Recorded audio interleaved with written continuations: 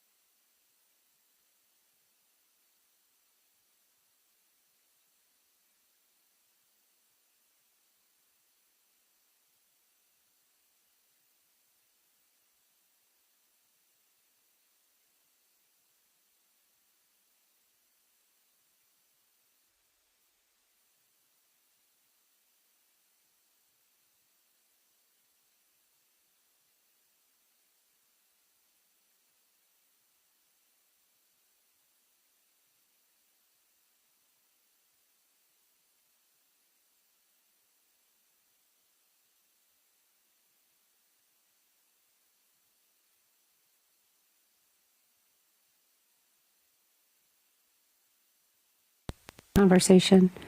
Thank you. We have some slight adjustments we're going to ask you all to consider. Not really in charge, you know. Okay. No, you're good. Thank you. Good morning. Good morning.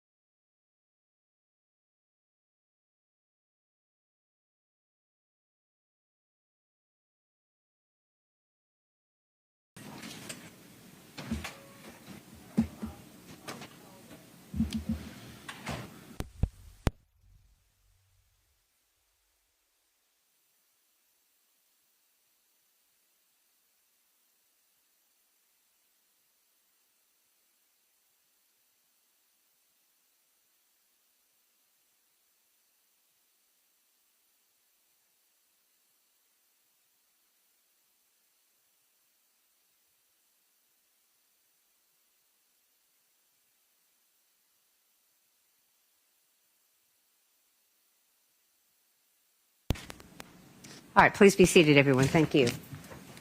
Good morning, ladies and gentlemen. Welcome back. Thank you very much for being on time. We are ready to resume the trial. State of Georgia versus Edrick Faust, SU 24CR0547. Is the state ready? State's ready, Judge. Is the defense ready? You may call your next witness, Mr. Yellamachilli. State calls Mr. Chris Melton. Could you get Chris Melton? Thank you.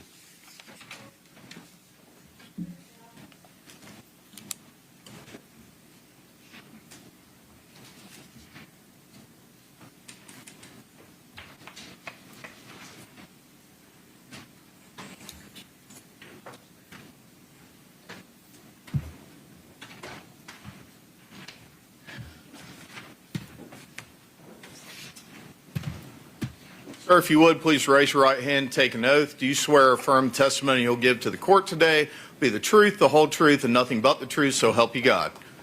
All right. If you would, please have a seat and state and spell your name for the record, and just speak towards the microphone both now and when you're giving your answers, please. Chris Melton, CHRISMELTON. And Mr. Melton, where'd you grow up? I grew up in Loganville, All right. South Walton County, and Covington address, but I went to Loganville High School and School District. Okay. And did you graduate from Loganville High School? Yes, sir. What year was it that you graduated from Loganville High School? 1996. After you graduated from Loganville High School, did you go to college anywhere? Yes, sir. Georgia College in Milledgeville. Okay. Back when you were in high school, did you play any sports?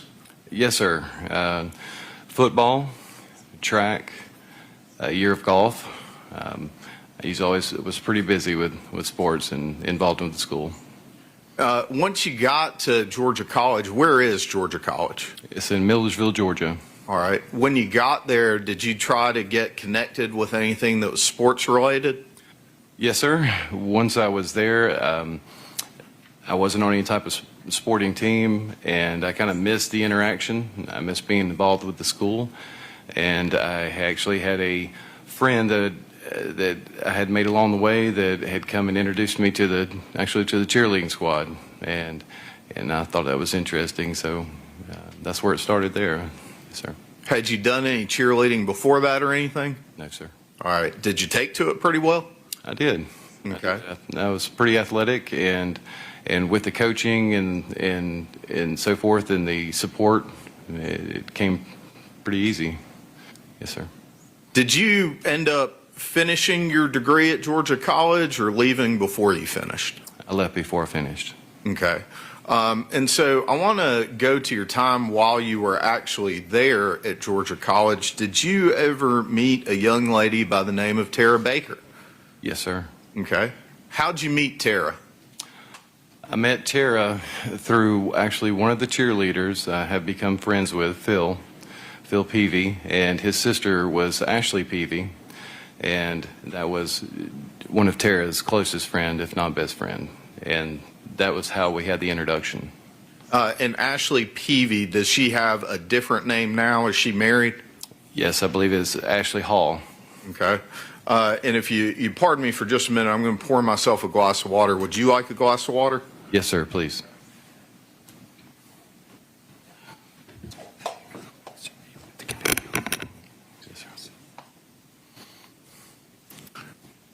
So Ashley Peavy, who is Ashley Hall, now introduced the two of y'all.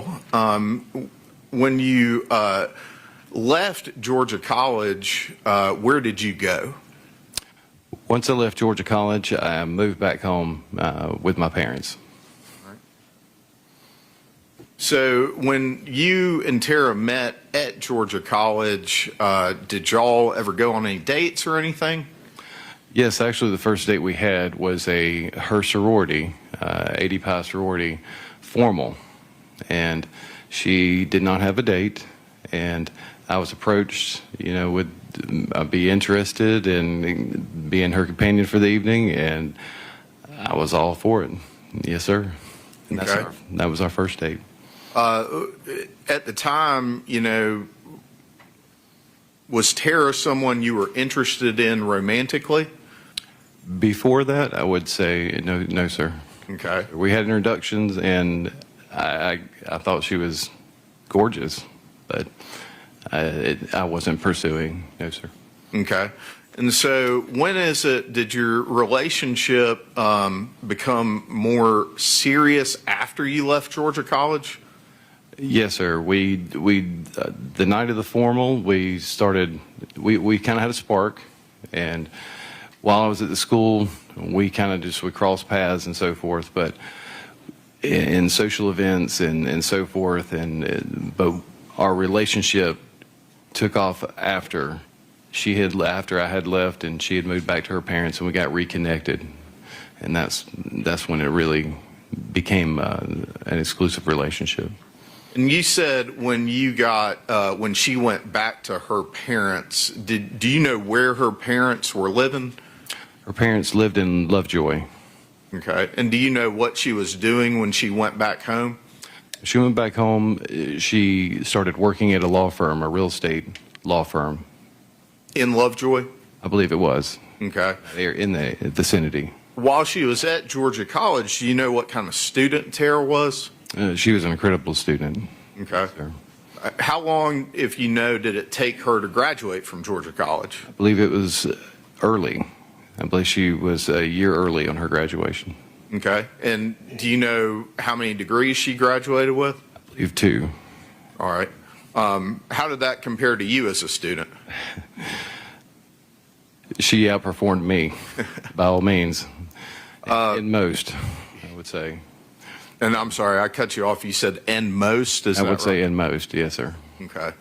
When you got home, and college didn't work out for you or wasn't for you, what were you trying to do with your life, or what did you decide to get into? Well, I was introduced to a plumbing ad in a newspaper by my mother the first day that I made it home. I came down the stairs, and as I turned the corner, she's sitting at the dining room table with the newspaper open and had already highlighted a plumbing job that was advertised, and she said, you're getting to work. Yeah. So you weren't just going to get to hang out and watch TV, I guess. Is that right? Yes, sir. Okay. Is that something you began to pursue kind of more seriously than just passing the time and making a little bit of money? Yes. Once I got involved, it actually became interesting. It seemed like a different side of my brain was activated. It was actually fairly easy to me. I'm not downplaying what the tasks are, but it's something I connected with very quickly. My father's side, he was a very good engineer, fabricator, pipe fitter. He wasn't necessarily a plumber, but he could build and take down and reconstruct about anything you could think of. Okay. And were you and your dad pretty close? Oh, very tight. Okay. Is he still with us? Unfortunately, no. Okay. And when did he pass away? May 26th of 2024. And so I want to get back to you and Tara's relationship as you're living with your parents and she is back home with her folks in Lovejoy. Around what year is this? 98. Okay. Did you text a lot of people back in 1998? I don't think I could text in 1998. All right. So how is it that you and Tara were able to reconnect after she gets home and you're home? While I was still at Georgia College, we had started having affections for each other. We weren't in a relationship, but each time that we crossed paths, our eyes would lock and we'd smile and spend some extended period of time together. And during that time, before she left, before I had left, she had found me on campus and made sure that I had her information back to Lovejoy where her parents were, her phone number, her address, and she had written it on an index card. And once she handed that to me, I folded it up, put it in my wallet, and made sure I never lost it. Okay. And so how far away from each other were y'all living during that time period? Quite a distance. Okay. I would say. As best you can recall, do you remember how long it took to drive from your parents' house to her parents' house, roughly? Hour and a half, hour, 45 minutes. Okay. How did the relationship progress? Was it something that started quickly or slowly, or how did that happen? Well, it progressed with the first phone call. I reached out, and our first conversation, it was like we had been talking the whole time. And I recall spending 2+ hours with her on the phone, and it just came naturally. And I recall her just being, so funny, so smart. She was intriguing. She just bragged about her family, her siblings, her parents, what they did, and the conversation would just naturally roll out, and that made me want to continue to speaking with her and further on. And then we spoke day after day after day, and then I was invited out to her home for our first visit and pretty much our first date. Okay. After your first visit and first date, how often would y'all get to see each other in person? On the weekends, mostly. She was working, I was working, and we would see each other like Friday night or like a Saturday night, what was available, working with our schedules. Never spent the night. It was just always a day visit, a night to the evening, and then either I would have to leave, and then we would find things to do, locally, or at her parents' house. We'd watch movies or spend some time with the family or whatnot. But that's how it slowly progressed there. Okay. As you continued that relationship, did you learn anything about Tara's plans for the future? Yes, she had admirations to go to law school, and at first I remember she wanted to be a Supreme Court justice at one point, if I'm not mistaken. And then she got into, when she was working at the real estate law firm, that sparked her interest. She started getting more involved in that, and I think she liked the, as she would say, happy law, and that kind of fit her and suited her personality better. Okay. And so did she have plans to go to law school? Yes, sir. Is there anywhere in particular that she wanted to go to law school? UGA. All right. And is that something she was able to accomplish as far as being able to attend UGA Law School? Yes, sir. All right. And do you recall when it is that let me ask it this way. Did Tara end up moving out of her parents' house? Yes, sir. Okay. Where did she move to? Her first apartment was Timothy Woods. Okay. Timothy Woods, where is that? What city? That is in Athens. All right. And when, if you recall, did she move to Timothy Woods?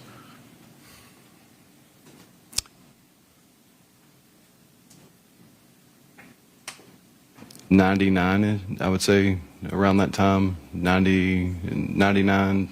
Okay. Somewhere in that area. So when she first moved to Athens, did she move here to start law school or to start something else? When she moved to Athens, she had a job at another law firm. Excuse me. Was that law firm in Athens? Yes, sir. Okay. And do you remember how long roughly she worked there until she started law school? Yes, sir. I would close to a year, Okay. I believe. And so when is it that Tara started law school? 2000. All right. And I want to back up and talk about what you were doing in this time frame. We talked about you had kind of found a home in plumbing. It was something that suited you and that you learned pretty quickly. Is that something that you were continuing to pursue? Yes, sir. All right. And so were you working for a company or how were you working as a plumber during that time period? Okay. When I began, I worked for a company named Car Plumbing, and they had great ownership, great superintendents, great instruction, and that made things easier.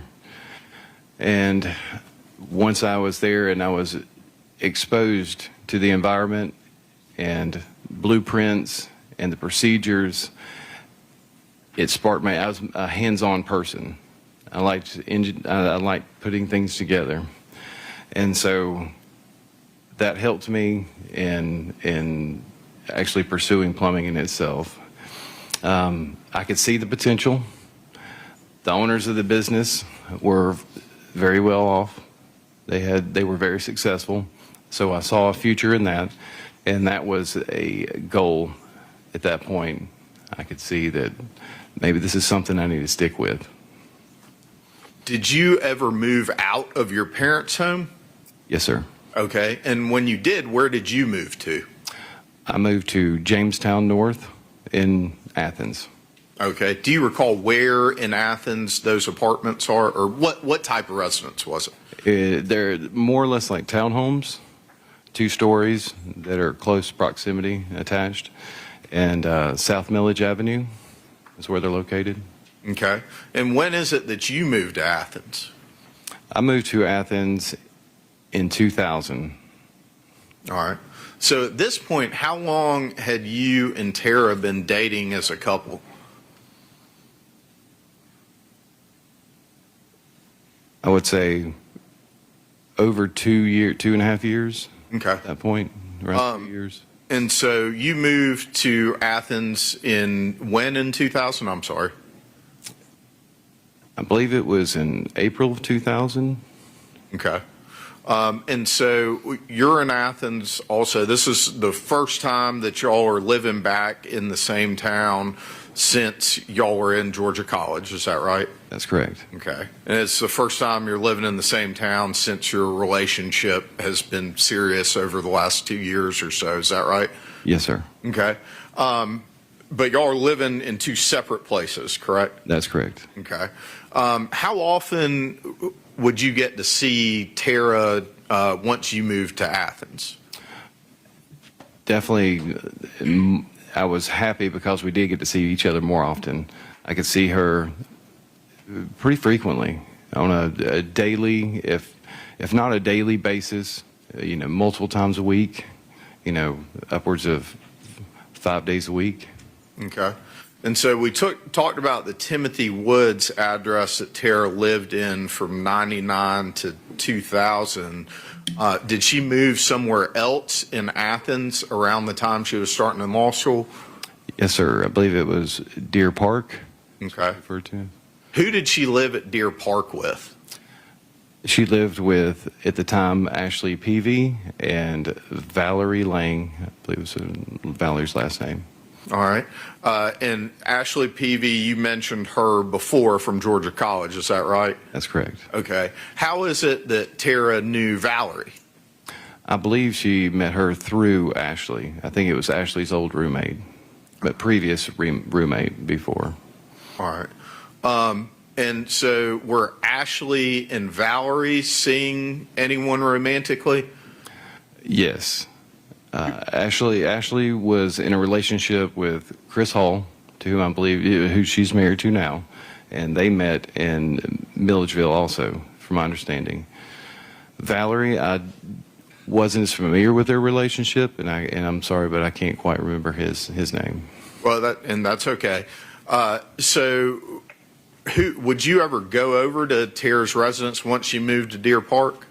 Yes. Okay. And would Tara come over to your residence at Jamestown? Yes, sir. Did y'all ever spend the night with each other? Yes, sir. All right.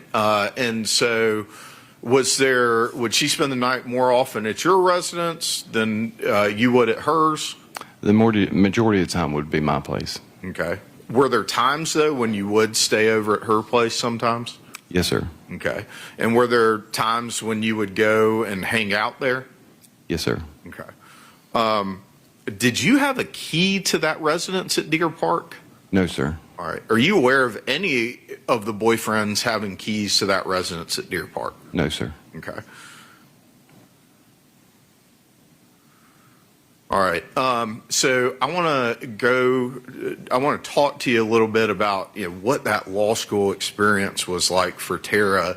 Once she started in law school, would that have been, August of 2000? Does that sound right? Sounds right. Okay. What was that experience like for her as far as academically and time constraints and things like that? It was a new challenge. Her academics previously, I would say, came pretty easily to her. And then when she started law school, it was more consuming and definitely much more of a challenge. Okay. Is that something that kind of compressed y'all's free time? Yes. I can rephrase All right, the I'll question. sustain it, allow you to rephrase if you choose to. How did law school affect Tara's free time? It definitely consumed more of her free time. Okay. She had to spend more time there. And so at this point, you're in Athens. Where are most of your plumbing jobs happening, though? Walton County, Gwinnett County, some in Rockdale County, and the northern side of Forsyth, and sometimes even in Hall. Okay. So all west of Athens. Correct. Okay. Who were you working for back then? Well, I started with McCart Plumbing, and I worked for them for 2.5 years, I would say. And there was a point that after I really had the hang of it, and I really knew I had a grasp, and I had been a crew leader at this point for multiple years, I decided that I think I was going to pursue a stepping stone, which at that point would be referred to as subcontracting. And so at that point, you would purchase your own vehicle, your tools, your equipment, you would have your own insurance, and you would have your own employment as far as employees that would work for you. Okay. And so you're getting ready to try to take this next step that you just described. Is that right? That's correct. All right. Well, I want to back up a little bit and talk about that and kind of the broader context of you and Tara's relationship. Obviously, Tara's a very high achieving person. Is that a fair statement? Yes, sir. She is a large motivation for me to so early want to pursue the next step. And you mentioned it right there. You called it a motivation. Were you ever intimidated or discouraged or upset by Tara's achievements? Never. Okay. How did you take it? I took it as a good thing. I was supportive. I knew from the beginning her ambitions, and I always try to be supportive in any way I could. And she did the same for me. And so, we talked about when you were at McCart, you mentioned going out on your own subcontract and you got to get all this stuff for yourself. At McCart, were you using your own money to buy gas to go to jobs and fuel, or gas to go to jobs or other supplies or anything like that? Or was that part of what was given to you? No, sir. Once you are a crew leader, you're issued a vehicle, gas card, all your equipment, tools, fittings, and so forth. Whatever's needed to complete the job, they supply. Okay. So who was paying for gas when you were working for McCart and living in Athens and having to travel for jobs? When I was working for McCart, they paid for everything. Was that the case for you as a subcontractor trying to go out on your own, or was it different? It was different. Yes, sir. And I was responsible fully for everything. All right. And so at this time, where were your folks living? They were living, it's a Covington address, but it's in Walton County. Okay. And so that address, was that closer or further from most of your jobs than where you were living in Athens? Much closer. Okay. Based on that, did you make any decisions about how you were going to spend your time between Athens and other places? Yes, sir. I had just started working for myself maybe a week prior, okay? And I'm going to stop you just a week prior to what? to Tara's death. Okay. Okay. I was within within a week I had started. What I had to make a decision was to stay at my parents' due to the cost and the additional expense of the travel. I still wanted to keep my place in Athens. I had no intentions of moving from there, but I did like having my place something close to Tara, so when we did have free time, we did have a place to meet, go. I could have my own space. But during the work days, I would stay at my parents'. That way I had a truck, a trailer for hauling equipment. They had the space, and they were roughly in one direction 50 plus miles closer to most of my jobs. Okay. And so at this point, we're talking about January, within a couple weeks of Tara's murder. Do you still have your apartment at Jamestown? That's correct. Okay.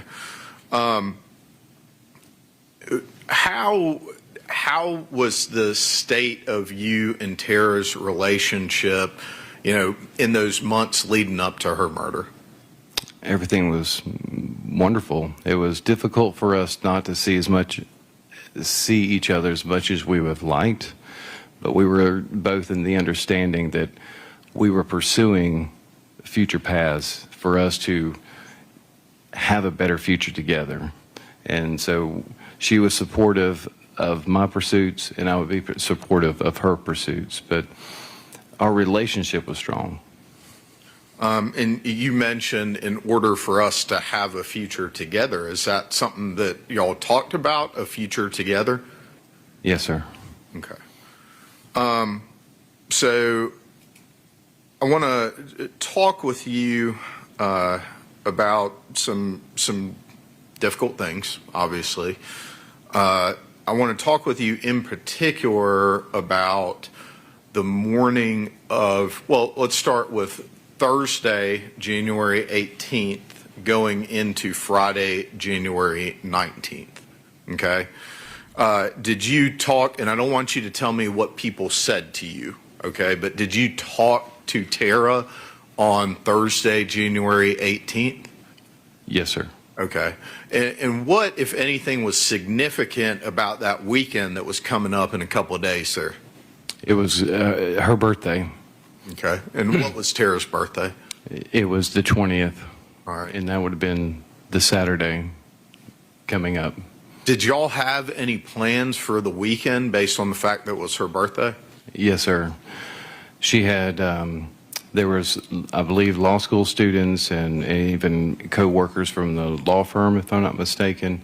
And we were going to go out and have a kind of a mixed mingle drink kind of social event in celebration of her birthday. All right. Is that something you were excited about? Absolutely. Okay. Do you know how Tara felt about it? Yes, sir. Okay. How did she feel about it? She was excited. All right. And then, I want to talk about January 19th of 2001. When you woke up that morning, about what time did you get up, and what was your plan for the day? Okay. I would have woken up somewhere between 6:30 to get ready. Josh McCurdy, who worked for me at the time, he would arrive at my house around 7:15, and then we would go from my house to Nash Plumbing. Nash Plumbing offered the ability to use my subcontracting abilities. Some companies would only work in-house employees, but Nash Plumbing would allow us to work there. So around 7:15, we went to Nash Plumbing to load up for a task. They would issue me that task that morning. We had just previously completed one within just a few days. Prior to that, we had started and finished it the day before. So at 7:30 to 7:45-ish, we arrived at Nash Plumbing to load up the materials for the next task. And then I want to stop you for just a second there. You're saying you get assigned a task at Nash Plumbing. What do you mean by a task? Okay. Well, Nash Plumbing has the licensing, the contract agreements with developers and contractors. They work the figure sides of things, the overall cost. The bidding? The bidding. Okay. Yes, sir. As a subcontractor, you are paid per fixture. And so there's a per fixture cost being such as something like and I did rough ends before the sheetrock went in the houses and so forth. The houses are studded when the roofing's put on. And so I would get the assignment from them. They would give me the address, the person, the superintendent to whom I would meet, and then I would go to the job sites and I would lay out with them the blueprinting and so forth and what is intended to be installed. And they would supply me in return. Nash would give me the fittings, the pipes, the glue, the adhesives, the fasteners, whatever's needed to be installed. But I've supplied the trucks, the vehicles, the fuel, and the help and insurance. That's the agreement at that point. Okay. And so I just want to back up. You mentioned an individual by the name of Josh McCurdy. Is that right? Correct. And you testified that that's someone who is working for you. Is that right? That's correct. Okay. How did you know Josh? I met Josh when he came on to work for McCart Plumbing.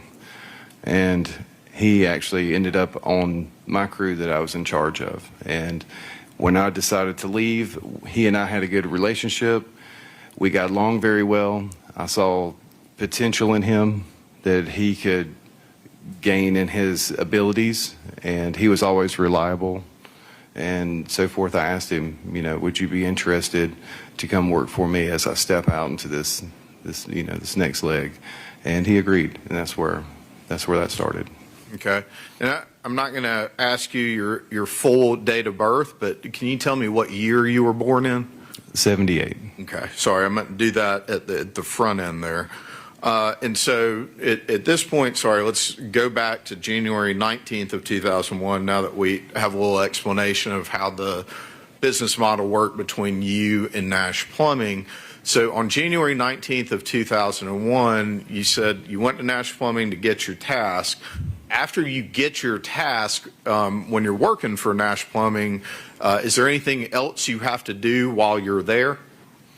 Once they tell me the amount of fixtures, the size of the house, I have to load up the appropriate fittings, pipe, the linear footage that's needed to be installed.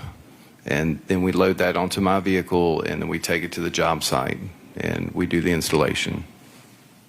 Typically, on average, how long does that process of determining what you need and then loading it all up, how long does that take?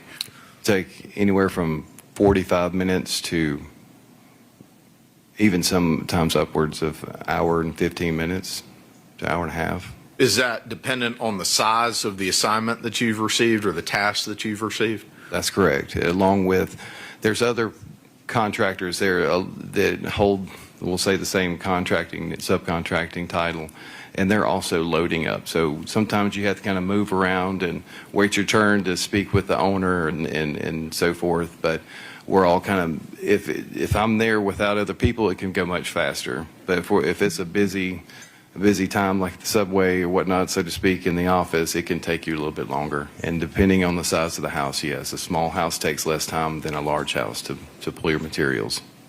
After you did finish getting loaded up, where did you go next? And I know it's been 25 years, but as best you recall, where did you go next? I went to Wachovia in Loganville. Okay. Is the Wachovia in Loganville, approximately how far away that is from Athens? From Athens, 50 to 60 miles.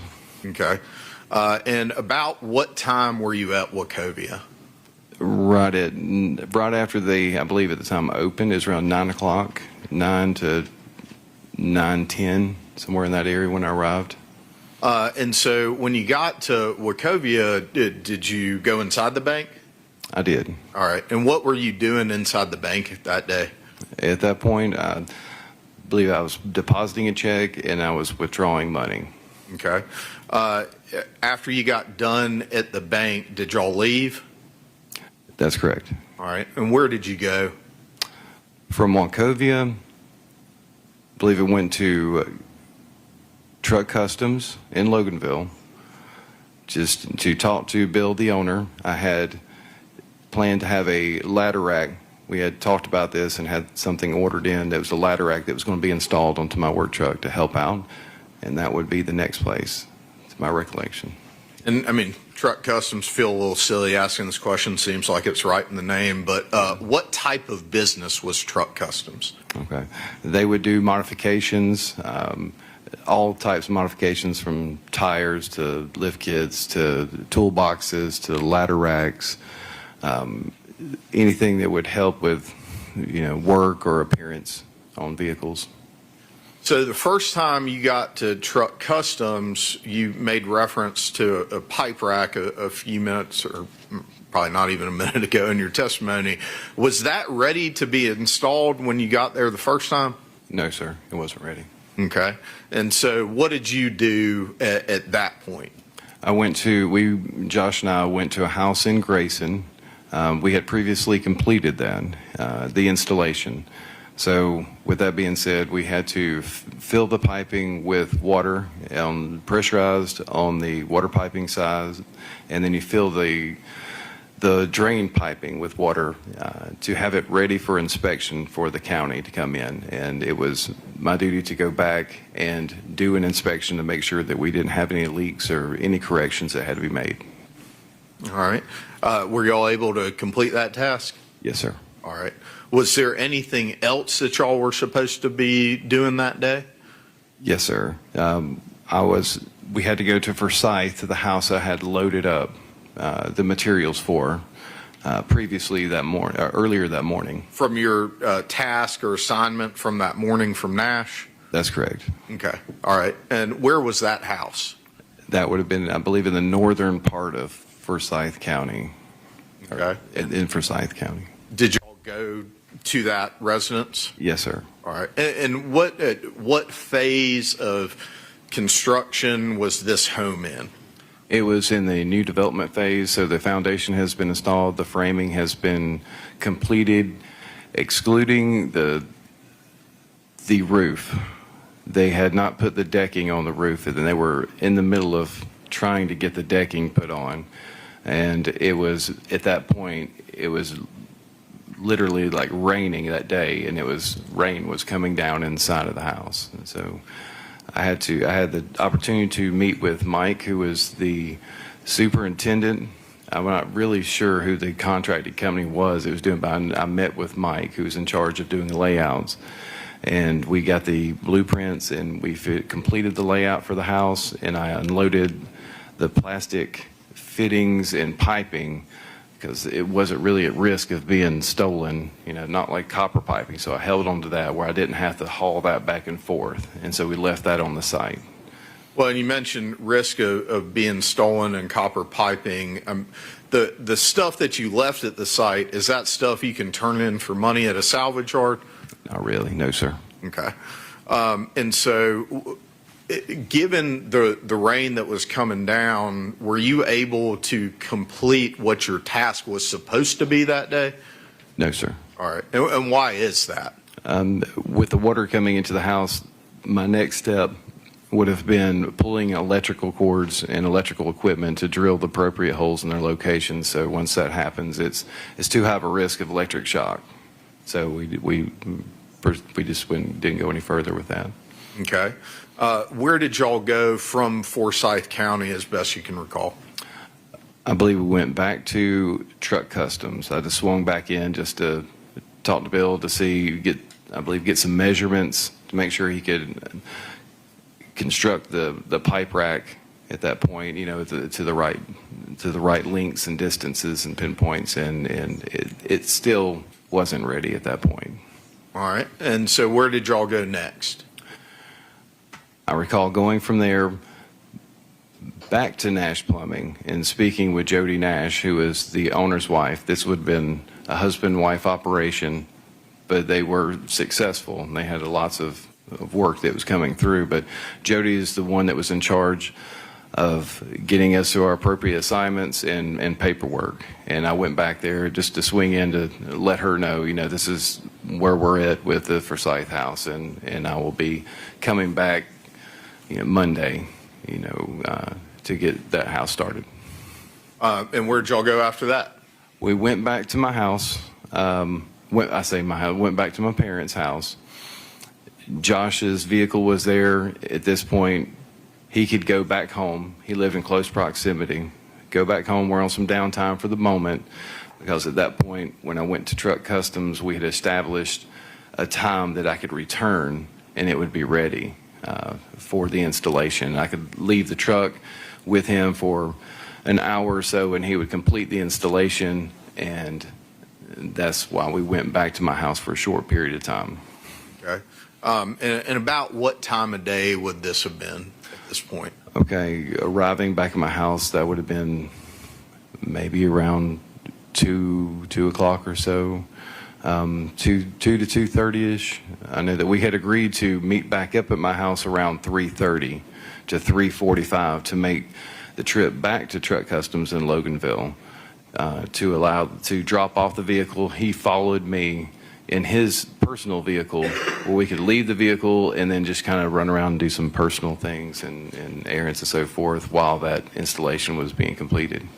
And what time, if you recall, were you supposed to be back at Truck Customs, or could be back at Truck Customs to pick up your truck? That once it would take about an hour or so. Once I would drop it off at 4, it was going to take an hour and 15 minutes, he said, to have the installation complete. Okay. Did y'all ever go back to Truck Customs to get that installation done? Yes, sir. Okay. And about what time was that? We arrived approximately around 4 p.m. All right. While you were at Truck Customs, well, let me go back and ask this question. At that time period, what types of communication devices or ways that people could contact you did you have? I had a pager, a cell phone / Nextel, if anybody recalls what Nextels were. So that's the Nextel aspect of it was mainly used like through the contractors and glorified walkie-talkie. But I had a cell phone and a pager. Yeah. Well, and it just for folks that might not remember, and I think I remember, but can you explain, what was it about those Nextel phones you said was a glorified walkie-talkie? What do you mean by that? All right, Nextels could only communicate with another Nextel. And so you didn't have a phone number, so to speak, but you had a pre-issued number that you could type in, and then basically you would push the button and speak, and then that would directly alert the other person on the other line, and they could hear you, and then you would let off the button, and then the communication could continue back and forth. So it wasn't necessarily like a ring and answer. It was almost like a system where you come on like a public address system. More or less. Okay. And so did you receive any kind of alert from anyone while you were at Truck Customs? Yes, I received a page. And that page, do you know who that came from? It came from Miss Baker. Okay. And when you say Miss Baker, are you talking about Tara or somebody else in her family? Tara's mother, Virginia Baker. All right. And if you recall, what was the initial page that you received? If I can recall, I believe it was her home phone number. Okay. That came through. And did you reach out to Miss Baker? Yes, sir. I reached out. I asked if I could use Bill's phone number, Bill's phone at Truck Customs, and he allowed me to use his phone for a moment to return the call. Okay. And I don't want you to get into the specifics of words that someone said to you, but what did you learn when you called Miss Virginia Baker? She had told me that there was a fire at Tara's residence. Her car is the only one in the driveway, and there was a body discovered in the fire. Okay. In that moment, what was your reaction to hearing that information? Devastated. What, if anything, did you do right after that as far as where you were going to go or what your plan was or what you were trying to do? I recall once I got off the phone with Miss Baker, I kind of just was in shock, and I had to take a moment, and I recall, I believe somehow either ended up taking a knee or two knees or sat down on the floor to have a moment to recover in the showroom. And then once I came around, the attention was on me, and I remember Bill, I believe, reaching out and asking if I was okay, and Josh was like, "Are you okay?" And I looked at Josh, and I said, "You need to get me to Athens right now." And he agreed. Okay. So what did y'all do from there? Josh took me in his vehicle. They had already taken my vehicle back for the installation, so we jumped in his vehicle, and he drove. And as we're en route to Athens, I'm trying to reach out I'm calling 411, trying to find Ashley and Valerie's parents from their last name. And kind of at that time, I believe I knew Ashley was from Milledgeville area, and I can't recall now at the moment where Valerie was from, but I did at the time. And I had also, when I was on the phone with Miss Baker, she had stated there was a body in the fire, and they did not know where Valerie or Ashley were at that moment. They had not made contact. Was that part of the reason that you were trying to get a hold of them or their families? Yes, I was. I'm going to sustain that, ask you not to lead the witness. Thank you, Judge. Why were you trying to get a hold of Ashley and Valerie? I was trying to figure out where everybody was. With the information given to me, I already felt at heart that I knew who this was just based on whose car was in the driveway, but I was uncertain, and I wanted to reach out to her parents and anybody I could get a hold of to see if they had been in communication, and also to inform them of what had happened. Did y'all eventually arrive in Athens? Yes, sir. Okay. When you arrived in Athens, where did you go? What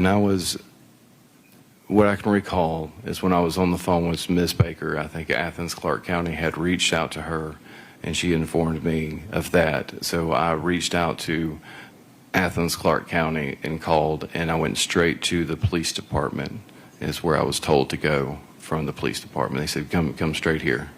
And so that's where we were. And I think that it's kind of indicated in your answer, but let me just ask it to clarify. When you say that you reached out to Athens Clark County, is there a particular department or agency or part of Athens Clark County that you reached out to?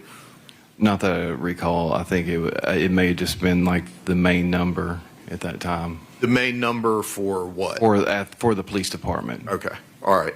And so you went to the police department. At any point, did you leave the police department to go somewhere else? Yes. Once I was there, they had asked me a few questions in a room, and then they asked me if I would identify her body. What went through your mind when they asked you that?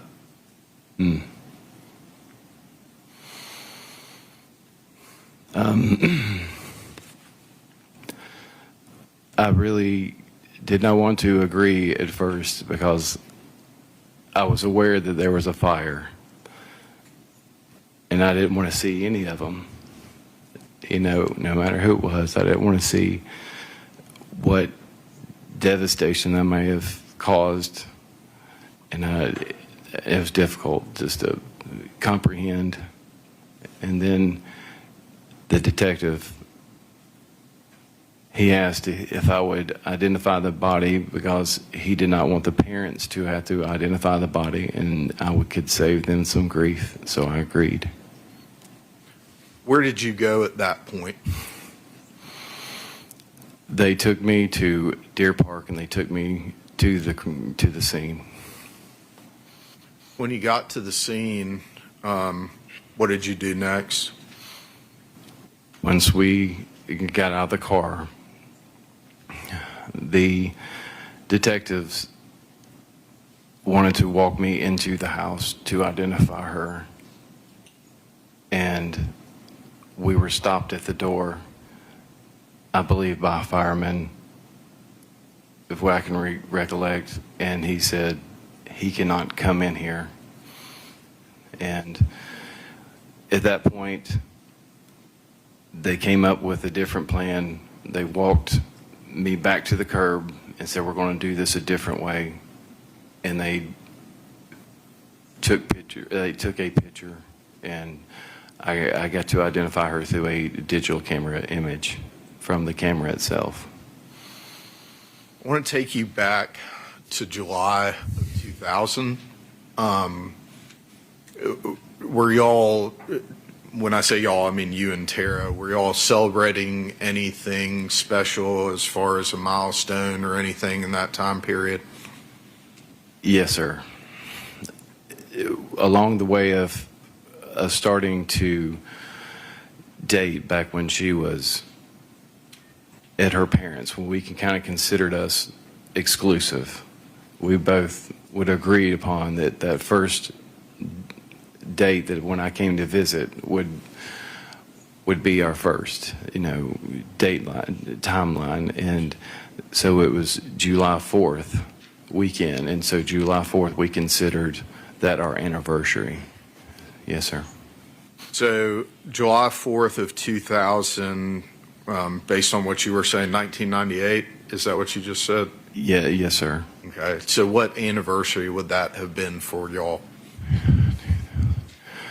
We're looking at, what's that, 99, 2000, close to, I would say 3 years. Well, so from July of 1998 to July of 2000.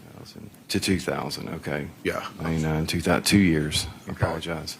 Did you get Tara anything special for that anniversary? Yes, sir. I got her diamond-studded earrings. How did she feel about that gift that you had gotten her? Oh, she adored them. She realized, and we had discussions that, this is representation of where we've been and where we're headed.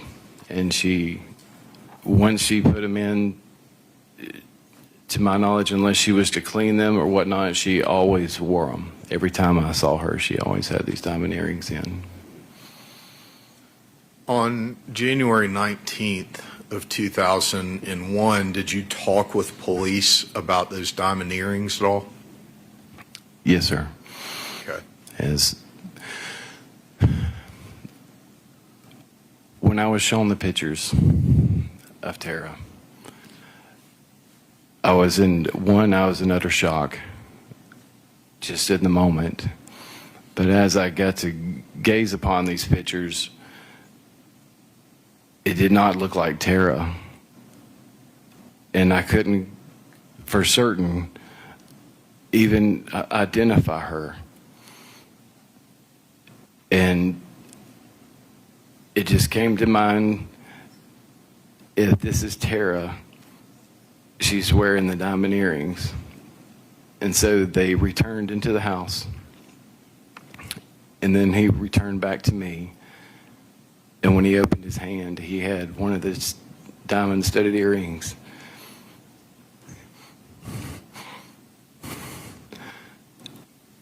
And that's when I knew for certain it was Tara.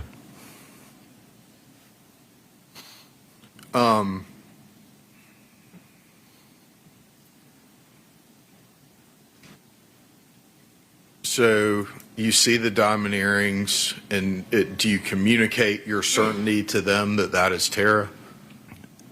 Yes. Okay. At this point, about how many police officers are out there at the scene, as best you can recall? I know just regular uniformed police officers, I would guesstimate maybe 3 or 4. But surrounding me at that very moment, if you include the person that's holding the camera, I'm not sure if these are detectives, there's approximately 4.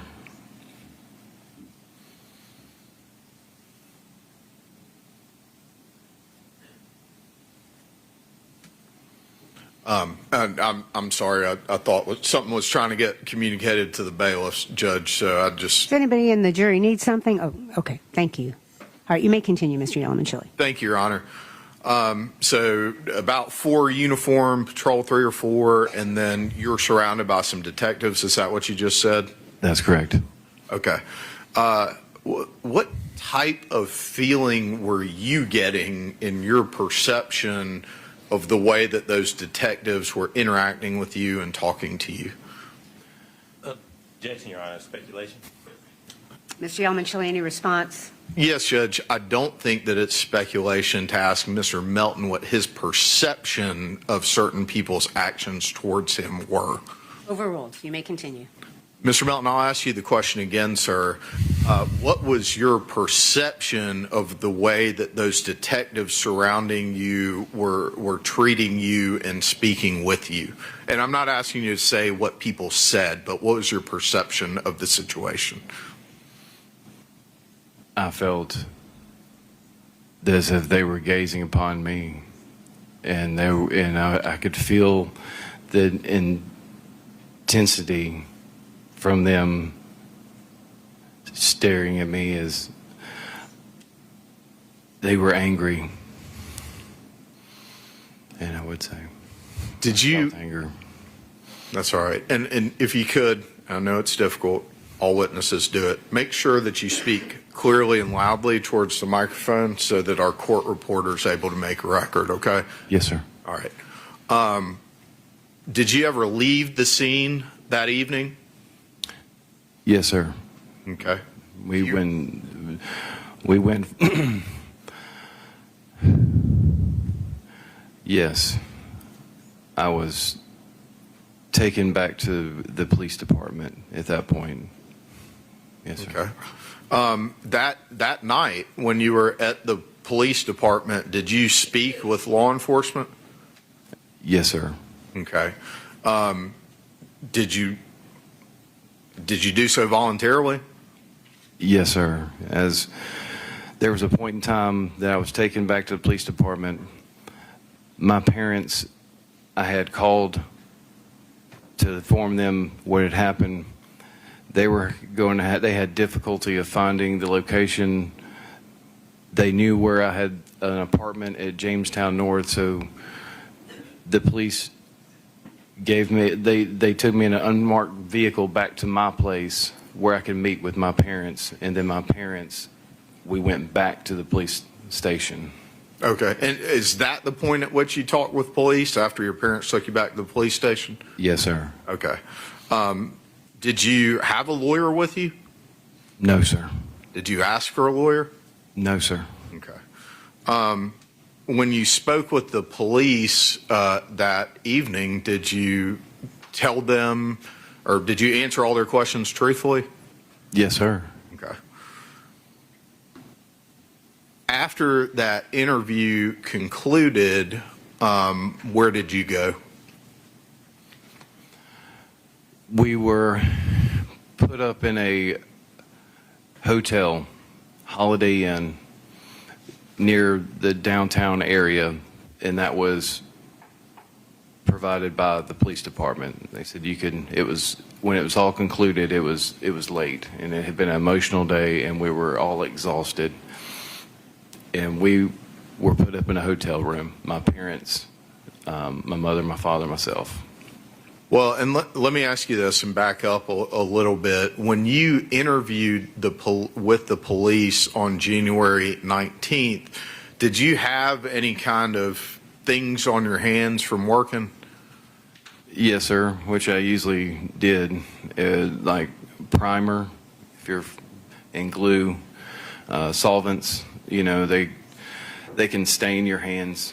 You know, primer is purple in color. Some may even say kind of purplish blue, and whatever it touches, it stains. Piping cement, it kind of adheres to you pretty well, and I had things such as, I believe, that on my hands. Yes, sir. Okay. So I want to go forward now to January 20th of 2001. This is the day after. At that point, did you ever return to those Jamestown apartments that you had an apartment at? Yes, sir. Okay. My parents had taken me back to the apartment to grab a few things. Well, let me ask you this, Mr. Melton. How do you typically deal with very stressful situations with difficult emotions involved? Traditionally, I bottle it up inside, and I bottle it up inside and try to hold a secure presence for myself and the people around me. And yes, sir. What happened on that day, on January 20th, the day after Tara's murder, once you got inside of your apartment, townhome, however you want to describe it? Once we entered my apartment, my parents were with me, and I started having an extreme emotional moment, and they recognized that it was hard for me to hold it in any longer. And I do recall my parents coming to me and wrapping their arms around me and trying to get me to calm down. And in that moment, I actually felt claustrophobic. I felt restraint. And I remember pulling away from my father to get away from him. And then I spun around, and there was a wall in front of me at the bottom of the stairwell, and it was the sheetrock wall. And I just remembered unleashing my emotions on the sheetrock wall, and I punched it, I don't know, maybe 30 times, maybe more. Did that do any damage to that wall? Oh, yes, sir. Did it do any damage to your hands? Yes, sir. Okay. Good. What kind of damage did it do to your hands? It scratched my hands up. It swole my hands up. Fortunately, I didn't break anything, and I guess fortunately I didn't find a stud in the wall. It was mainly sheetrock, and as I went through the sheetrock, I was finding, I believe it was the concrete siding on the outside. It was an exterior wall, so I was punching through the sheetrock and hitting the concrete siding to the outside, and I was knocking, to my knowledge, I was knocking the siding loose also. Okay. The next day, that's January 20th of 2001, after you stopped at your townhouse apartment, whatever you want to call it, at Jamestown, where did you and your parents go after that?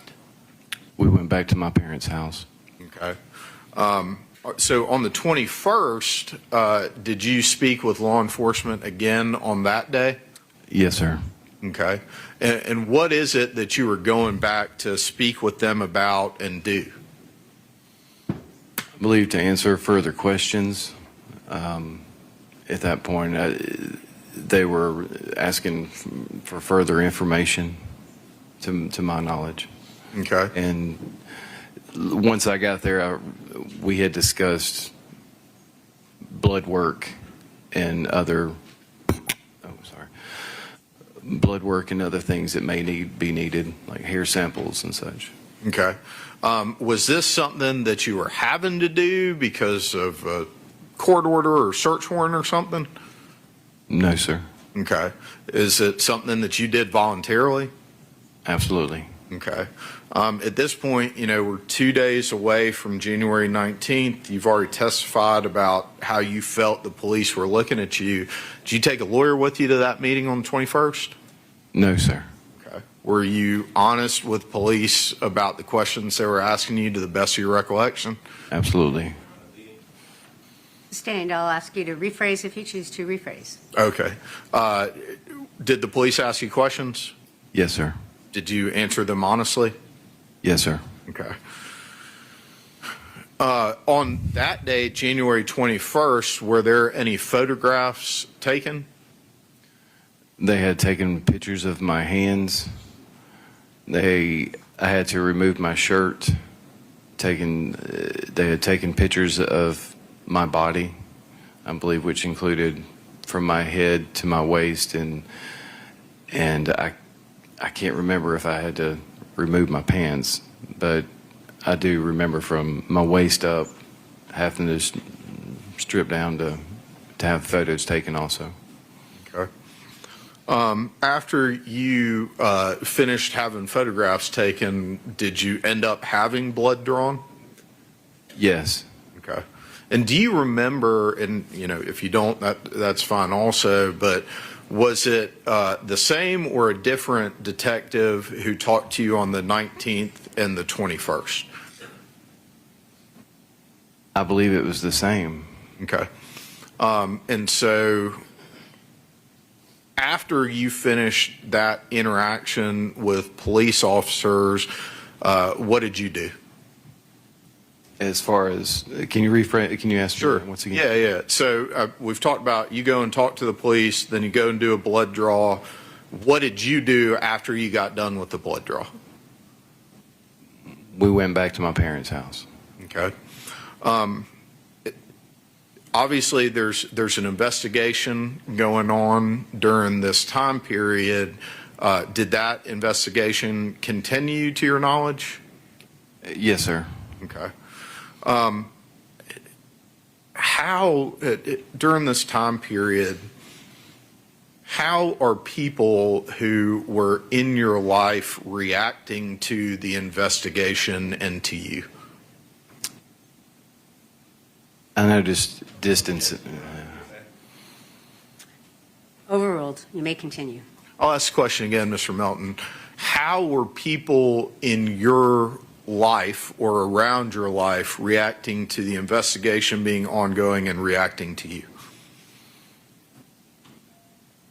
I could see that there was distance occurring.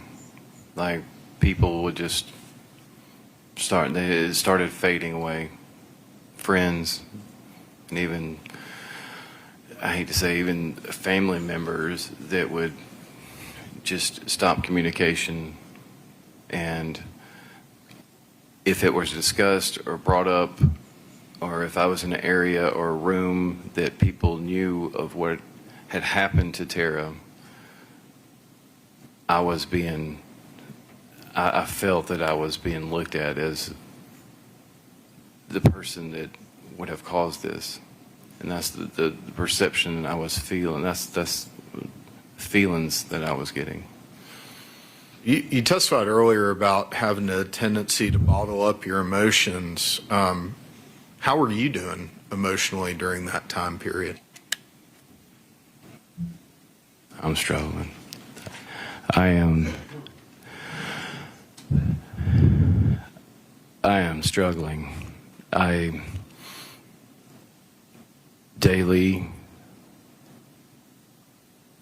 I have to put on the best way I could describe as a facade to make it through the day. I understand that I have to make it through daily, but at night or whenever things stop, such as work or things that can keep me sidetracked, especially the nights were horrible.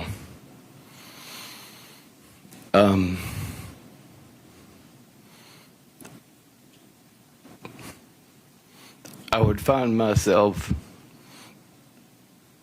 on my knees, pounding the ground, the sand, whatever, just finding myself so mad at God that I couldn't understand.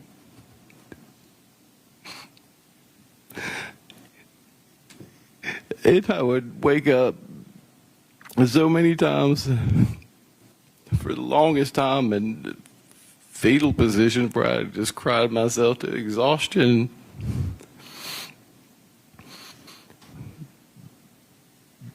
But every day, each time I would be so angry and find myself in this position. As mad as I was and not understanding how God could allow the devil and his angels' house, I would feel warmth and thoughts in my head that weren't my own, telling me not to give up, not to give in. And it gave me the strength to get up each time and strap on my boots and carry on through the day. And this cycle continued for a long time until I just couldn't recall certain things and it would fade. But through the days, I would just find a way to make it through and keep my mind occupied and just dread of the next night to come. And it was so difficult. But I found a way. Jesus helped me get through this and carry forward. If that, Mr. Melton. yes, sir. Overruled. Mr. Melton, I'm going to ask you, sir, did law enforcement continue to reach out to you at certain times during the investigation? Yes, sir. Okay. When they reached out to you, would they ask you for things or ask you questions, or what would they talk to you about?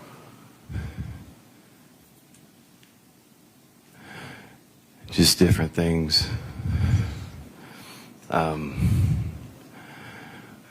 I'm sorry, it's hard for me to get my thoughts together at the moment. Well, that's okay. Let me ask you this. At any point, did you refuse to speak with law enforcement, or retained an attorney to speak with law enforcement? No, sir. Okay. What was your mindset as far as, why you were continuing to be cooperative with the investigation? I always believed that the truth would set me free. I had nothing to hide.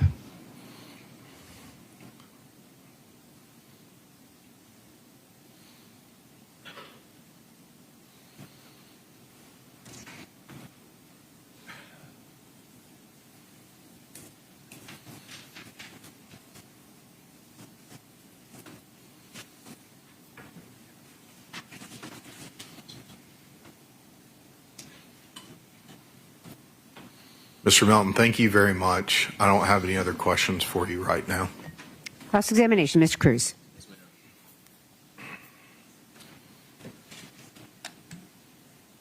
Good morning, Mr. Melton. My name is Attorney Amai Cruz. I have the privilege and honor of representing Mr. Faust. And under the authority of this court, I'm going to ask you some questions, okay? Certainly. Okay.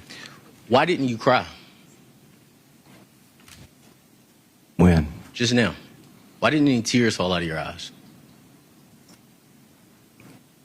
They are falling now. Okay. Well, let's talk about January 19th. Would you agree that today you were much more emotional than you were on the day that you learned of Ms. Baker's death? I was holding it together best I could. So your borderline fiance is murdered and you were holding it together on the 19th, but 25 years later, you have emotion about it? In that moment, when I'm finding this out. Mr. Melton, that's a yes or no question. Judge, the witness is allowed to answer Mr. Cruz's question. That's correct. When this tragedy occurred, and I'm taking this information in, I am telling myself inside, do not collapse in this moment. Hold it together. There are other people that are also relying on you. And I had to get through this.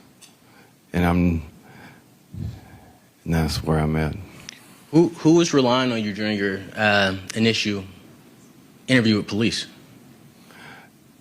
The police, her family, her friends, anyone who loved her. So the police were relying on you to hold it together during the interview? If I'm not holding it together, I can't think things through. Sure. Did you know that your DNA was found in Ms. Baker's anus? I was informed. Who told you that? Liz and Jeremy from the GBI. When did they tell you that? Because in the recorded interview that we have, they didn't mention that to you. That's my recollection. My question is when? When did they tell you? If that's not the correct recollection, I'm not sure at this moment. Let me ask you this. When was the last time you met with the state? This morning. Okay. And they talked to you about your testimony? We went over what the courtroom would be like. Okay. So this is rehearsed. Is that fair to say? I wouldn't say rehearsed. But you went over it not just this morning. You went over it a couple of times last week. Is that right? We have established a process in which would occur in this courtroom as far as steps that are taken once I get here or whatnot. Okay. So the questions that you were asked today, you already knew you were going to be asked those questions, correct? Yes.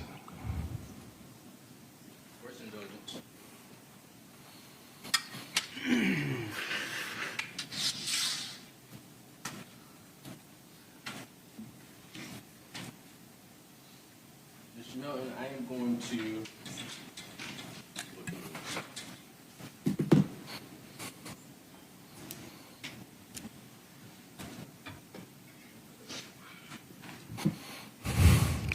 Can I? say something to this? At this moment. Thank you, ma'am.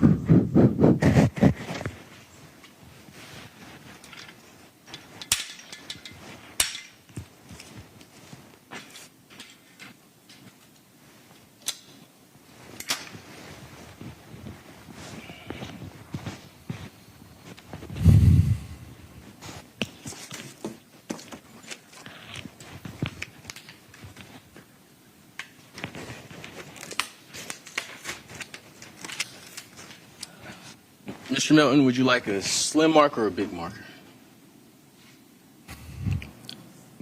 Slim. All right. Let the record reflect that I am going to give you a black Sharpie, okay? I'd like you to write the very first time that you mentioned during your direct examination in regards to your actions or where you went on January 19, 2001. Do you understand that? Yes. May I approach the witness, Your Honor? May?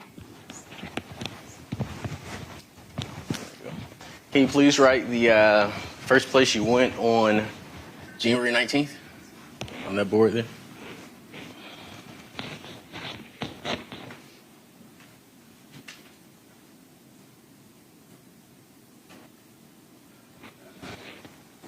And, Your Honor, I would ask that if Mr. Cruz is going to ask the witness to engage in whatever this is, that be repositioned to a place where the jury can actually see it.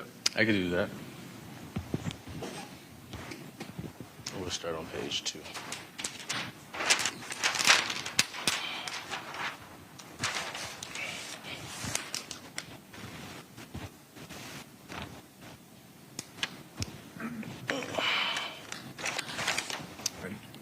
We'd like to also be able to see it. I guess, Judge, do you want us to move, or do you No, I want think- him to move it over there? Mr. Cruz, I think perhaps moving that back would be best for everyone to take a look at it.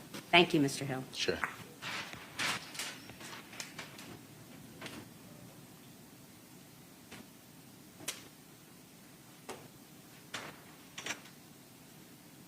All right, thanks, sir. You may proceed. Sure. Can you write the first place you went and the time that you went to that location?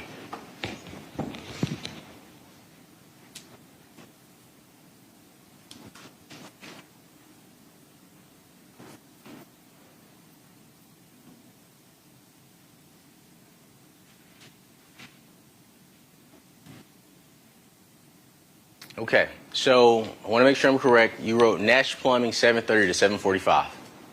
Okay, so you remember from January 19, 2001, you went to Nash Plumbing between those times. Is that fair to say? Okay, but you could not remember when law enforcement asked you if you knew Ms. Baker was going to be alone in 2006?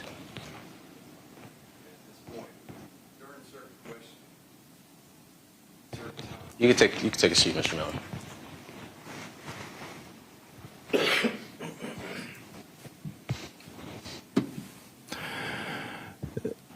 Along the way, I'm questioned about certain things, and I pull up my best recollection. Post this, I have been traumatized. I'm grieving. My mind is certain things and certain times. It's hard to pull from. And in those moments, stress also, in times, it's more difficult than others in certain moments to recollect certain things. And sir. Let me catch up. So it's easier to recollect an alibi than it is to recollect whether or not the girl that you love told you that she was going to be home alone. Remember, this question is argumentative and improper. Sustained. Sure. So it's easy to remember where you went on the 19th. Is that correct? That is correct. Okay. Mr. Melton, so after you left Nash Plumbing, where did you go? After I left Nash Plumbing, I went to the bank. Okay. Can you write the time that you arrived at the bank on the board? You can just put bank and then you can put the time.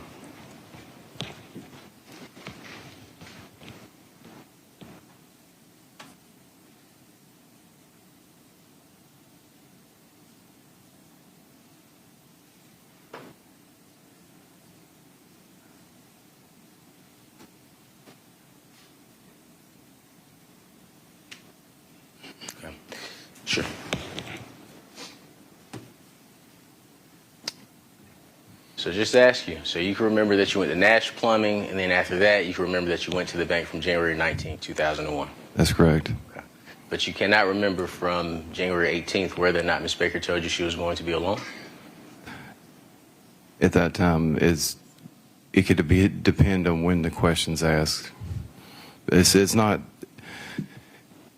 If it's in a stressful moment, I'm going through things and trying to pull from times prior to this, when I'm not trying to, how should I say, lock in on certain things previous to this, it is difficult. Okay. Would you agree? Previous to to her death. Go ahead. I didn't hear you. Say that one more time. I should say, it's like certain days, if somebody asks you what you had for breakfast, I couldn't tell you. But if I'm concentrating on after certain times, yes, I can, on certain things. But it's hard to describe. So I'll switch gears because I do want to talk about a difficult subject with you. You mentioned that you were told that your DNA was in Ms. Baker's anus. Is that right? Yes, there was a point in time I found out. And we've agreed that that time didn't occur during your recorded interview. Is that right?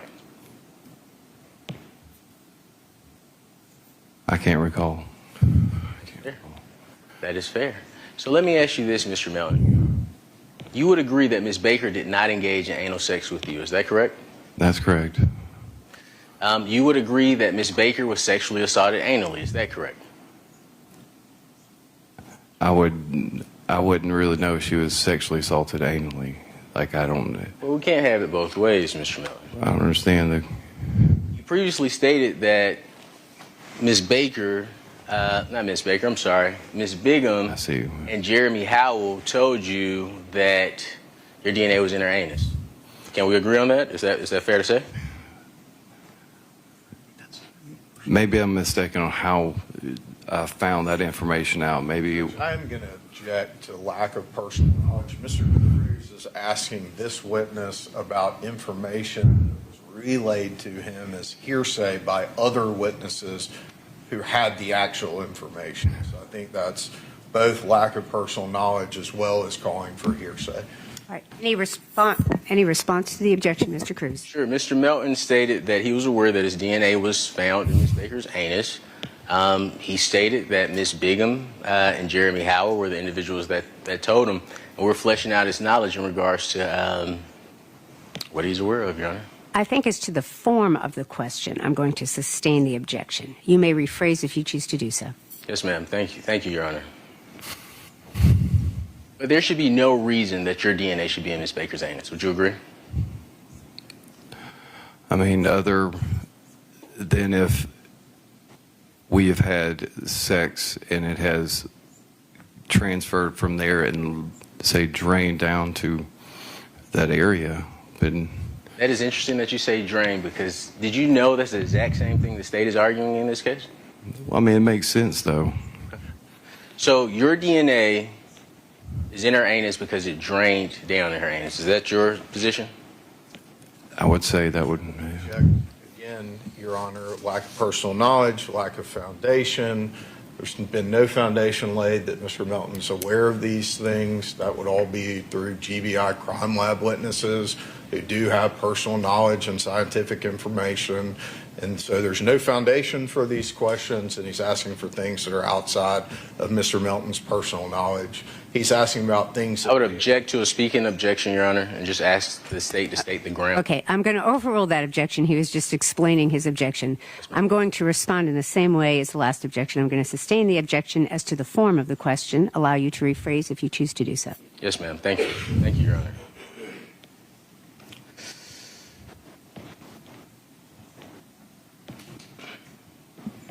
Would you agree that in order for your DNA to drain into Ms. Baker's anus, you would have to have sex with her? Can we agree on that point? Agree. Okay. Did you have sex with Ms. Baker the day of her death? No, sir. The last time you saw Ms. Baker, was it 6 days before or 10 days before? From the beginning, I've said I saw her the weekend prior. From the beginning, you've said that? Yes, sir. That you've seen her the weekend, and that has always been what you said? There was a time that I was confused, and it was 20 plus years later. And then I made a statement that I felt like maybe it was 10 days prior, and I was confused at that point because I have always said, from even meeting with the detectives from the beginning, that we were together that weekend. And then time had gone by, and I had even spoke out publicly for the first time. Mr. Melton, to my question, is that a yes or a no?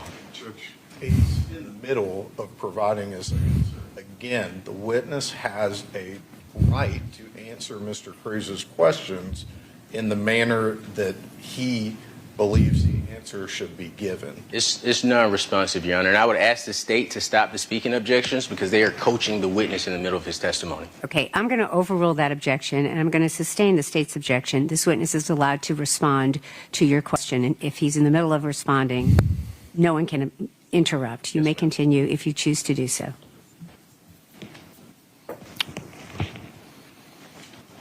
Well, time had gone by, and then I had spoken publicly. At this point, I have stated over and over again that we were together the weekend before.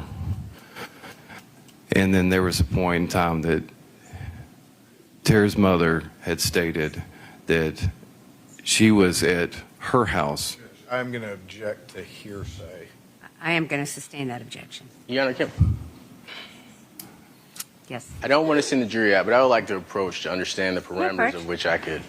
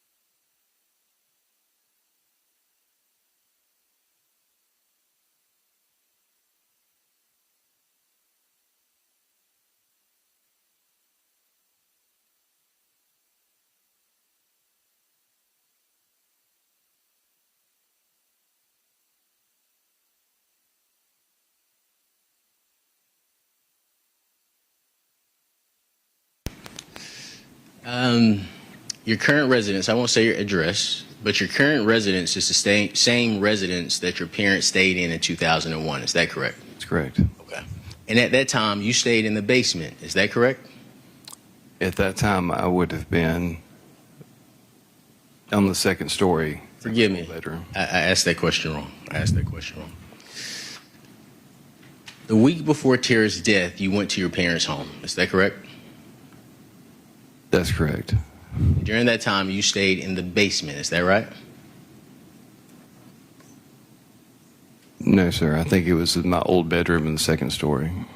Court's indulgence, Your Honor.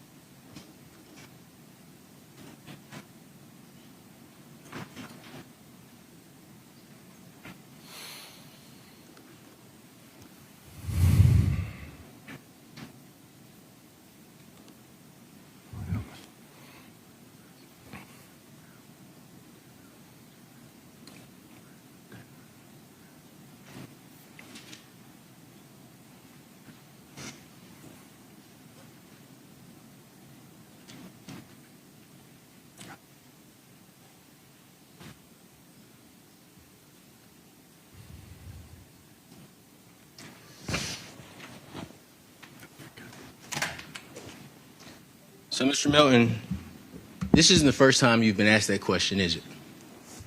I can't quite remember. Okay. Do you recall on May 5th, 2024, being asked where you resided when you went to your parents' home the week before Miss Baker's death? I don't recall the question. Say that one more time. You don't recall what now? I don't recall. Being asked that question? Yes, sir. Okay. Do you recall making the statement, so I was working there and driving back and forth? Well, my parents, we had a furnished basement. So then that's where I was. Do you recall making that statement? I don't recall making the statement, but it seems okay. Judge, I move to introduce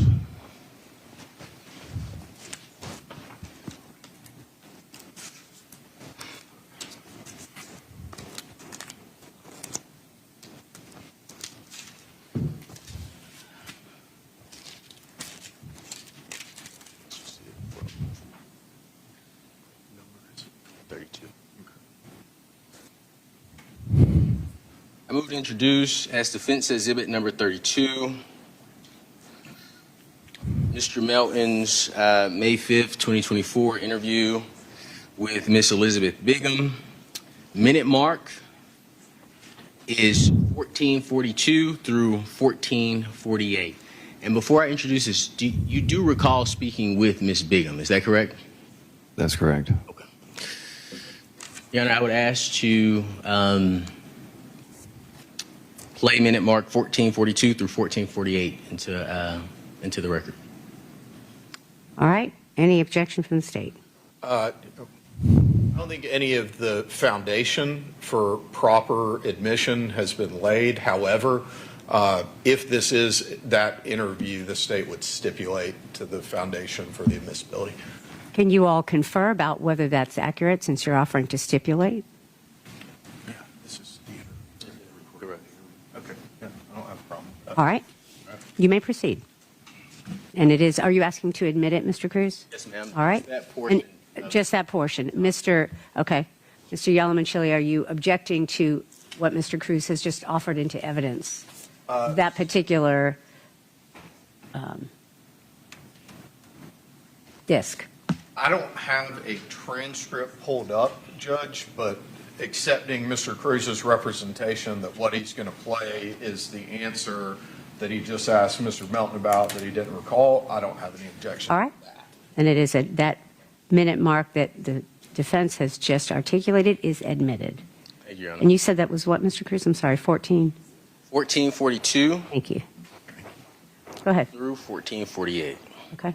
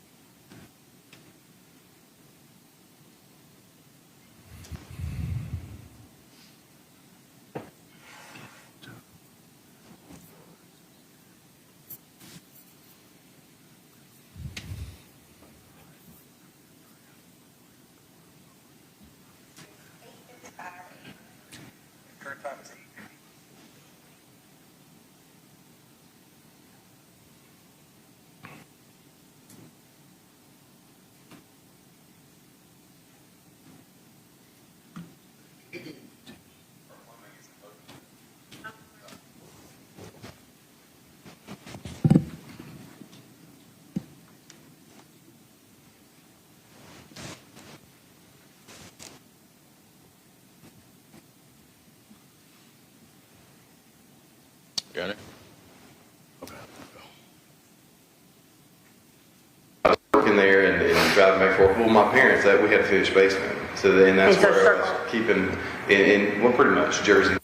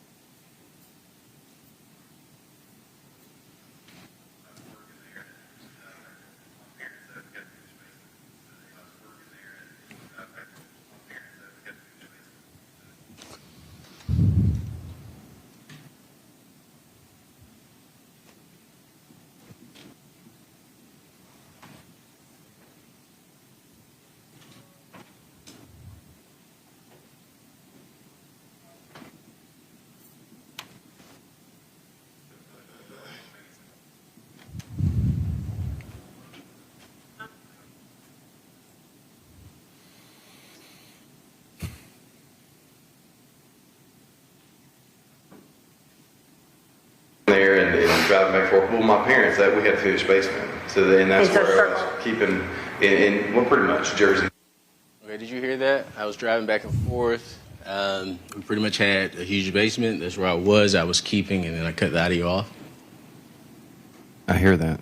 Okay. So you were staying in the basement, is that correct? I would stay in, there's times I stay in both. We had finished basement and had the bedroom upstairs. Okay. And the furnished basement was set up as a place to stay, a place to hang out for whoever, and then also had my. Overruled. So You may continue with your response.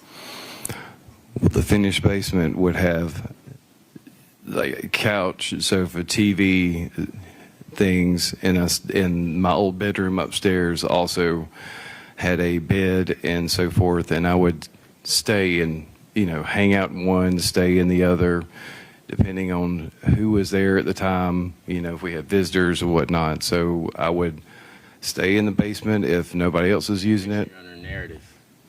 I'm going to overrule the objection. Yes, ma'am. You may continue.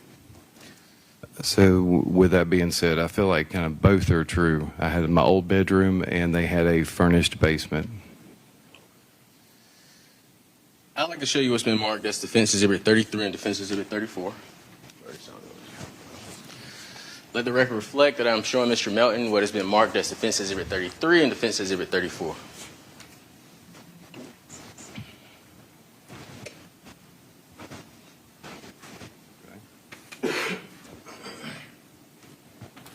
And Mr. Melton, you recognize Defense Exhibit 33 and Defense Exhibit 34 as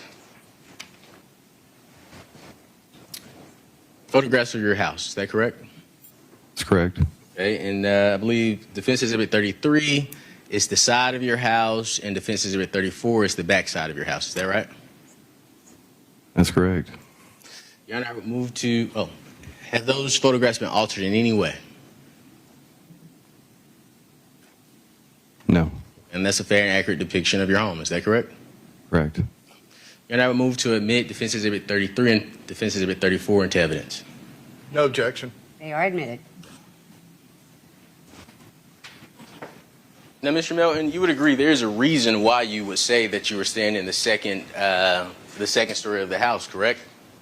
As far as There's a back door exit on the basement. I believe that's Defense Exhibit 34, if I'm not mistaken. Is that right?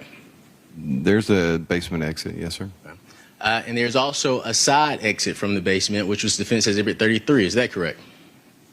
There's one exit. There's a door on the backside that goes into like a dead space that's more for access. So Defense Exhibit 34, the backside is a door to enter and exit the basement where you don't have to go in the house. Is that right? The side door would be. The back door is not. But either way, there's an exit there's an exit from the basement and an entrance into the basement. Is that right? That's correct. Now, you recall your parents talking to law enforcement? They did. And they were one of your alibi witnesses. Is that right? Were you aware of that? I would say yes. They knew I was there. And you're their only child? I am. And by the time law enforcement spoke with him, you had been staying with him for 4 months. Is that correct? I had started staying with them after this incident. Yes. So, yes, After Tara's passing? that's correct. So if any other witness said you moved home months before, that would be untrue. That's correct.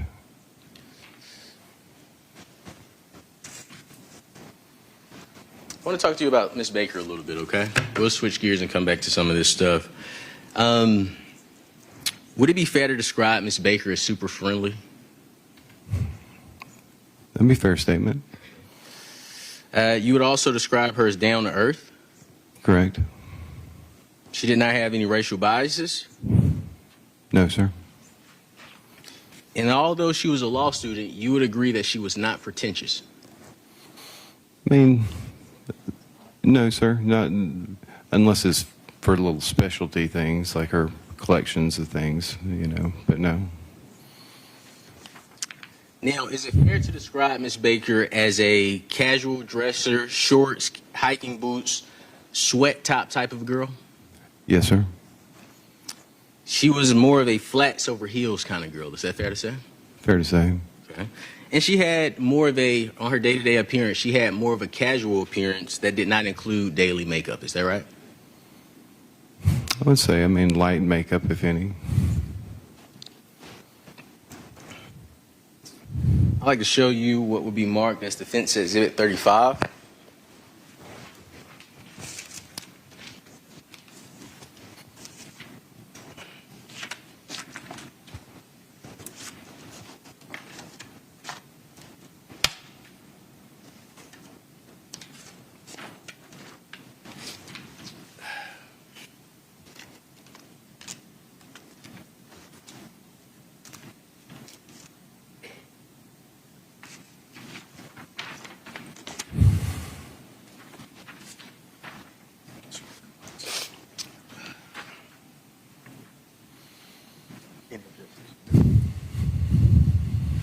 Your Honor, I'd like to approach the witness to show him Defense Exhibit 35.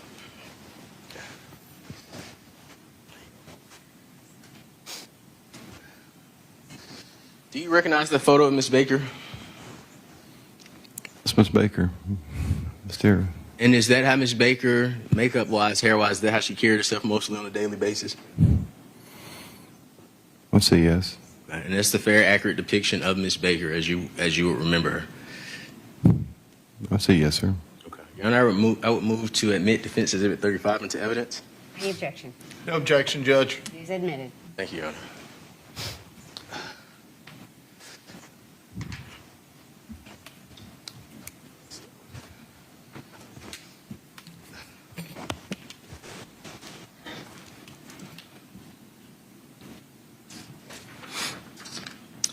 Now I'd like to ask you about the times that you visited Miss Baker's home in Deer Park. Is that okay? Okay.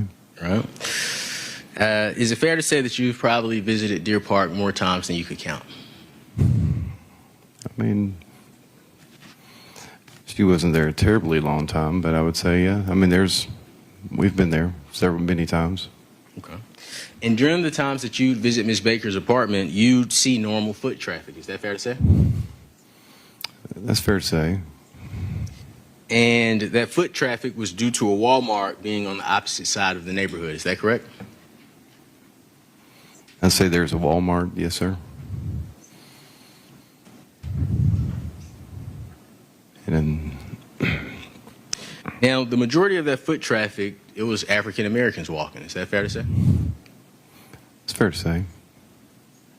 And those African Americans were typically in the late teenage, young adult range. Is that correct? I would say it would vary, but I would say young teenagers, I would say. Now, in regards to Miss Baker's passing, on January 19th, you testified that you went to the scene of Miss Baker's death. That's correct. And while at the crime scene, you were asked to identify Miss Baker. That's correct. Okay, and you were shown a single photo of Miss Baker. Is that right? That's correct.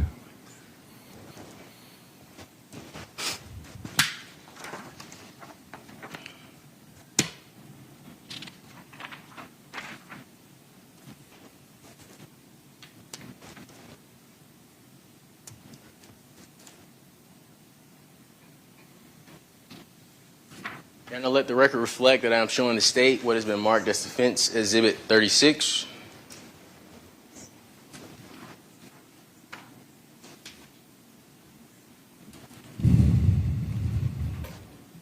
Let the record reflect that I'm showing Mr. Melton what has been marked as defense exhibit 36.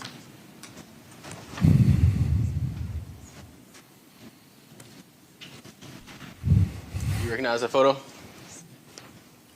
I don't believe it's the photo I saw. This is the photo that you were shown to ask to identify Ms. Baker?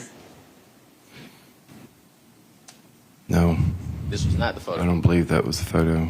Can you describe the photo that you were shown to identify Ms. Baker?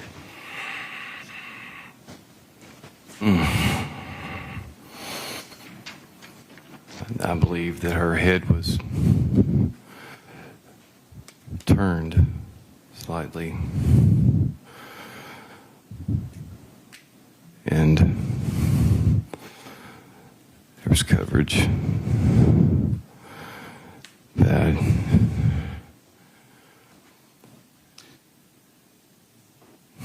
Mr. Melton, you're just shown a photograph of Ms. Baker deceased, and you have not shed a tear. Come on now.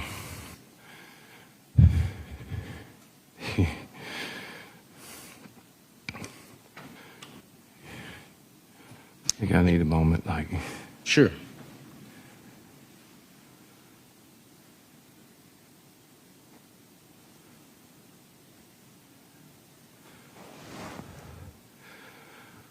Turn it all together. Okay. So let's switch gears while we're here. You testified on direct examination that you became so upset that you punched the wall in your apartment. Is that correct? When I unleashed the emotions, yes. Okay. And when you unleashed the emotions, you became extremely angry. Is that correct? I was upset.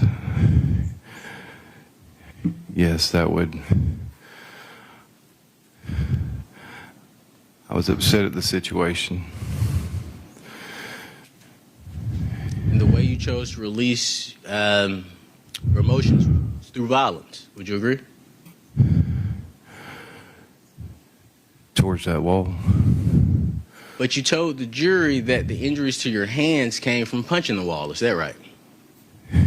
My injuries came from punching the wall. Okay. And we've already agreed. Well, you've testified that the wall was sheetrock. Is that correct? That's correct. I'd like to show you what would be marked as 30.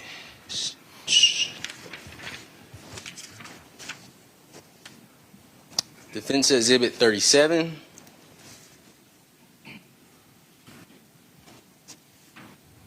Defense Exhibit 38.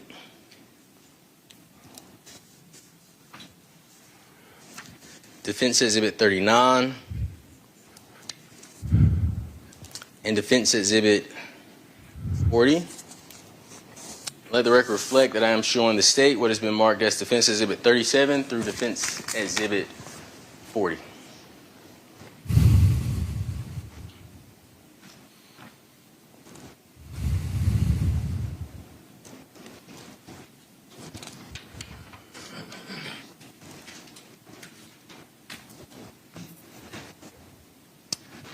Your Honor, let the record reflect that I'm showing Mr. Melton what has been marked as Defense Exhibit 38 through Defense Exhibit 40. I have 37 also. I'm sorry, 37 through 40. Please forgive me. Is it okay if I approach you, Mr. Melton? Yes, yes, sir.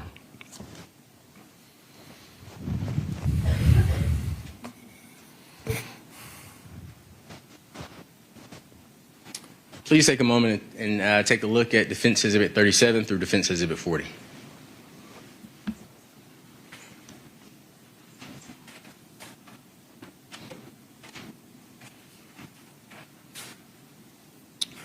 You recognize Defense Exhibit 37 through Defense Exhibit 40 as the wall that you punched. Is that correct?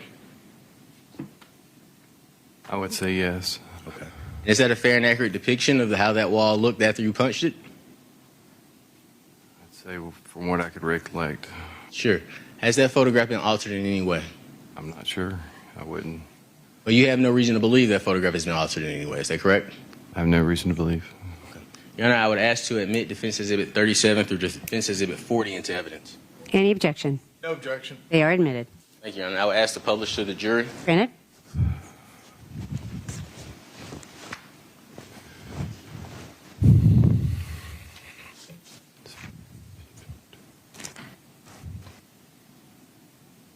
Now let's talk about the injuries to your hands, Mr. Melton. Yes, sir. Court's indulgence.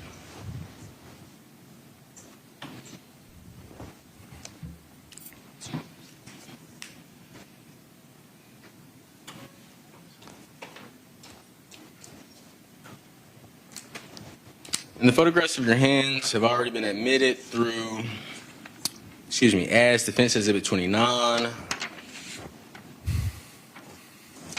collectively. And Your Honor, I just asked you to republish the photographs of the hands to the jury. Granted.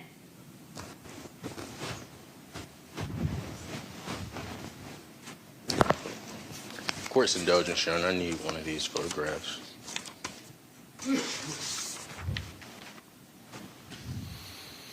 Mr. Milton, I am going to show you one of the photos from Defense Exhibit 29, and we're going to talk about some of these injuries.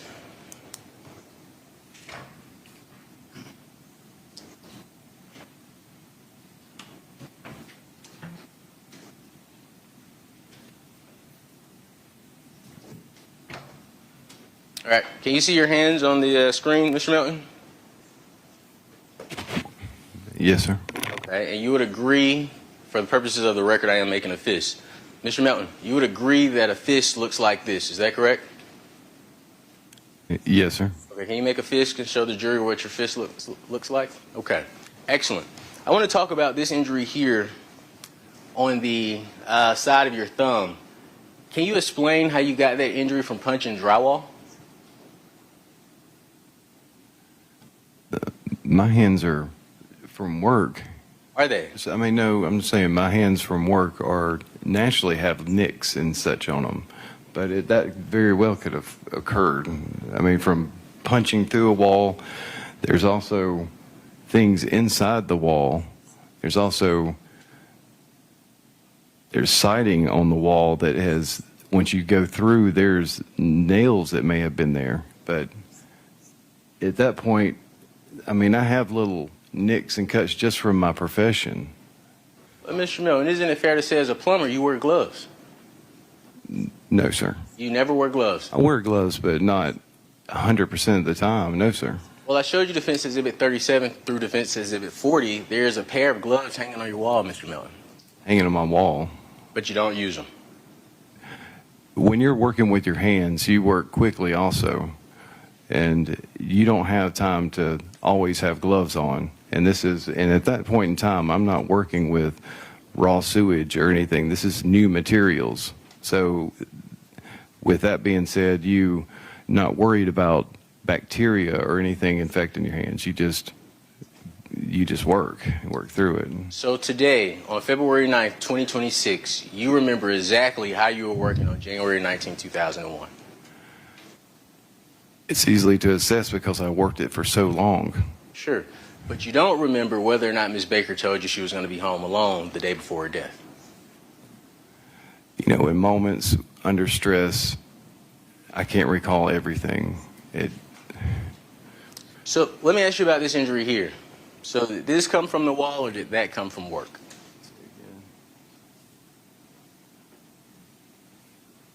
Is that an injury? Right here.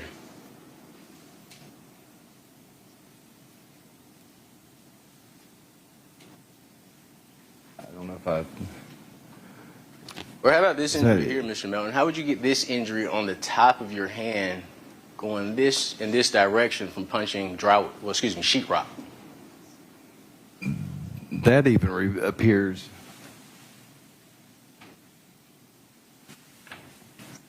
Oh, yes. Even when you punch through walls, you got to pull your hand back. I'm punching into a wall, pulling my hand back, punching through a wall. And even at work, I have nicks, cuts, and even burns from soldering pipes and hot materials. I can't tell if that's an injury from hitting something or an injury from work, and it may look like that even looks like it could be even a slight solder. It's hard to say. I mean, it's hard for me to assess that. But this is the first time in 25 years that you've ever made the statement that these injuries were from work. Would you agree? I've never been asked the question as far as if they're from. And just to make sure we're on That I can recall. Just to make sure we're on the same page, your exact statement was to law enforcement is the injuries. Matter of fact, we don't even have to go to law enforcement. Your exact statement in the court before these jurors was that these injuries came from punching the wall in your apartment. Do you recall making that statement? Was this prior to being shown pictures? Mr. Melton, do you recall making that statement? Yes, I had injuries from my hands from hitting the wall. That's what I recall. But when I asked you about the injuries, you are now saying that they are from plumbing and hitting the wall. Is that right? Well, I have, when you're pointing out specific things, like I do have from plumbing, you're going to have nicks and cuts or whatnot from that. Just. My question is, during my examination of you, this is your first time saying that these injuries are from plumbing. That's a yes or no question, if you can. Since you just asked that question, I guess I would have to say yes. And once the jurors finish looking at the photos, we'll go over some other photos as well. Now, on the day of Tara's death, you voluntarily went to the Athens Clarke County Police Department. that's correct. Okay. And I believe the state asked you a couple of times, did you hire a lawyer or did you refuse to speak to him? When you agree as the boyfriend, if you refuse to speak to him, you would look even more guilty? Restate the question. Sure. The state asked you on direct examination multiple times about whether or not you got a lawyer or whether or not you refused to talk to him. Do you recall being asked that question? Yes. Okay. When you agree as Ms. Baker's boyfriend, you would look more suspicious if you refused to talk to law enforcement. If I refused. Okay. Yeah, okay. So we agree on that. Is that right? Of course. I mean, I'm always wanting to be cooperative. Sure. But that was a yes to my question, right? Yes. Okay. You would also agree you would look more suspicious if you refused to give blood. Is that correct? Correct. Okay. You would look more suspicious if you refused to give hair. Is that right? Correct. You would look suspicious if you refused to talk to him. Is that correct? Correct. Now, you conducted an interview with Officer Bill Ricketts on the 19th. Do you recall that interview?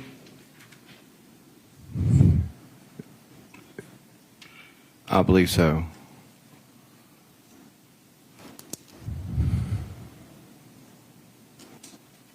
And you state you believe so. Are you certain that you remember conducting Yes, an I interview? remember an interview on the 19th. And your father was present with you during that interview. Is that correct? Yes. Okay. And he sat with you for the entire interview? Yes. Okay. And during that interview is when you told law enforcement that you were at your parents' home at 7:15 on January 19th. Is that correct? Yes.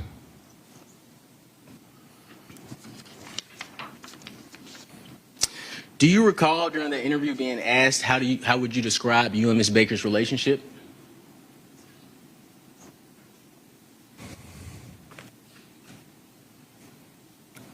Yes. And your response was that she was your borderline fiance. I recollect. Okay. And you advised him that you and Ms. Baker were very serious at the time of her death. Yes.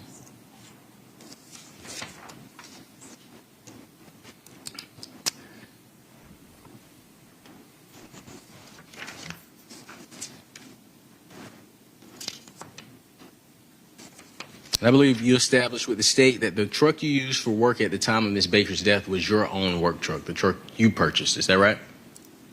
Correct. Now let's talk about Josh McCourty.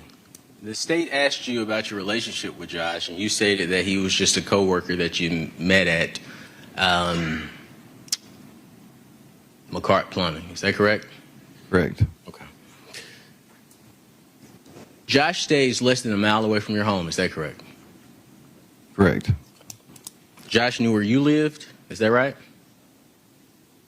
Yes, he worked for me. Okay. You knew where he lived. Once we became co-workers. And you two attended the same high school. That I'm unsure of. You're unsure if you attended the same high school with someone you stated was your employee, Mr. Melton? That's correct. But to law enforcement, you only identified Josh McCourty as somebody that you work with. Is that right? Correct.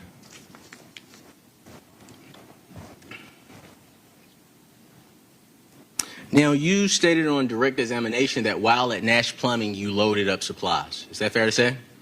Correct. Okay, but at no time did you provide law enforcement with any documents related to your employment at Nash Plumbing. Is that right? That's correct. So in regards to your alibi that you were at Nash Plumbing at 7:30 through 7:45, we just have to take your word for it. Is that correct? I would say so at that point. And law enforcement did, in fact, just take your word for it. Is that right? I'm not sure. I would say to my knowledge. Sure.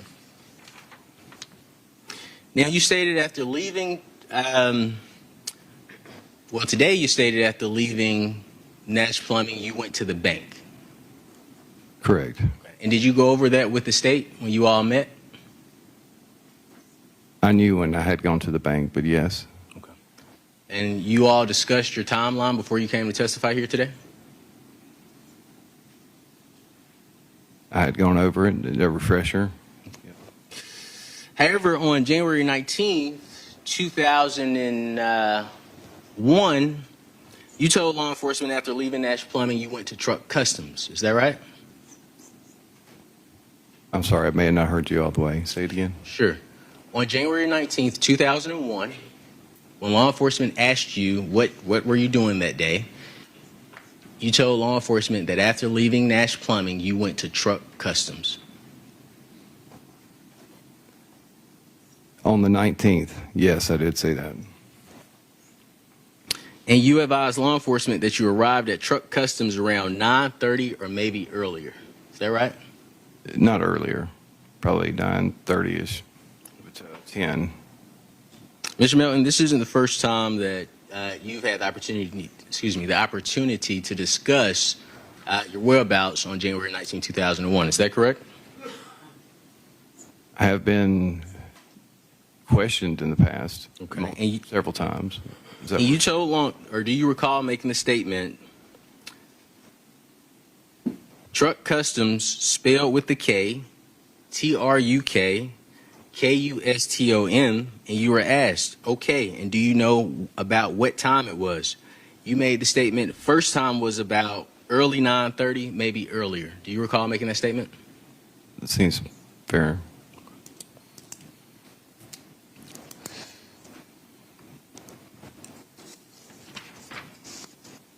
So at some point you leave Truck Customs, is that correct? That's correct. And I'm sorry, Mr. Melton, do you still have that marker I gave you?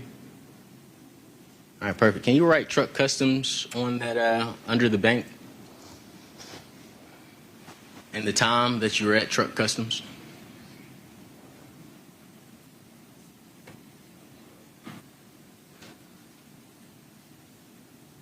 All right, and you can say right there, Mr. Melton, if you're comfortable. You can write the time next to Truck Customs.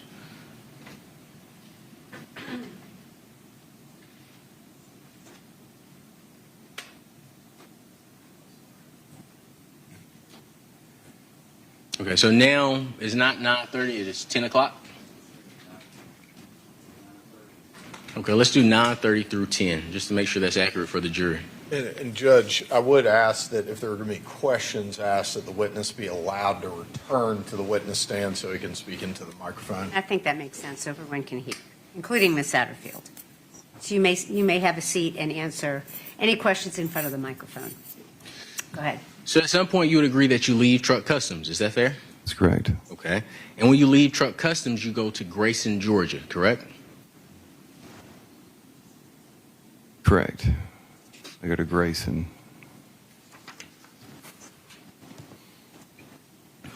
Now, and you can write Grayson on the board for us, please.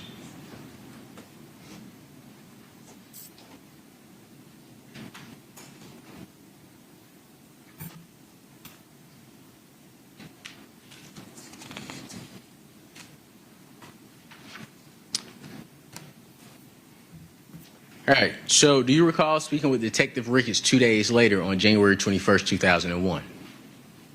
Yes. And would you have any reason to disagree that January 21st, 2001 was a Sunday? No. During your second interview, you advised Detective Ricketts that you stopped by the bank. Is that correct? Yes. Then I had failed to mention that I went by the bank that morning. Yes. And you stated that you were in the bank for a total of 35 minutes. Is that right? Sounds about right. Okay. Next to bank, can you put 35 MIN and circle it? Just yeah, you put it there. That's fine.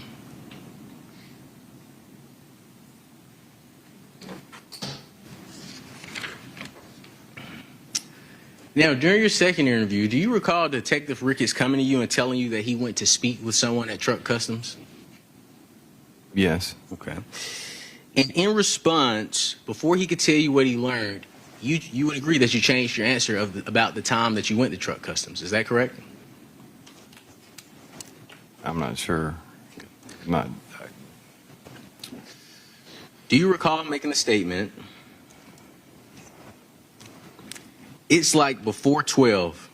I mean, it was probably 10:30, 11:30. Do you recall making that statement? I don't recall the statements, but yeah, I would say, I mean, I would say okay. Yes. Yes or no, Mr. Melton? Do you recall making that statement? I'll say yes. Yeah. Yes.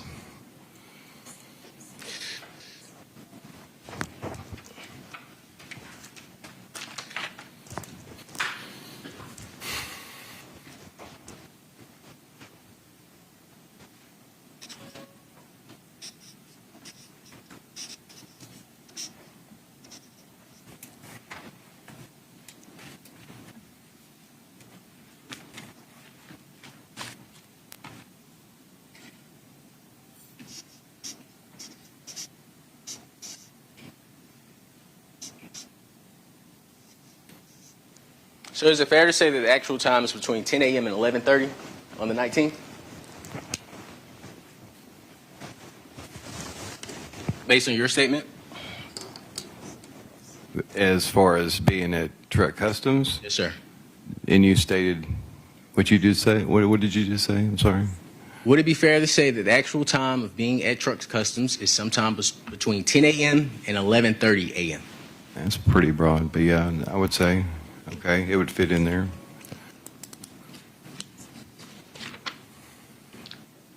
Now, during the January 21st, 2001 interview, you were told for the first time that Ms. Baker was sexually assaulted. Is that fair? Can you repeat the question? Sure. During the January 21st, 2001 interview, you were told that Tara was probably sexually assaulted. I don't recall being told at that point. I had been told Tara's brother had called me that morning and had kind of informed me that this is what we're looking at, that they had been informed. So let me ask the question again. On January 21st, 2001, you knew that Tara had been sexually assaulted. Is that right? At that day, yes, I had been informed that day. Now, law enforcement also informed you of that. Do you recall? I don't recall. Would hearing the recording refresh your recollection? I would say if I heard it, it would help reflect. Yes. Your Honor, I'd ask to refresh this witness's recollection outside the presence of the jury. All right, and this is a good time for a restroom break, so I'm going to send you all into the jury room. This will be a good restroom break, so we'll take a little bit of time. Please don't discuss the case.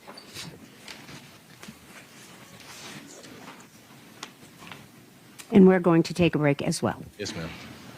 Do you want me to wait before I plead after the break? Yes, sir. I think that would be best.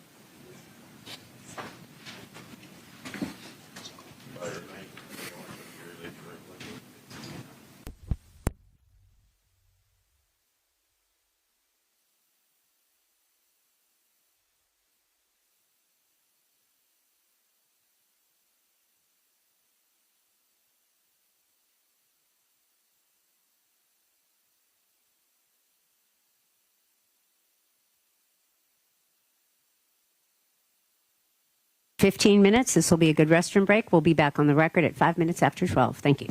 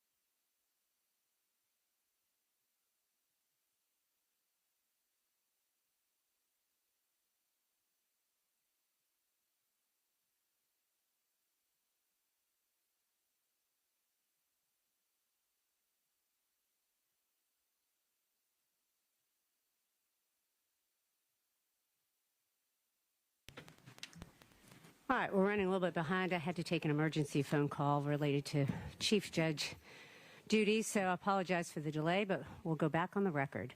Mr. Cruz, are you ready for the jury to come in? Okay. Oh, that's right. Of course. All right. Are you ready to begin that?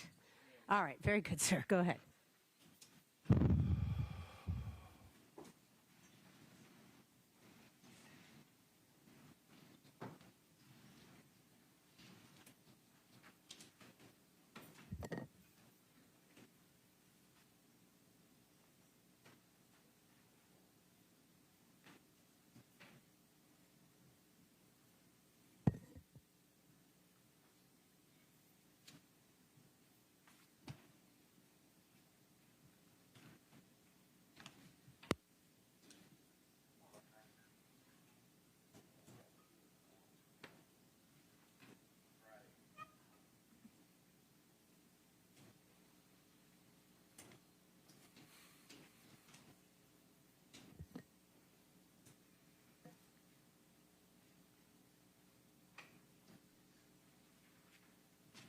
All right, just for purposes of the record, let the record reflect that the last question asked to Mr. Melton was during the January 21, 2001 interview.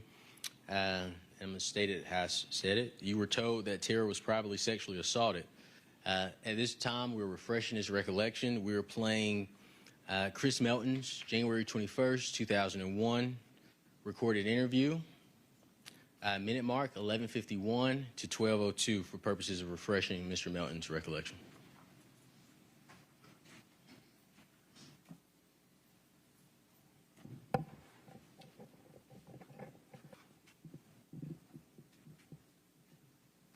Your Honor, you will. Well, oh, it reverted. Well, it's on lawyer right. Oh, thank you.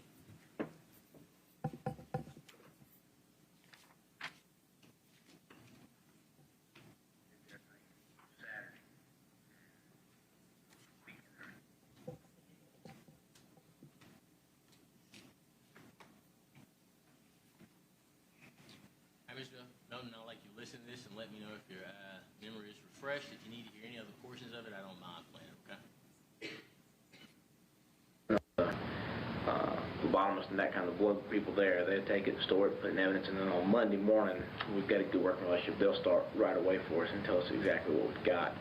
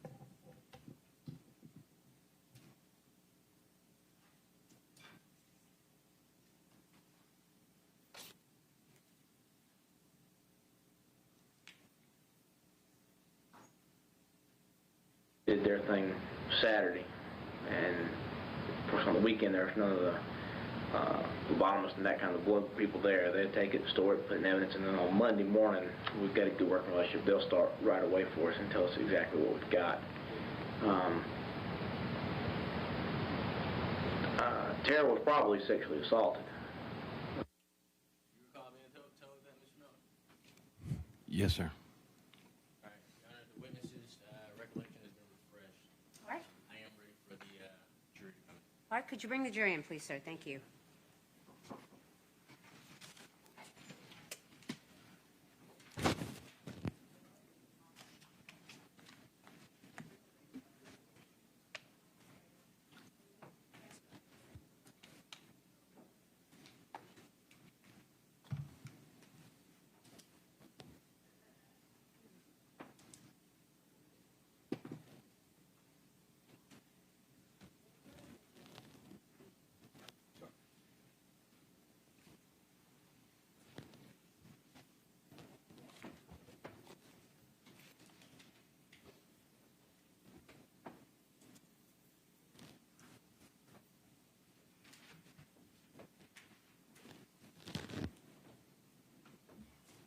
You all may be seated. Mr. Cruz, you have the floor. Thank you, Your Honor. Now, Mr. Melton, during the January 21st, 2001 interview, you were told that Tara was probably sexually assaulted. Is that correct? Correct. All right. You would agree that you didn't start crying. Is that correct? Correct. You didn't become upset. Is that correct? I would say not correct. You would say that's incorrect. Incorrect. Did you make outward expressions of anger? No. You didn't say you needed a moment to yourself, right? Correct. You didn't even say, I hope you find who did this before I do, did you? Correct. Instead, you asked calmly, did you find some stuff on her like semen? Is that right? Correct.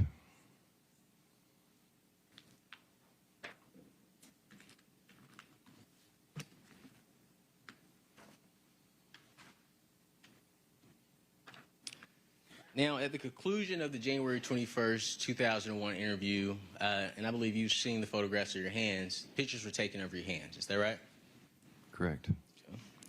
And I think I have a better version of those hand photos I would like to show you.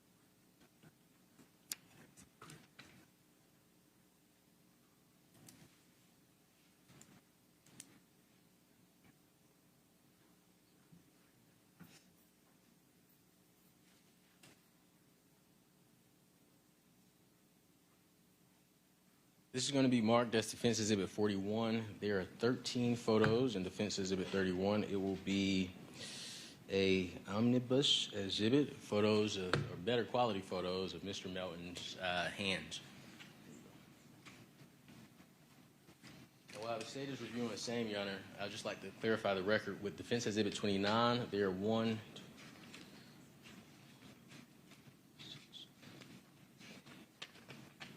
There are 9 photos in Defense Exhibit 29. I'm sorry, say that again? Just for purposes of clarifying the record, for Defense Exhibit 29, there are 9 photos collectively in Defense Exhibit 29.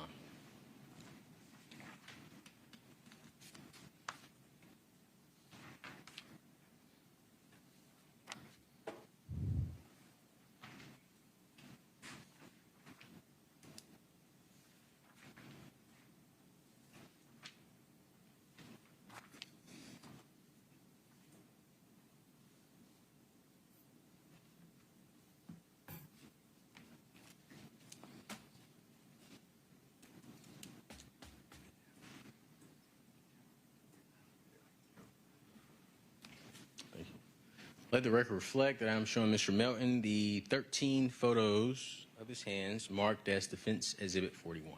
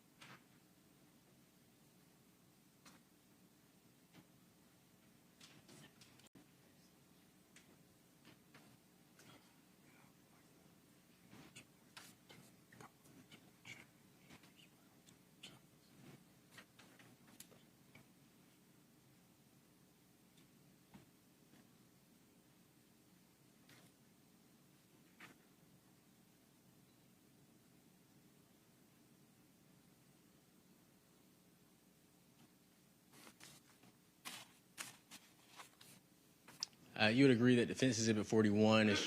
You would agree that Defense Exhibit 41 is the same thing you saw in Defense Exhibit 29. Let me change that. Please forgive me. You'd agree that Defense Exhibit 41 are photographs of your hands. Is that correct? Correct. Okay, and a little bit better quality than Defense Exhibit 29. Would you agree? I would agree. Okay. And those photos are a fair and accurate depiction of your hands as they were on January 21st, 2001. Is that right? Correct. Okay. Your Honor, I would move to introduce Defense Exhibit 41 and the 13 photos included in same into evidence. Any objection? No objection, Judge. They are admitted. Okay. Thank you, Your Honor.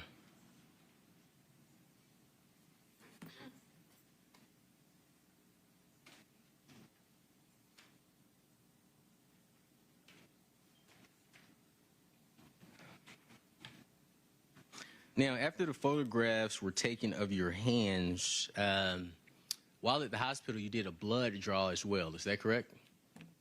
Correct.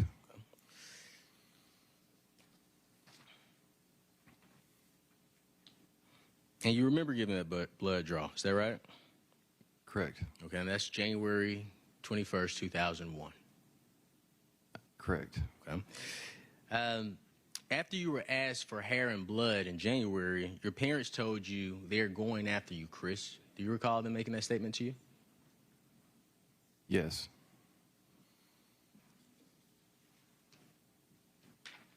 Now,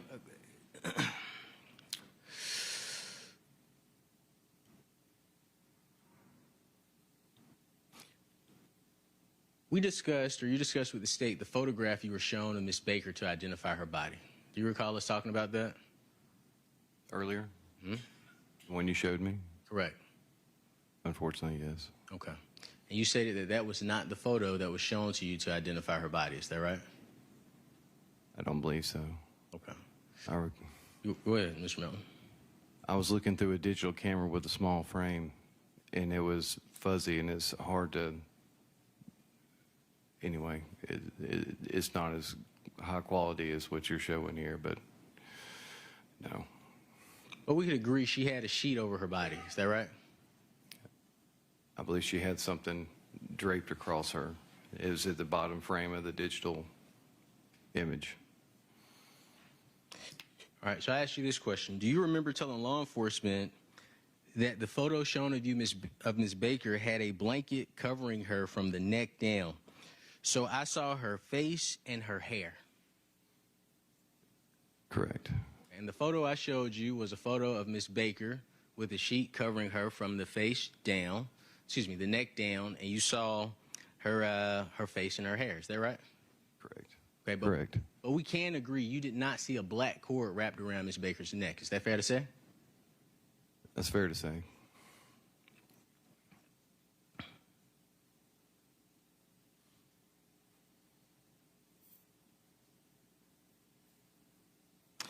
Do you recall a police officer interviewing you about you telling Mrs. Virginia Baker that you saw a black cord wrapped around Miss Baker's neck? Not a black cord wrapped around her neck, no. I don't recall that.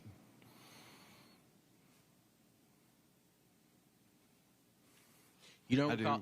I do recall in the original photo that I saw, there was something draped over her, and I could recall seeing something black. I didn't know what it was. Yes, But like I say, I don't think that's even the image I saw. So, Mr. Melton, we're speaking, the specific question I'm asking you, and you might have answered, I just want to make sure I'm clear. In the photograph you saw of Miss Baker, it was her with a sheet from the neck down. Do we agree on that? The one you showed me, yes. Okay, not the one I showed you, the one you described to law enforcement. I believe I stated there was something from, I don't know if I said sheet, but in the digital camera at the bottom section of the frame, it kind of stopped. You could kind of see something laying there. Sure, Your Honor. Mark, I moved to Mark.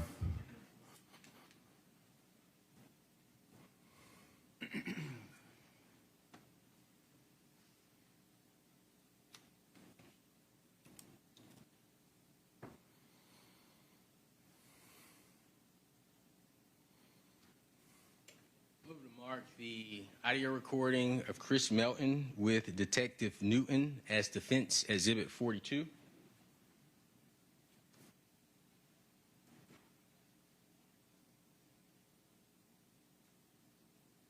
Mr. Cruz. Yes, sir.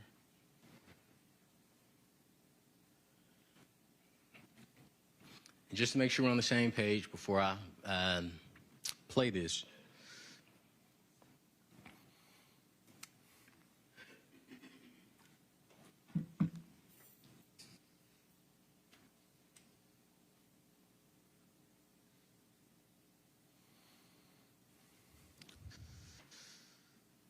law enforcement asked you, do you remember how much of her was exposed during that, in that picture that you saw? And your response was, they had a blanket covering from the neck down, so I saw her face and her hair, you know. You were asked, okay, you couldn't see any of her body or body parts. Your response was, no, I did not see any of her body. You don't recall making that statement? I recall.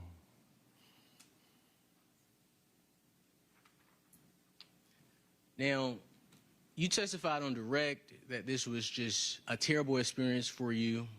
It destroyed you. Is that fair to say? Yes, sir. And you and I both could agree Ms. Baker's death is a true tragedy. Yes, sir. Okay. On Thursday, January 25th, 2001, you went to Miss Ashley Peavy's house. Is that correct? What's the dates? January 25th, 2001. Yes, sir. Okay. And this is 6 days after Ms. Baker's death. Okay. Yes, sir. Okay. And while at Ms. Peavy's home on the 25th, which we've agreed is 6 days after Ms. Baker's death, you called Miss Leah Tucker. Is that right? Yes, sir. Okay. And it was after 8:15 p.m. It was nighttime. Is that fair to say? I can recall the time. That's fair. But you set up a dinner with Miss Tucker at 5:30 p.m. the next day. Do you recall that? I don't recall that, but it sounds she was a close past friend. Yes. All right. And then on January 26th, despite your future fiance being brutally murdered, you called Holly Hufford. Would you agree with that? I don't remember a Holly Hufford, but I do recall someone that was hurting, like as in anguish, but I don't recall who Holly Hufford is. You remember somebody else hurting and being in anguish? Everybody around us. But you set up a lunch with Holly Hufford for Friday the 26th. I don't recall. Okay. But we can agree it wasn't Miss Holly Hufford's fiance that died. It was your fiance, right? That's correct. Do you recall Miss Ashley Peavy Hall joining you and Miss Hufford for lunch? I remember us joining for lunch with someone. If this is Holly, okay, yes. Okay. And during that lunch, you were flirting with Miss Hufford 7 days after your fiance had been brutally murdered. Reflected? You say, is that what you asked? Flirted. No. You did not? No. During that lunch, you were gently rubbing Miss Hufford's lower back. No. I recall this individual having an emotional moment describing what she was going through. And I realized this person was in pain. And I reached over and I believe I did like a comforting touch to just acknowledge that it's okay. They're not okay, but to have her understand that we're all going through this and it's going to be okay.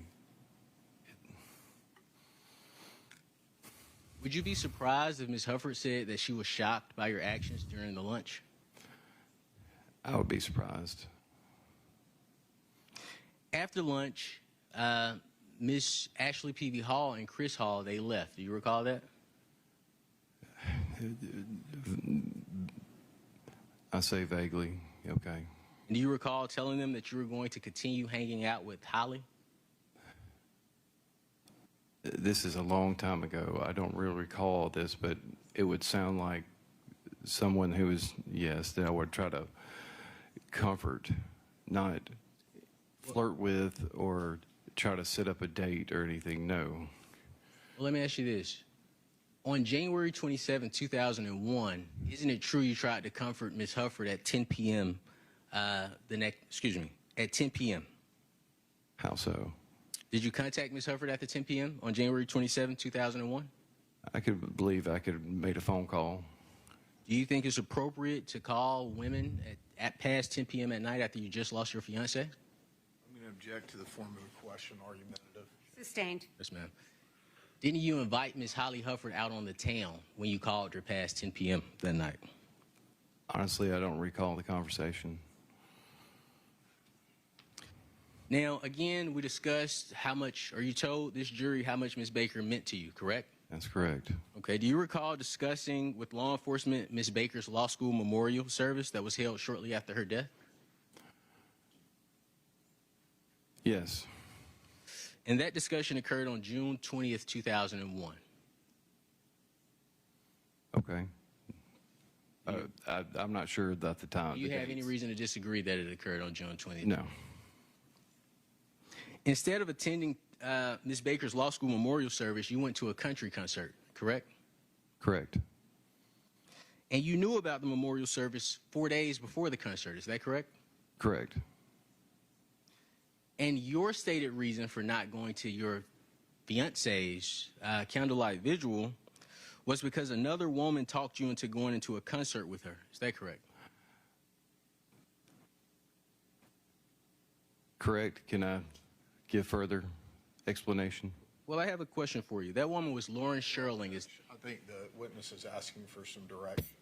Right. Well, and I think the record needs to reflect the witness was asking the court a question which is not necessarily appropriate, but based on the state's interjection, I will say this with regard to all witnesses. All witnesses must answer the question if they can, yes or no, and they are entitled to explain. And so I'll let you ask the question again, and if this witness has the opportunity to explain, feels he needs to, he is allowed to by law. But you may ask the question again, Mr. Cruz. Yes, ma'am. He answered my question, Your Honor. So the question I do have for you is that woman was Lauren Object, Your Honor. I think that the witness is allowed to explain his answer. And I would ask you to go back to the former question, Mr. Cruz, and we'll go from there. Yes, ma'am. All right, go ahead, sir. The question that I asked you, Mr. Melton, your reason for not going to the candlelight visual was because another woman talked you into going to the concert. No, that's not accurate. Okay. That woman was Lauren Sherling. That is accurate. Okay. Can I explain? Do I have the opportunity? Do I? All witnesses are allowed to answer yes or no and explain their answer if they choose to do so. Okay. Well, I'd choose to explain. Lauren was one of Tara's closest friends that loved Tara. She worked with her at the law firm in Athens. That's how they met. They became very close. Along the way, we all became close. We were all extremely grieving. There was a time that we did not see each other as far as physically in proximity. But she would reach out periodically and check in to see how I was doing. She was a very dear friend. She is one of the only few that actually would reach out to see how I was feeling, and then we would converse and we would talk about our feelings of the situation. At the time of this vigil, I did not know anybody at the law firm. I was grieving. I also was feeling extraordinarily uncomfortable with any presence I was of anybody that knew the situation. I would walk in to any room or any environment, and then people would separate, create distance, look at me with angry eyes. So I did not feel comfortable being there. As much as I wanted to show respect, as much as respect as I had. Overruled. So with that being said, Lauren had an opportunity. When she called me up, she had an opportunity to create in a different environment for myself. She said, maybe you need a different headspace. Come out and try to enjoy something.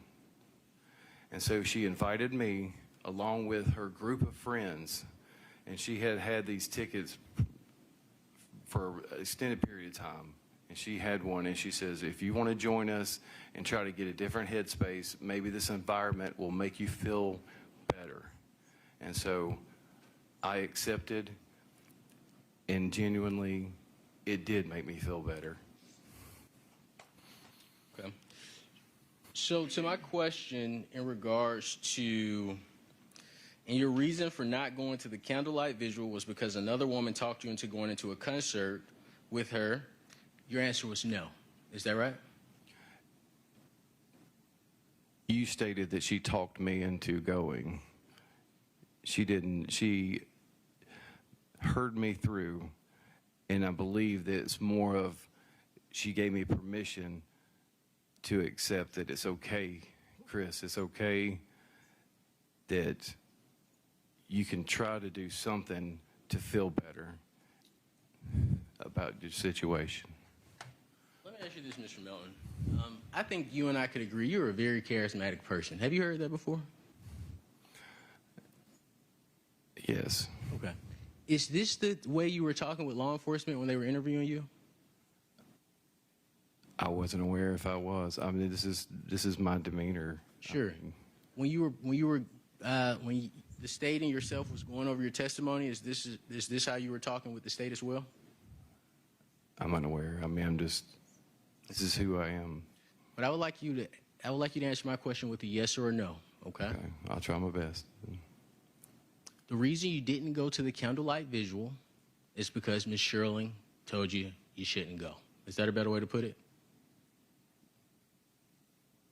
No. Mr. Melton, this isn't your first time discussing the candlelight visual, is it? It's been discussed with a detective. Okay. And your statement was, or do you recall making the statement, and which even Lauren didn't go to that when she was part of that. Even the people she worked with were going to be speaking there at the memorial service. And they suggested to her that she shouldn't come, and I talked to her about it, and she's like, it's not something you want to be at, Chris. It's just gonna, not trying to talk me out of it, just trying to tell me how the situation is going to be. But I didn't go to that. Is that accurate? If that's on a recording and you have it verbatim, but I don't. My question is that accurate? Yes or no? I don't think it's completely accurate. I move to introduce Defense Exhibit 43, which is the June 20th, 2001 audio recording between Mr. Melton and law enforcement. Now I ask the Honorable Court to introduce timestamp.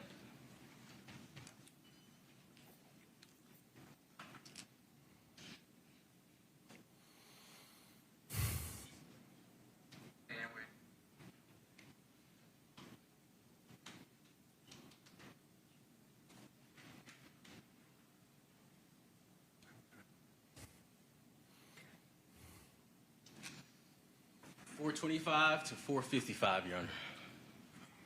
Did you have a number of that exhibit? Defense Exhibit 43. 43. And I'm sorry, say it one more time, the time stamp. 4 minutes and 25 seconds to 4 minutes and 55 seconds. All right, thank you. And you're asking to introduce that? Just that portion, correct. All right. Any objection, Mr. Yellowman-Chili? There's been no foundation laid for the recording, Judge. So that is our objection based on foundation. All right, I'll sustain that objection. Allow you to lay a foundation, Mr. Sure. Excuse me. You recall talking to law enforcement in regards to going to a country concert with Lauren Sherling. Is that correct? Correct. Okay. And you hadn't heard this audio recording. Would you like to hear this audio recording? In the section that you're referring to, I would say yes. Okay, perfect. So, Your Honor, this is what I would ask. I would ask if I could allow the witness outside the presence of the jury to listen to that portion of the recording to determine if he recognizes that recording, Your Honor. All right, any objection, Mr. Yellowman-Chili? No, Judge. All right, ladies and gentlemen, I'll have you leave for a moment. Don't discuss the case. This is another break, and we will take a lunch break. Don't worry. We'll be back with you shortly. Thank you.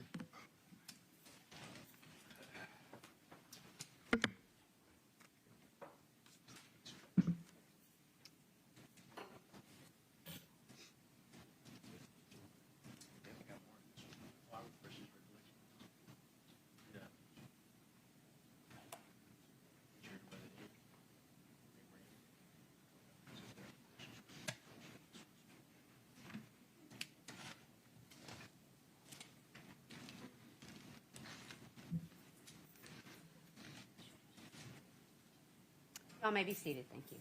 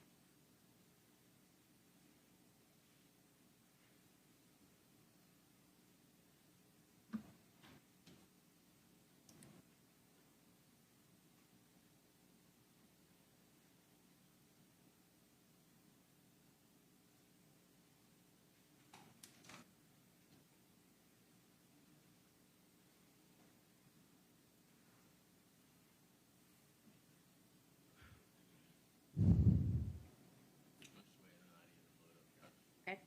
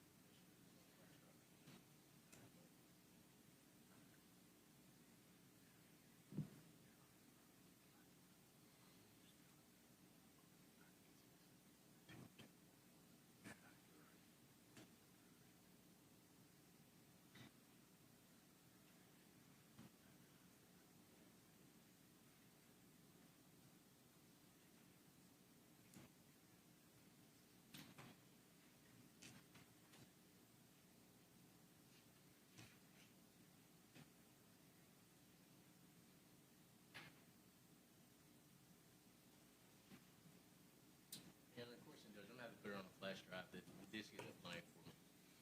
All right. Is that okay? Are you able to do that? I mean, I have a flash drive. all right. How long does that take? 45 seconds. Oh, great. Okay.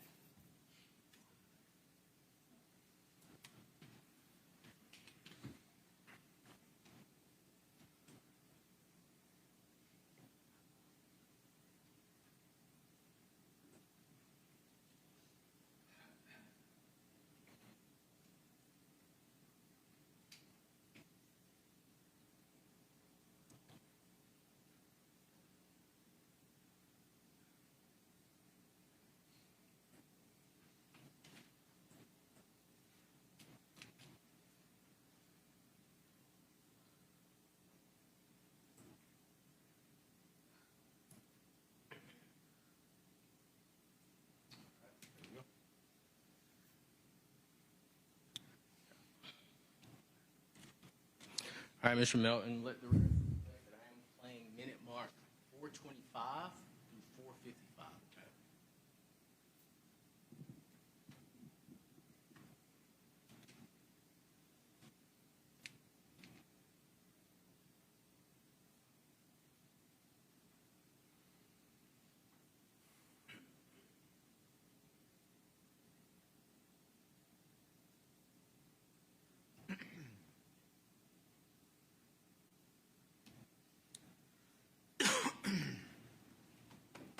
Days probably before the concert, in which even Lauren didn't go to that when she was part of that. Even the people she worked with were going to be speaking there at the memorial service, and they suggested to her that she shouldn't come. And I talked to her about it, and she's like, "It's not something that you want to be at, Chris. It's just going to not trying to talk me out of it, just trying to tell me how the situation's going to be." But I didn't go to that, and we discussed. I even talked to Lauren about it the night before, just discussing if I should go to that instead of the concert. And saying, hey, I feel I should be there too. She's like, well, she told me what the people at the law firm told her what it was going to be. Did you hear that? Yes, sir. Is that refresh your recollection? Yes, sir. Is it in the recording? Yes, sir. Ready for the jury? All right, could you bring the jury in, please?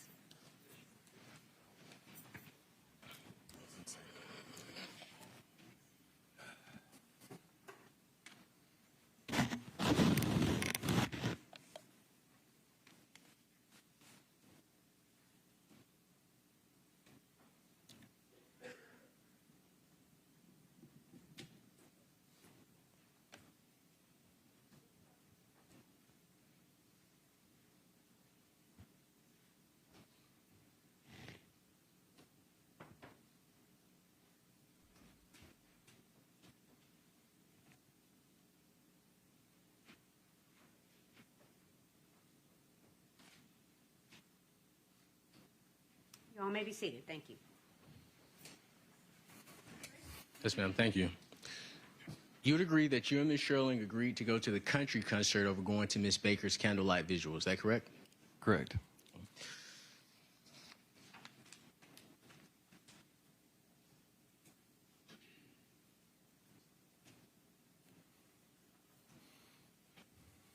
Now, at this concert that you went with Ms. Sherling, that you went with Ms. Sherling to, there was a total of 6 people. Is that correct? Sounds accurate. Okay. It was Ms. Sherling's mother and father. Is that right? Yes, sir. Okay. It was her neighbors, which was a guy and a girl couple. Yes, sir. Okay. And this was a country concert at Turner Field. Correct. Okay. So you and Ms. Sherling left Athens when Ms. Baker is having a candlelight visual to travel to Atlanta to go to a country concert. I don't remember where we left from. I don't recall that. But I do recall going to a concert, and it was in an open stadium, and you get to walk around and listen to country music. You remember that, but you don't remember whether Ms. Baker told you she was going to be alone the day before she died. I didn't object to ask and answer. Sustained. Chris, the week before Tara died, there was an incident between you and her that jeopardized your relationship with her. Do you remember that? I remember being asked about the question. Okay. Do you remember the incident? I remember nothing happening the week before, but I had answered a question to a detective, and I remember telling there was an incident that always stayed in the forefront of my mind that I realized that I had hurt her feelings, but I didn't realize at that time the question was the week before, because the incident that I explained happened months before. All right, so your testimony today, Mr. Melton, is the incident that occurred before Ms. Baker died was actually an incident that occurred months before Ms. Baker died. Where he had asked, he goes, has there ever been a time that you felt that something you had done jeopardized your relationship? I think that's close to accurate, but my answer that I gave was off the forefront of my mind that it had always stayed there, but it did not happen the week before. I had stated that in questioning, but it was not the week before.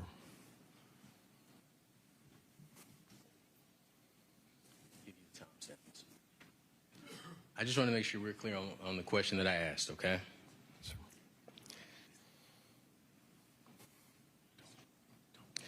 The week before Miss Baker's death, there was an incident between you and her that jeopardized you two's relationship. No, sir. This isn't the first time you've been asked that question, is it? No, sir. On June 20th, 2001, law enforcement asked you that question. Is that correct? That's correct. And your statement to law enforcement was, yes, I remember that incident. Is that correct? No, I remember I started telling about an incident. Your Honor, I would ask to play minute mark 1 through 3. Any objection, Mr. Yelvin-Chilli? 43 in evidence? Correct. Well, we did this. We did the times. The timestamp is, That one time, well, and forgive me if I didn't move to it's it. not in evidence. Please forgive me. It is not in evidence.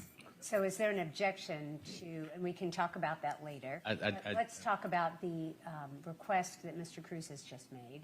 Do you have an objection to what he has just requested? Just a foundation, Your Honor. I will sustain that objection and allow you to lay a foundation. Mr. Okay. And you've already stated that you remember talking to law enforcement about that. Is that right? I do. Okay. And you two specifically discussed the incident between you and Tara the week before she died. Is that right? He asked the question, but I'm not hearing it correctly at the time. It was an incident that had happened in the past, but not the week before. But he does ask that question. So let me do it this way. Did you admit to law enforcement that an incident occurred with you and Miss Baker the week before her death? I would have to say yes, but it wasn't accurate. Okay. Well, we can't have it both ways. First, you said it was months ago. I'm going to object about editorializing about the witness's answers. I'm going to sustain that objection. Sure. Mr. Cruz, just stick to your question. Yes, ma'am. Your original answer was that this incident was months ago. Is that right? Yes. Okay. But your answer now is you do remember the incident the week before she passed away. I remember the question he asked, and what I had described did not happen the week before. But you told law enforcement it happened the week before. He asked the question, and I gave an answer, but it was not the week before. My specific... Oh, go ahead. I didn't mean to cut you off. I didn't mean to cut you off. No, you're fine. My specific question is, did you tell law enforcement that the incident happened the week before her death? He asked that question, and I did not say that it happened the week before. I went into an explanation of what, in my forefront of my mind, had at some point jeopardized our relationship. Your Honor, I would renew my request to introduce minute marks 621 through 650 into evidence as a prior inconsistent statement. Mr. Yelvin-Chilli. Well, there were a lot of questions. None of them had to do with the foundation for the exhibit, however, which was my objection. I think that's correct. So I'll sustain the objection and allow you to lay a foundation, Mr. Cruz.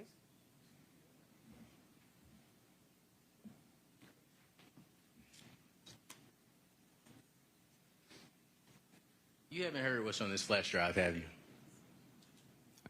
On the flash drive? Right. You haven't heard what's on this flash drive, correct?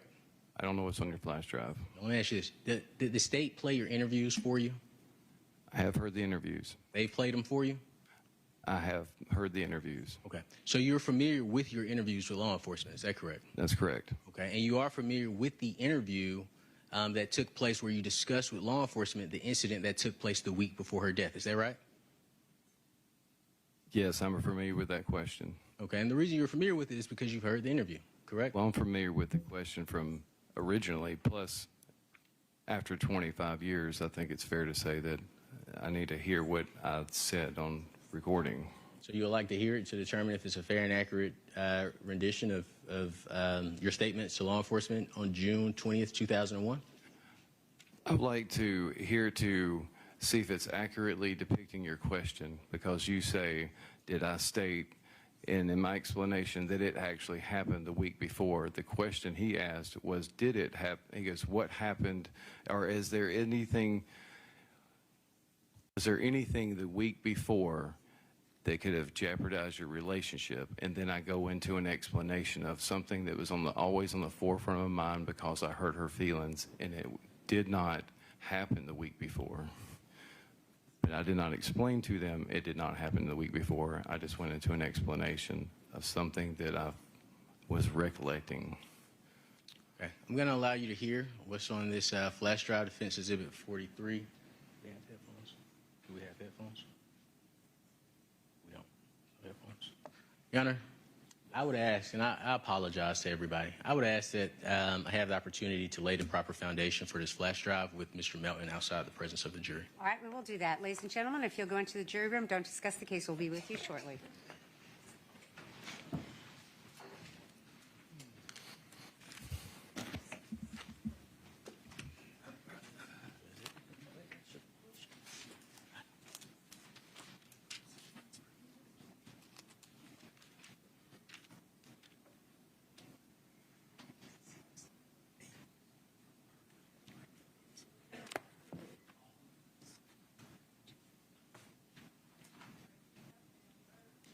You all may be seated. Thank you.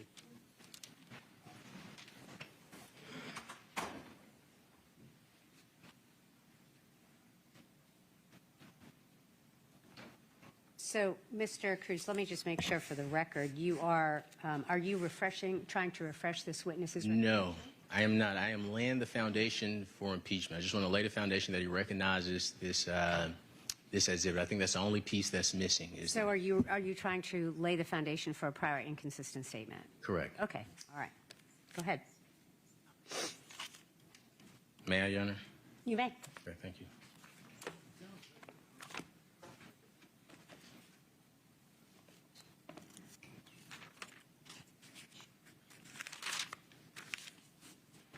Let the record reflect that I'm playing for Mr. Melton. Minute mark 6:13 through minute mark 6:49 for the purpose of laying the foundation for this audio recording.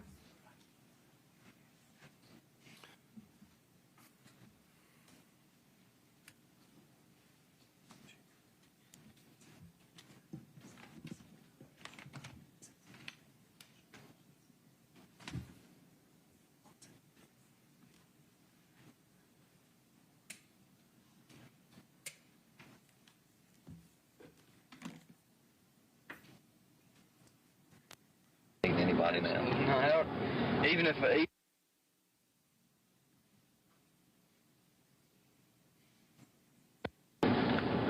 Another thing was issue, kind of we'll call it an issue until we hear from you, was brought up to us. Something to the effect that like a week prior to Tara's death, Tara had found out some information and could have maybe jeopardized y'all's relationship. Do you remember having a discussion? I think something that she might have found at your apartment in Athens. I think she went there to leave you a note or something. Yeah, I know it was. Okay. How about? Did you have an opportunity to hear that, Mr. Melton? Yes, it did. Okay. Is that you on the audio recording? Yes, it is. Okay. Is the minute 6 minutes and 13 seconds to 6 minutes and 49 seconds? Is that an accurate? Is that an accurate portion of your conversation with law enforcement? Yes. Okay. You recognize this audio recording as the conversation you had with law enforcement on June 20th, 2001. Is that fair? Yes. Okay. Does it sound like it's been altered in any way? No. Your Honor, I believe the proper foundation has been laid for the audio recording. I'd ask that the jury be allowed to come back in.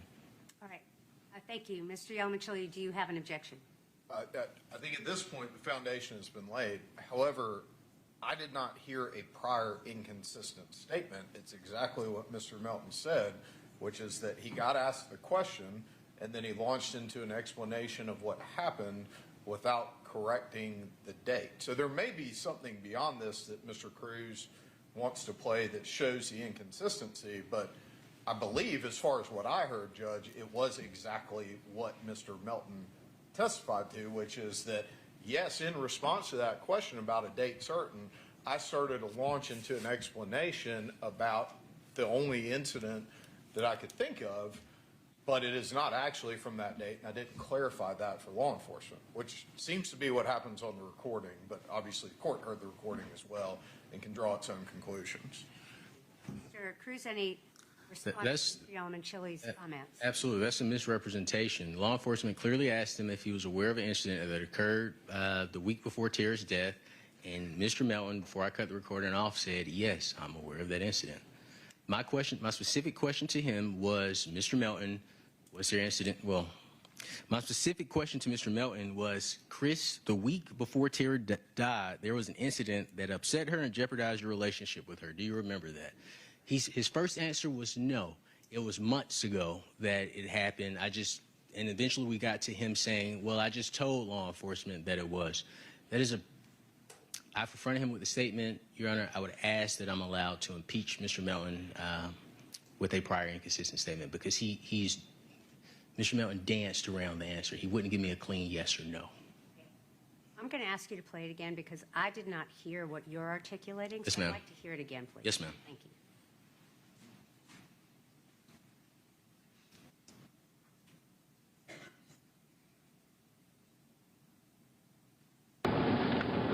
Another thing was issue, kind of, we'll call it an issue until we hear from you, was brought up to us. Something to the effect that like a week prior to Tara's death, Tara had found out some information that upset her and could have maybe jeopardized y'all's relationship. Do you remember having a discussion? All right, thank you. That's what I thought I heard. So I think that we are at a moment of the interpretation of semantics. Sure. But I do think semantics matter Yes, in ma'am. this moment. And what the officer just said, which is why I needed you to repeat it, was that something happened the week before where Ms. Baker had learned of something. Mm-hmm. And that is a different set of words and a different phrase than what you're asking Mr. Melton. And so based on that recording and based on the questions that you are asking Mr. Melton, that's not a prior inconsistent statement. You certainly may continue questioning him, but that does not qualify as a prior inconsistent statement. If there's more context, for example, in that recording Sure. that supports the way that you have asked the question, we certainly can get into that. But this particular thread that you have played very specifically says when she learned of something, and that is different than what you've asked. Yes, ma'am. That's fair. We could bring the jury out. I've played it. He's laid the foundation for the recording. I'll ask the appropriate question, and depending on his response, we'll take the next steps. All right. You may bring the jury out. Thank you.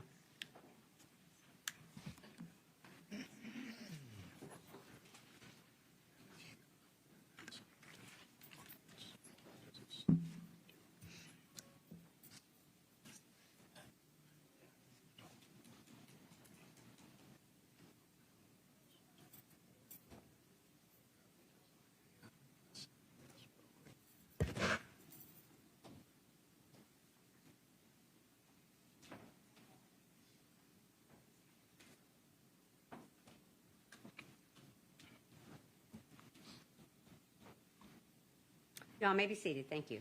Mr. Cruz? Yes, ma'am. Thank you, Your Honor. Mr. Melton, do you recall law enforcement asking you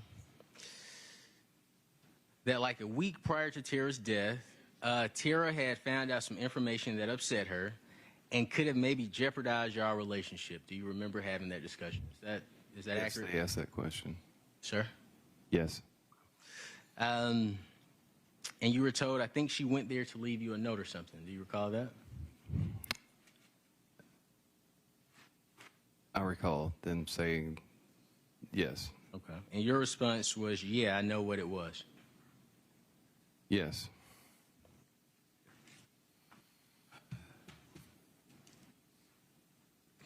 You'd agree that you never disclosed that information to law enforcement until you were asked about it 5 months after her death. Is that correct? That's correct. You never shared with law enforcement the issue that led to Miss Baker not spending Christmas of 2000 with you, did you? or Christmas Eve. Let me use the right date. Christmas Eve of 2000 with you. Is that correct? I believe we were together Christmas Eve. Your testimony here today is that you and Ms. Baker were together on Christmas Eve? Portion of the day, I believe so. You never shared with law enforcement the reason why Ms. Baker did not spend New Year's with you, did you? Tara did spend New Year's. She spent New Year's Eve with me into New Year's Day, yes. You never shared with law enforcement the reason Ms. Baker stopped calling you the week of December 27th to January 3rd, despite being home. Is that correct? What were the dates you just said? December 27th to January 3rd, 2001. I don't recall. You never shared with law enforcement that Ms. Baker told you that she needed space to focus on her studies 2 weeks before she died, did you? Are you asking me? I'm sorry. Sure. There's a lot of questions. You would agree that you never shared with law enforcement that Ms. Baker told you that she needed space to focus on her studies 2 weeks before her death. I'd agree. And you also never shared with law enforcement that the day before Tara was murdered, that was the most that you two had spoken in the previous 2 months. I don't know about that, no. No, as far as did I say, I'm sorry, repeat your question. I'll make sure I understand you correctly. You would agree that you never shared with law enforcement that the day before Ms. Baker was murdered, that was the most that you two had spoken in the previous 2 months over the phone. I left that portion out, so please forgive me. Over the phone. Okay. No, I don't believe I discussed that with the police. I wasn't really aware. Would you have any reason to disagree that before Ms. Baker died, others believed that it was clear that your relationship with Ms. Baker was over? It wouldn't be apparent or aware to me, no. Let's discuss your dating history with Ms. Baker. Is that fair? Fair. Okay. When you met Ms. Baker, you two were in Milledgeville. Is that right? Correct. You two were in college. Correct. Okay. You were a pre-med major. Is that correct? That's correct. And pre-med majors are typically aiming for medical school. Correct. Okay. And Ms. Baker wanted to become a lawyer. That's correct. Eventually, Ms. Baker graduated from college. Is that right? That's correct. And she moved to Athens. Is that correct? When she graduated, at some point, when she graduated, she moved home. Yes, sir. But eventually she moved to Athens. Is that right? Correct. Okay. And you would agree after Ms. Baker moved to Athens, you followed her to Athens. Correct. This was, let me frame it this way. You didn't graduate from college. Is that correct? You didn't get your pre-med degree. Is that right? That's correct. Now, for your living arrangements in Athens, you rented a empty bedroom in Chase Guerin's apartment. Is that right? Correct. And Chase is someone you actually met through Tara. Correct. And for work, while you were staying in Athens, you were driving back and forth daily to Loganville from Athens, Georgia. From Athens, Georgia to Loganville and back. Is that fair to say? Yes. And you moved to Athens specifically to be close to Ms. Baker. Is that right? Correct. And when you first moved to Athens, is it fair to say that you and Ms. Baker would spend in a 7-day week, you guys would be together about 4 or 5 days? That's correct. That's pre-law school. That's pre-law school? That's before we spent that much time before she started getting in law school and getting more busy. Yes. So first semester of law school, you weren't spending 4 to 5 days with Ms. Baker? Well, yes, she would come by. Yes. Okay. And you would go to her house too. Isn't that Yes. right? Yes. Yes. However, towards the end of December 2000 and January 2001, Ms. Baker stopped visiting your home that often. Is that correct? So we had less time together. Yes. Okay. And we've already discussed law enforcement talking to you about the incident that happened the week before her death. Would you agree with that? Asking the question, yes. Okay. Go ahead. And you would also agree that the week before her death is when you decided to go back to your parents' home for work. Is that fair? Just for work, not to move. Okay. But yes, So I just want to make sure we're clear. So you didn't move away from Athens before Miss Baker's death? correct. Okay. So if anybody said otherwise, that information is inaccurate. Correct. I have not moved. And due to Miss Baker's studying and your work, the last time you saw Miss Baker was 10 days before she died? Say it again. It was 10 days before she died? What was your full question? Sure, I apologize. Due to Miss Baker's studying, as well as your work, the last time you saw Miss Baker was 10 days before she died. Incorrect. The last time that I had stayed in Athens prior to her death would have been the Wednesday prior, but I saw her the weekend prior to her death. And you saw her at your apartment? No, she was at my parents'. She came by my parents' house. And I noticed before you ask questions, you look over here. Is anybody communicating anything to you while you're on the stand? No, sir. Now, let me ask you about the question in regards to the 10-day window. You would agree that when law enforcement met with you, you told law enforcement in 2024 that you were certain it had been 10 days since you last saw Miss Baker. Would you agree with that? I stated that in confusion. Yes, sir. Okay. But you stated it. It was in confusion, but you stated it. I stated it. Okay. And Miss Elizabeth Bigham told you that she had your DNA. Is that right? At some point, yes. And she told you that because of the DNA that she had of yours, it could not have been 10 days. Is that correct? Correct. Okay. Ms. Bigham also told you that they need to be able to explain away your DNA. Is that right? Correct. And in response to Ms. Let me ask this question the right way. In response to Ms. Bigham telling you that she needed to explain away your DNA, you continued to tell her that, no, I'm certain it's 10 days since I last saw Miss Baker. Is that right? I started reflecting, and I do recall being with Tara the weekend before. I have always stated from prior to that I was with her the weekend before. Time had gone by, and confusion had started setting in, and I was reflecting on the last time I had stayed in Athens. But indeed, Tara had come to my house that weekend. But you didn't say that you had seen her that weekend until Ms. Bigham told you that you said that you saw her that weekend back in 2001. Is that right? That's correct. And other times beyond. Yes, sir. And Ms. Bigham told you that your DNA was found in Ms. Baker's mouth. Is that correct? That's correct. And she told you the DNA doesn't last that long in her mouth. Is that right? Correct. She told you all of this information before you said that, hey, I remember now, I saw Miss Baker the weekend before she passed away. Would you agree with that?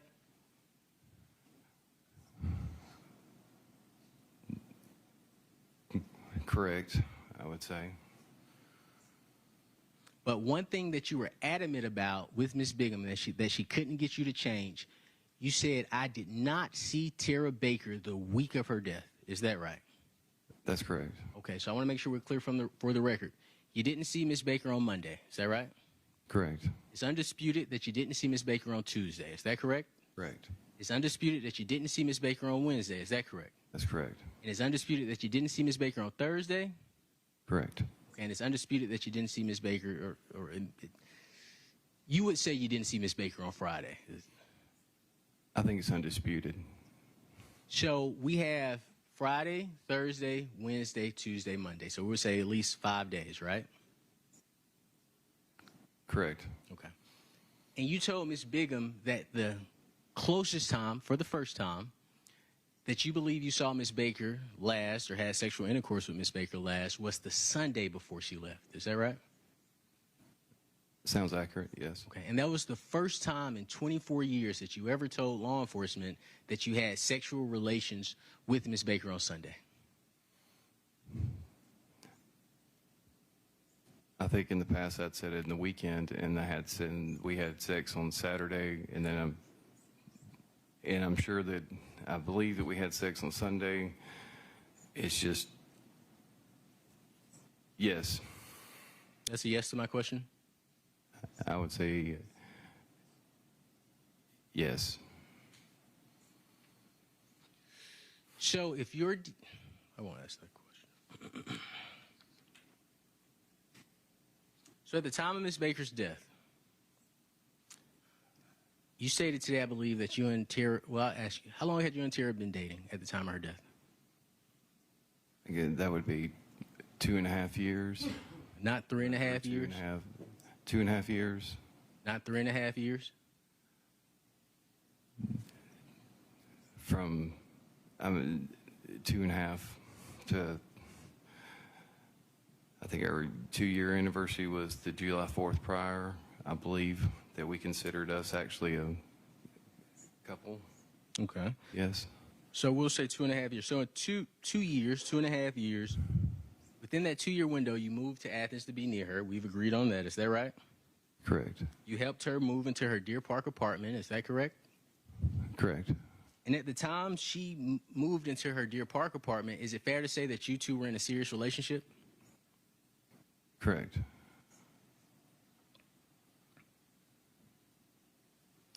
But Ms. Baker didn't choose to move in an apartment with you. Is that correct?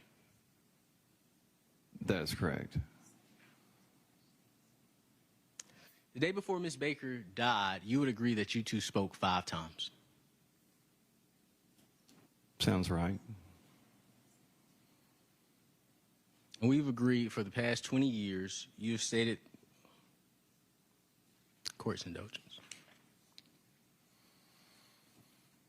Now, Mr. Melton, we've already agreed that in 2001, you were advised that Ms. Baker was sexually assaulted. Is that correct? That's correct. Okay, you heard it, you testified to it. Is that right? Correct. Okay, now you do recall also meeting with GBI again on May 5th, 2024. Is that right? That's correct. And during the May 5th, 2024 interview, you were told that someone else's DNA was found in Ms. Baker's mouth. Do you remember that? That's correct. Okay, and is it, you were told that it was the bad guy's DNA. Is that right? That's correct. You were also told by law enforcement that they did not intend to arrest you. Is that correct? That's correct. And they told you that they needed your help explaining away your DNA. Is that right? They were trying to have an understanding of why the DNA was in their mouth, or was in Tara's mouth. So, ask your question again. Sure. They told you they needed you to explain, they needed to be able to, let me rephrase it. They were asking you to help them explain away your DNA or why your DNA would be present in her mouth. Yes. Now, when they told you that there was another DNA profile in Ms. Baker's mouth, your response is, Can we approach, please? You may.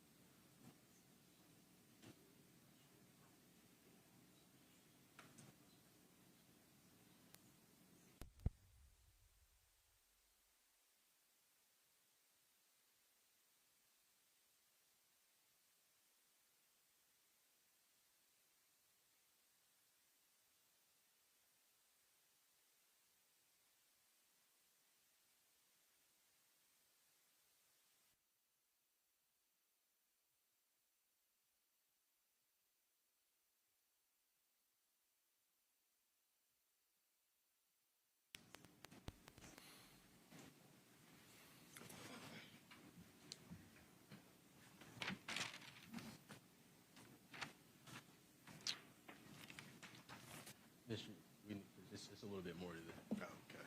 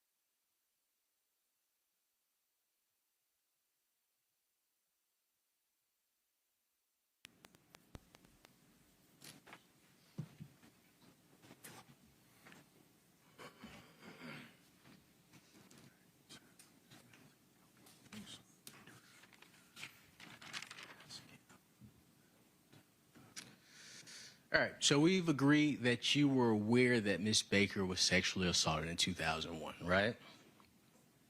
Correct. Okay.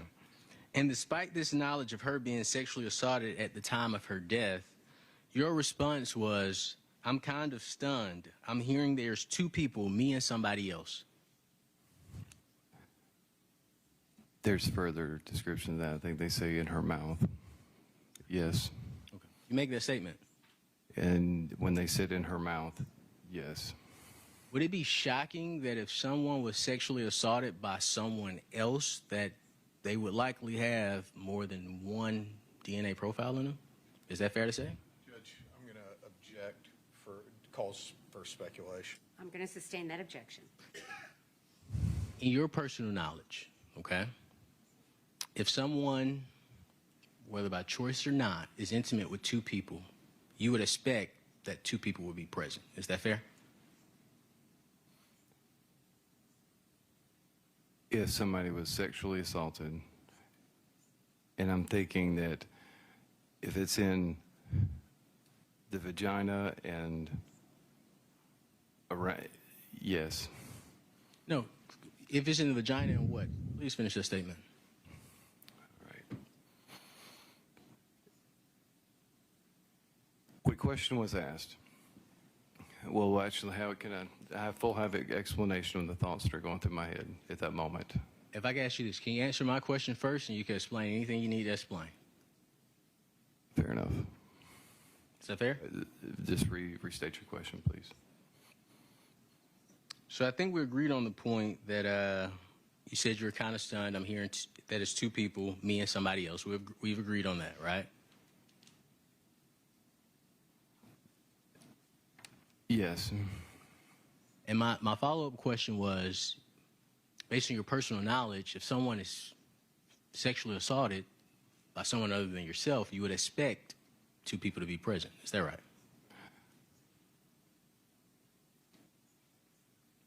I would say yes, but I do have further explanation of my statement. Sure. You were asked about your sexual history with Ms. Baker. Is that correct? When can I continue to? So I can't answer questions. The Honorable Court has only given me authority to ask questions. Didn't mean to look that direction. I apologize. But the question I have for you, you have previously described your sexual relationship with Ms. Baker. Is that correct? Yes. Okay. And that did not include anal intercourse. That's correct. And when investigators interviewed you on May 5th, you understood the importance of being truthful. Is that right? That's correct. Okay. And you understood, and you told them that you and Ms. Baker never, ever engaged in anal sex. Is that right? That's correct. Okay. And then just a couple of more questions for you, Mr. Melton. I thank you so much for your patience. During direct examination, you talked about items on your hands. I believe you said it was plumber cement, it was solvent. What were the items that were on your hands when you met with police? When do I get to go back and talk to about the other? Refer to the previous question that you had. So the Honorable Court has only given me authority to ask questions. After this hearing, you and I can discuss it if you would like. And I not have an explanation to an answer. Do I have the opportunity to explain a statement? If I'm not, I'm assuming I'm granted that.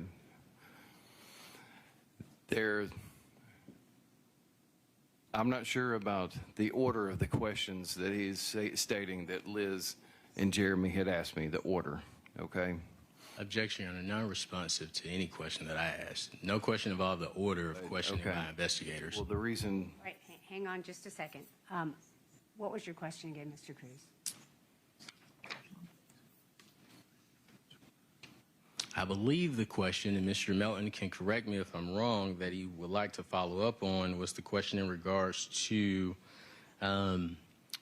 his statement, I'm kind of stunned. I'm hearing there's two people, me and somebody else. And I believe he mentioned about it being in her mouth, and I think he wanted to follow up on that, Your Honor. All right, well, witnesses are allowed to explain their answers if they answer yes or no. Did you, why don't you ask that question again and see if you get the yes or no question, and if this witness would like to explain his answer, he may do so. Sure, absolutely. And despite knowing that Ms. Baker was sexually assaulted for 23 years, when you were told that somebody else's DNA was found in her body, your response was, I'm kind of stunned. I'm hearing there's two people, me and somebody else. Is that correct? Correct. Okay. With the explanation. When Liz, they tell me, not that it's in her body, they tell me specifically that it's in her mouth. Okay? In my mind at that point, I'm not accurate about DNA and so forth, timing and so forth, but there was just a short fraction moment of a time, and if I can request to even play that section of the audio, that for just a moment I was taking consideration that was this voluntary, because why in the world would she not bite his penis? If somebody tried to do that, why would you not bite his penis? And that's what I was expressing. And I was in shock that it was in her mouth, because for just a fraction of a moment, it kind of went through my head. I was like, was something happening there that I was unaware of with Tara? And I'm ashamed to even think that for a second. And then Liz responds, don't let your head go there. Objection, hearsay. It's on the audio recording. Rejection. That objection. That's sustained, Mr. Melton, so you can't mention what anybody else said.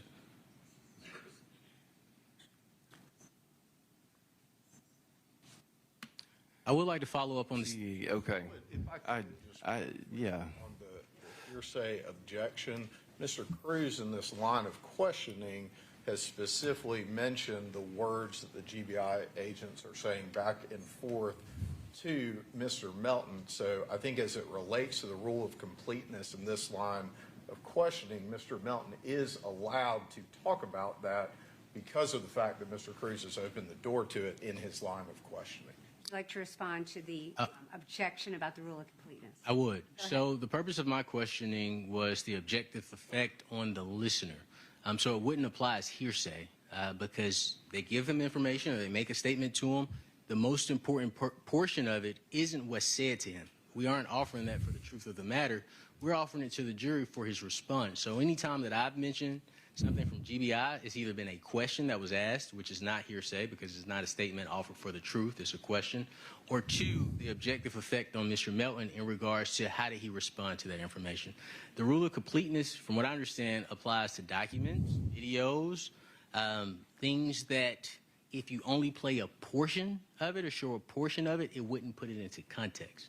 Now, if the state would like to, well, I won't get into that, but that's my understanding of the rule of completeness. Right now, we're just going through his testimony with non-hearsay statements from law enforcement. Okay, I'm going to withdraw my former comment that it is hearsay. Both parties have agreed that it is not hearsay. I'm going to allow you to complete your statement. Go ahead. All right, back to what I was saying. Your Honor, I didn't agree that his statement wasn't hearsay. His statement was hearsay as far as what Ms. Bigham said. I was explaining my statements. Well, I'm going to allow him to say, yes, ma'am. However you characterize it. I'm going to make a finding that both parties have said it's not hearsay. I'm going to allow you to continue explaining if you choose to do so. Yes, ma'am, I'd like to continue. There was a moment when, I'm going to have to back up just a touch, I guess, but I hear that there's semen in her mouth. I'm expecting it in other places of her body, but in her mouth, I was like, how did she not bite this person? And for just a moment, I was like, was this voluntary? And then I was going the wrong thoughts in my head, and Liz picked up on that also, and she stated something that was beyond my realm of consideration, and she says, that's if Tara was still alive. You were in her mouth too, is that correct? It's the DNA, you're saying, yes, the DNA was located. Okay. That's what I've been told. And I just want to make it very clear for the jury. When you met with law enforcement on May 5th, 2024, you understood that your DNA was in Ms. Baker's mouth. That's what I was told. Last question I have for you. I want to talk about your hands a little bit. Did you state you punched the wall 30 times? I stated that I couldn't remember how many times I'd punched it, but I was just guesstimating. Okay. But you stated that you punched it so hard that shingles were falling off the house? No, that I was hitting at some point when I came through, I know I hit the siding. Okay. Did you mention that you were hitting concrete and things of that nature? Sir? Did you mention that you hit concrete? Did I hear Well, that? that's what the siding was made of. Okay, so you were punching through the wall and hitting concrete. Yes. And I remember I remember punching through and feeling the other side. Yes. Okay. You would agree that you never told law enforcement that you sought medical treatment for your hands. Is that correct? That's correct. I never did. Okay. And you would also agree that you didn't break any bones in your hands. Is that correct? That's correct. Okay. You also agree that the injuries to your hand were scratch-like injuries. Is that right? There were scratch-like injuries on my hand. Yes. I think we established this. This is my last point. I believe we've already talked about this and we've agreed on it maybe multiple times. But your hands were covered in work supplies when you went to meet with law enforcement, right? Yes, I believe there was primer and maybe some glue that was on my hands. You also mentioned cement as well, plumber cement, I think you stated. Plumbing cement as a possibility. I wasn't completely accurate of all this, but it's primer I know that sticks to your hands, and then there's probably little pieces of adhesive. Okay, and I want to ask you something that's very interesting to me, and this is my last question for real. Mm-hmm. You refer to the officers by their first names. How many times have you met with them before this trial took place? That's how they always introduce themselves. My question is, how many times did you meet with them before this trial? Before this trial? Hmm? When they interviewed me? Okay. How many times? I think I've had a total of 5, 6 interviews, I guess. And that includes with the prosecutors as well? As far as with the prosecutors,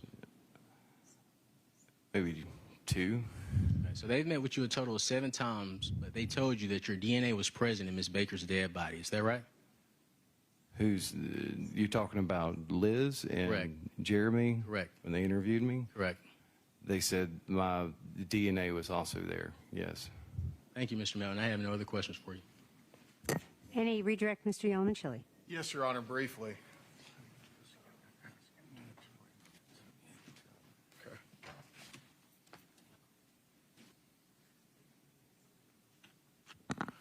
Mr. Melton, I've got just, one, well, I'm not going to call it one question. It might turn into a couple, but just one thing that I wanted to talk to you about, because there's been some testimony about this incident between you and Tara, but there hasn't been any testimony about what that incident was.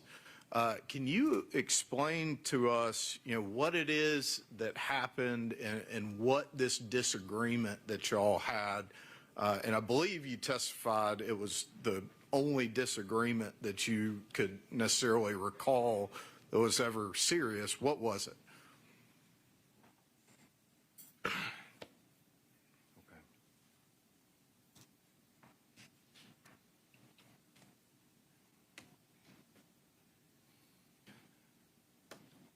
Just bear with me. There was a time that Tara took care of me. I had gotten an infection. I had cellulitis that had entered my body through my thighs and through my buttocks on a job site late summer. Late summer, I remember it being hot. I had been shaved. I was on a new job site. I'm sitting on the soil installing plumbing. Well, during that time, evidently bacteria that had been in the soil entered through my clothes, entered my skin, and got me infected.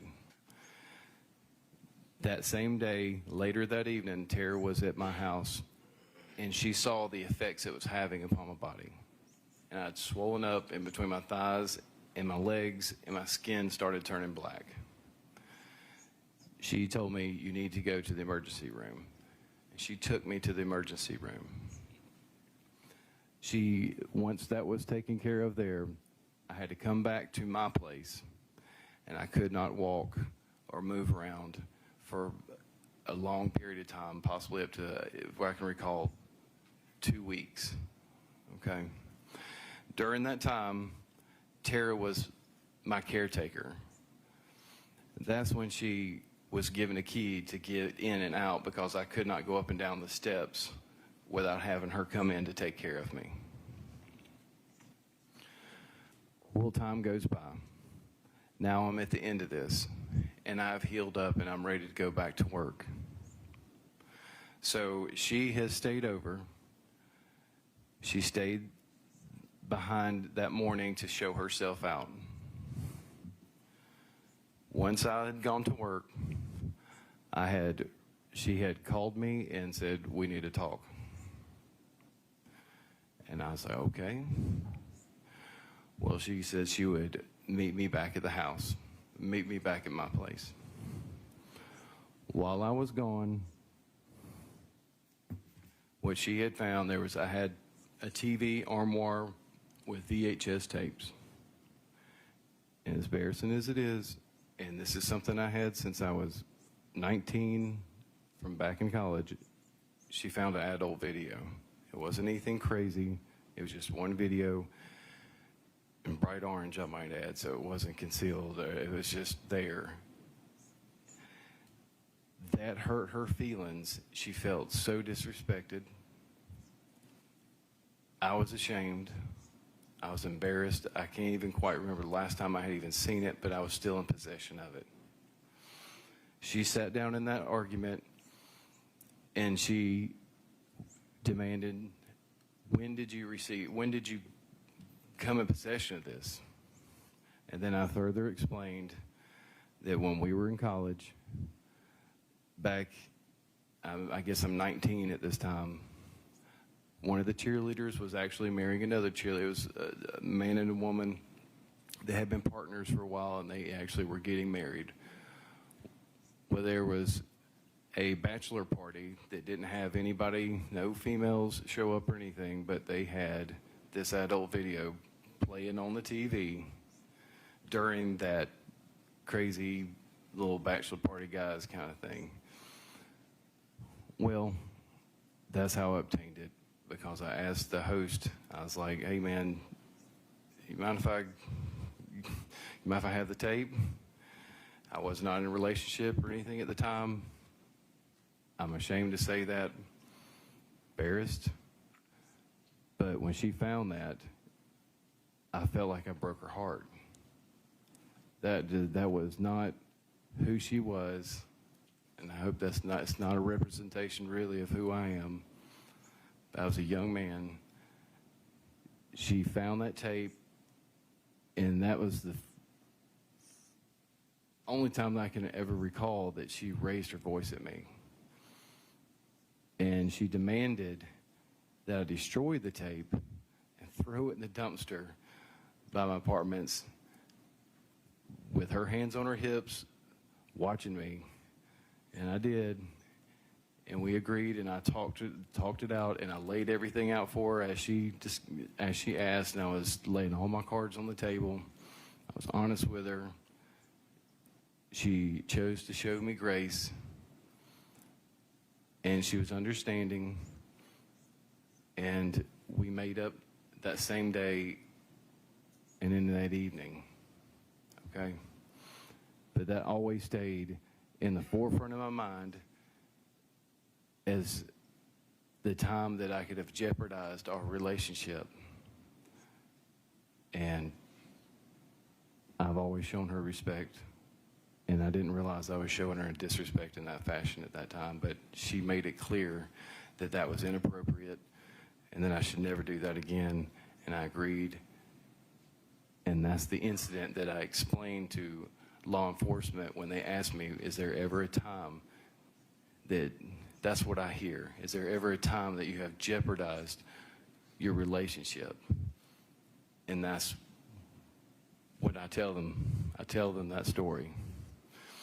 And that's the context of where that answer came from. Judge, I don't have any other questions for Mr. Milton. Any recross, Mr. Cruz? Go ahead. Mr. Melton, you've gone to Miss Baker's house with her before, right? We've agreed on that? Yes, sir. Okay, you've seen, it's fair to say that you would see her take out her key and unlock the door. Is that right? Yes, sir. So you would know what her house key looks like. Is that correct? I guess it looks like a house key. Yes, sir. And you would agree if you showed up to Miss Baker's house unannounced, she would probably let you in. Is that right? If I showed up to her house unannounced and knocked on the door and she answered the door, Correct. yes. No other questions? Any redirect, Mr. Yelmanchili? No, Your Honor. May this witness be excused? We'd ask that he is. Any objection from the defense? You are free to go, sir. Ladies and gentlemen, we are going to take a lunch break. It is late, but we are going to take a lunch break. I'm going to ask that, of course, when you leave this building, you don't discuss the case, you don't do any research as we have discussed, you don't go to any of the locations you may have heard about. We're going to take a lunch break until 3:15, so it'll allow you some time to get to your cars and things of that nature. The deputies will escort you, of course, as a group to the elevator and will escort you to the beginning of the parking deck. Enjoy your lunch. We'll see you back here at 3:15. Thank you for your patience. Everyone can remain seated until the jury has left. Thank you.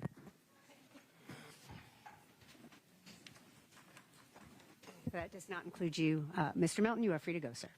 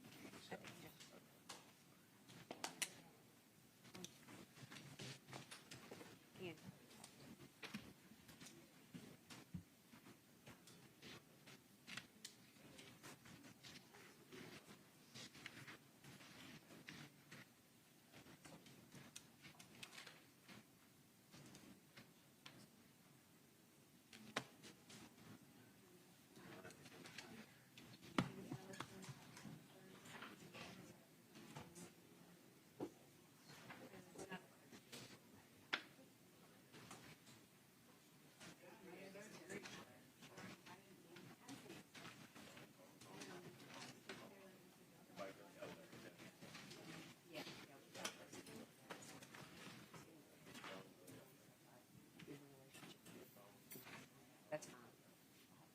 You just can't forget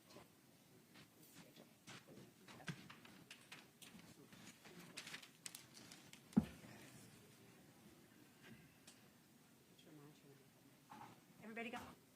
All right, thank you. All right, be at ease. We will see everyone, counsel, at 3:15. Thank you. Thank you, Judge.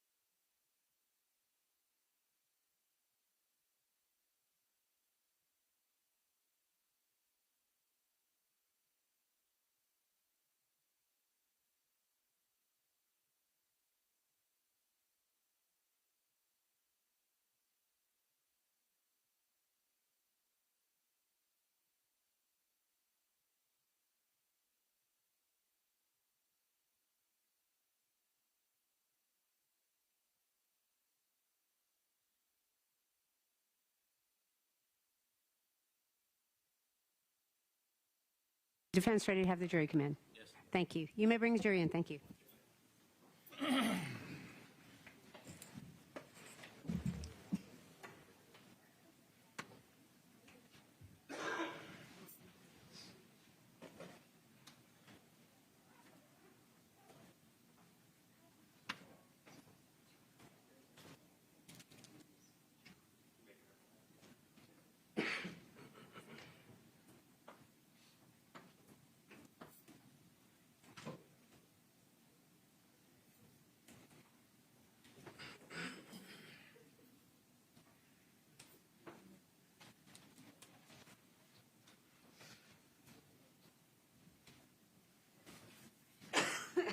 You all may be seated.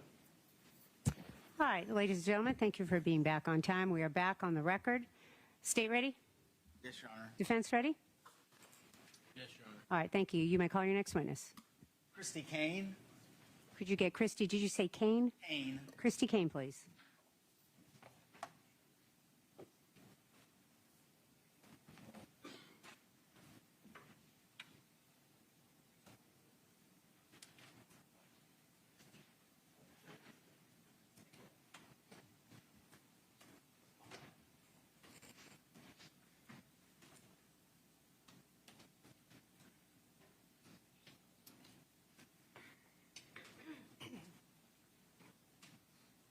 Ma'am, if I could get you to raise your right hand, please. Do you swear or affirm that your testimony in the matter pending before the court shall be the truth, the whole truth, and nothing but the truth, so help you God?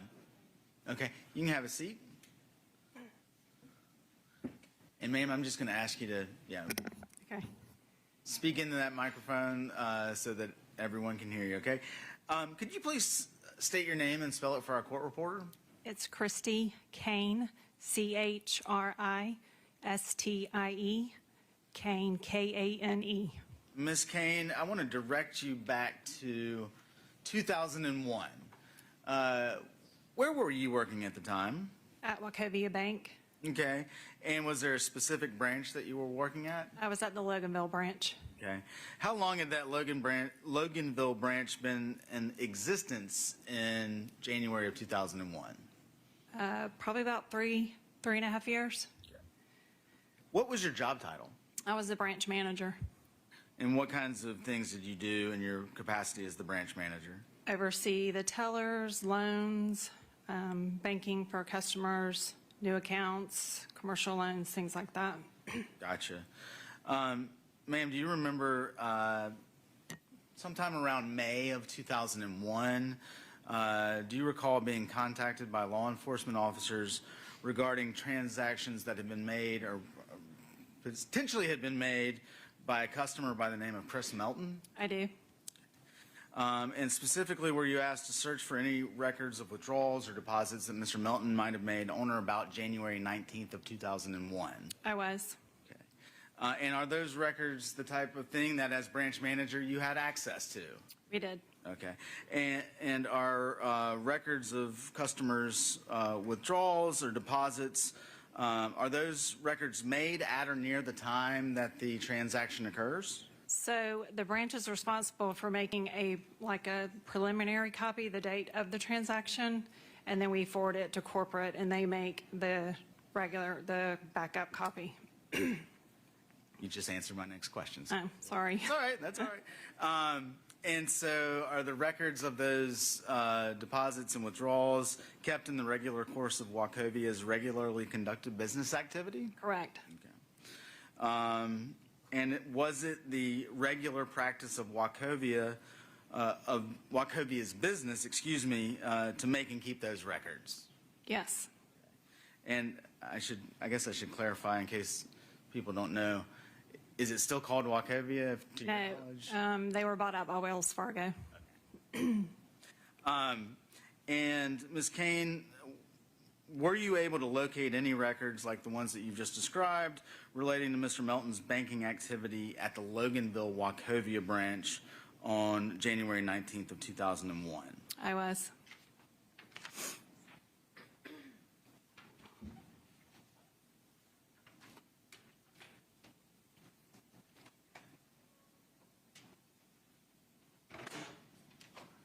May I approach the witness, Your Honor? You may. Ms. Kane, I'm going to show you what I have marked as State's Exhibit 147. Actually, take a look at that. Okay, Do you recognize that, ma'am? I do. And is that a Wachovia withdrawal slip by Mr. Melton on the morning of January the 19th of 2001? Correct. Was that record made and kept in the manner in which you've just described as far as all of those records? Yes, it was. And were you yourself able to pull that record from the main drive? I was. Did you provide it to law enforcement? I did. Your Honor, at this time I'd move to tender States 147. Any objection? No, ma'am. It is admitted.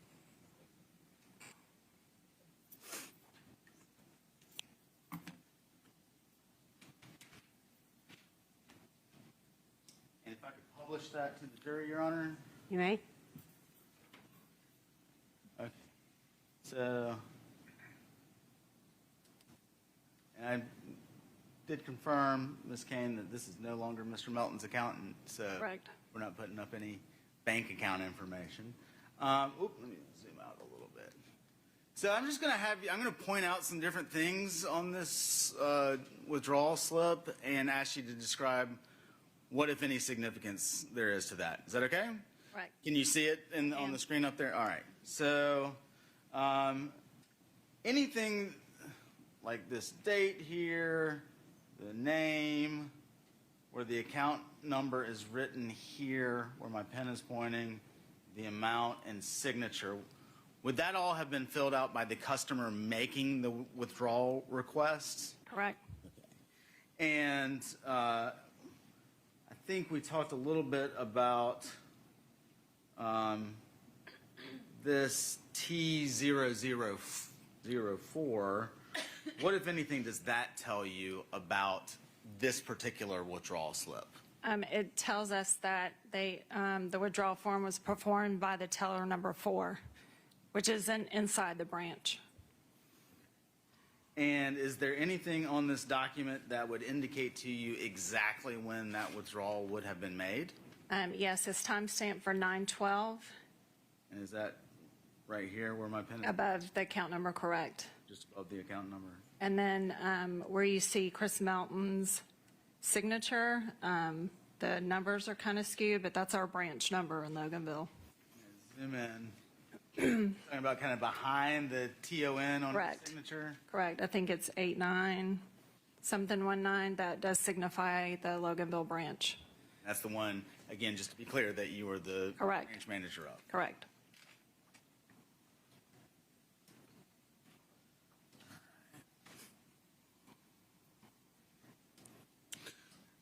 Ms. Kane, around the same time that you were initially contacted by law enforcement, do you also remember being asked to pull any surveillance footage from the Loganville branch's cameras, especially as it might relate to the time surrounding 9/12 that morning? I was.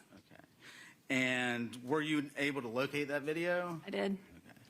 And kind of like before, would that video have been made and kept in the normal course of Wachovia's routine business practices? I'm pretty sure that we kept videos for 90 days, and then they were furthered on to corporate. Gotcha. And ma'am, were you able to locate that video? I was. Okay. Did you have an opportunity to watch that video with law enforcement officials who were investigating the death of Tara Baker here in Athens, Georgia? I did. They contacted me prior to coming into the branch to pull the tape, and they did come into the branch. Okay. And I think you just answered this, but I just want to be clear. Did you yourself watch it with those law enforcement officers? I did. And what did you see when you watched that video? We watched Chris entering the bank, coming in and filling out the withdrawal slip, and then going to the teller and getting the cash. Okay. And you mentioned Chris. Was Mr. Melton a customer that was known to you in your capacity as the branch manager back in 2001? He was. He was a regular. Now,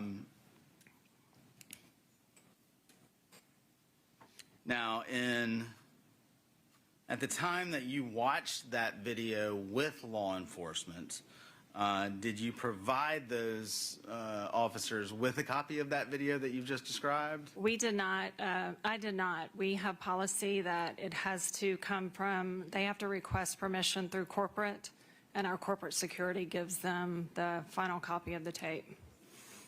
And to your knowledge, did anyone in law enforcement ever follow up to obtain a copy of that video? I do not think so. I didn't want to gloss over the actual video itself. If you remember, about how long was Mr. Melton in the branch at the time that he filled out this withdrawal slip? I don't remember. I'm sorry. That's okay.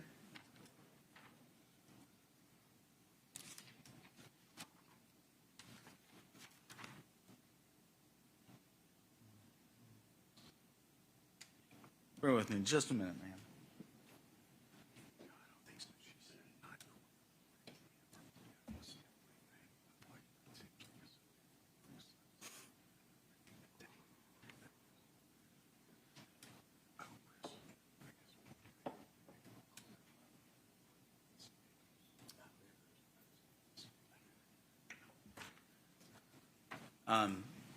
Just want to clarify one thing, Ms. Campbell. Okay.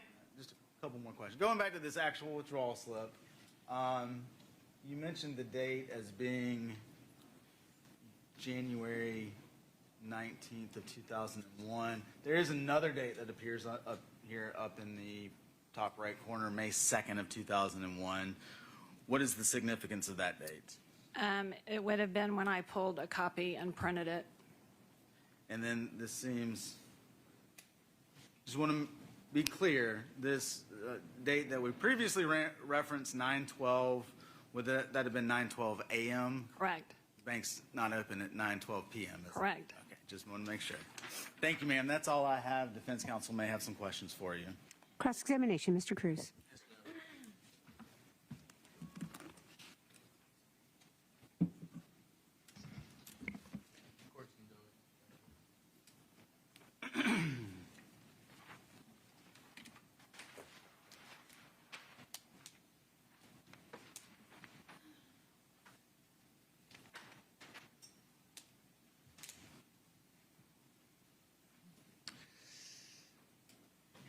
I've known you for the last 6 months as Miss Search. I know you mentioned your new last name. Can you Right. tell me your new last name? It's Kane, K-A-N-E. Miss Kane. Pleasure to meet you. Nice to meet you. My name is Attorney Ahmad Cruz. I have the privilege and honor of representing Mr. Edrick Faust. Is it okay if I ask you a couple of questions? Sure. Okay, thank you. You were asked by the state if you remembered how long Mr. Melton was in the bank. Do you recall that question? I do. Okay, you said you did not remember. I do not remember. Was seeing a copy of your statement possibly refresh your recollection? Or a summary of your statement? Summary of my statement, sure.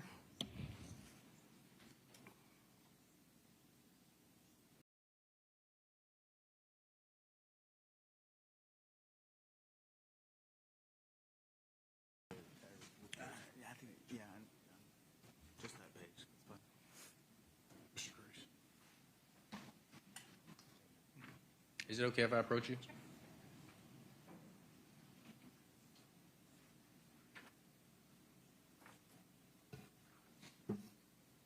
And after you've had an opportunity to look at that document and you've refreshed your recollection, just please look up.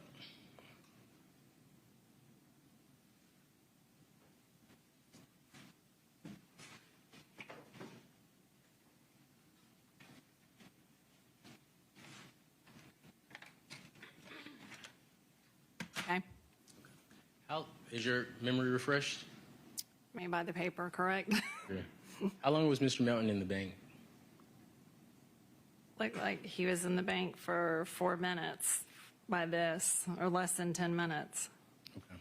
Ms. Search, I have a, Ms. Kane, I'm sorry. That's okay. I have a marker for you. Okay. We have a board here. I'm going to move it. I would like you to write that time on this board. Is that okay? Which time? When he entered or the withdrawal slip? Just how long he was in the bank. Okay.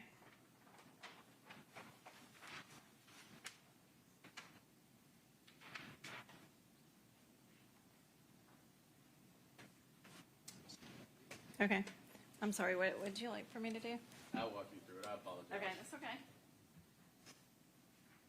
All right, the first thing I'd like you to do is write your name at the top, if that's okay. Okay.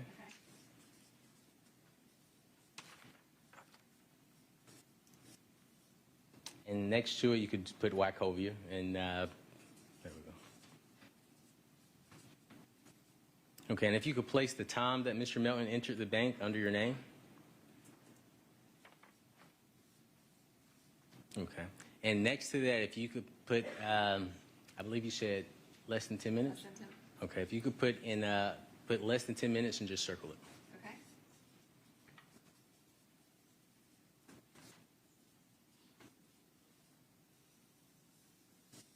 All right, thank you so much. That may be all the questions I have for you. Give me 1 second, okay? Okay. I'll take them. Thank you.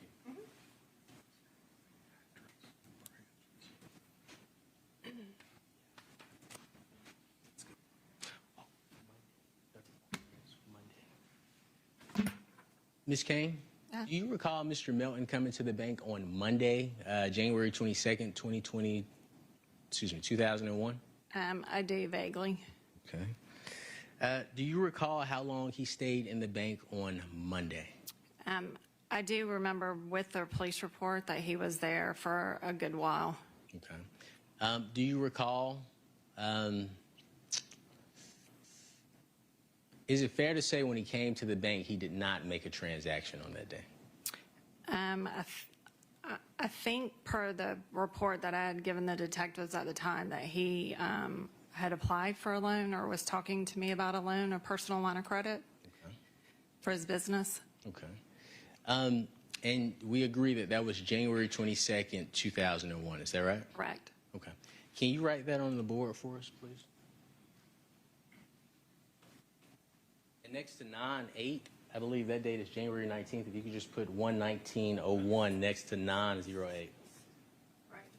in front of the. Oh, sorry. Okay. And for the 22nd,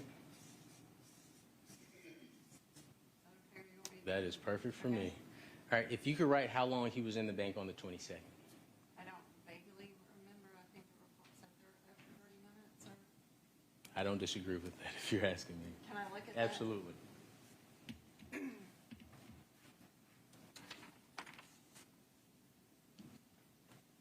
It's in the document that you have there? Correct. Okay. Excellent. 30 to 45 minutes.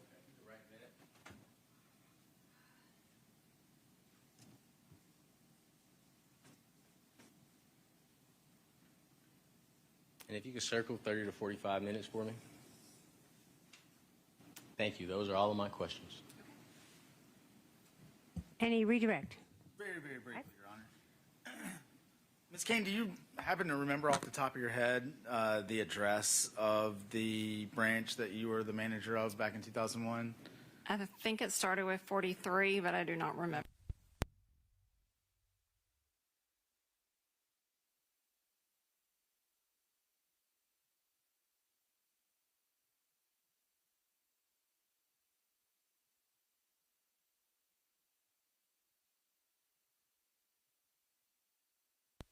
And approximately, not necessarily by miles, but by drive time, how far away would that branch be from right here where we sit today? Objection. Cause for speculation, Your Honor. I'm going to sustain that objection. If you know, ma'am, how far would that have been? I really wouldn't know. 45 minutes if I had to guess. That's all I have, Your Honor. Any request, Mr. Cruz? Ms. Kane. Yes. Right, 45 minutes on that whiteboard for me. Okay, but I'm guessing. You can put a guess. I'm not very familiar with Athens. 45 minutes, you put a guess.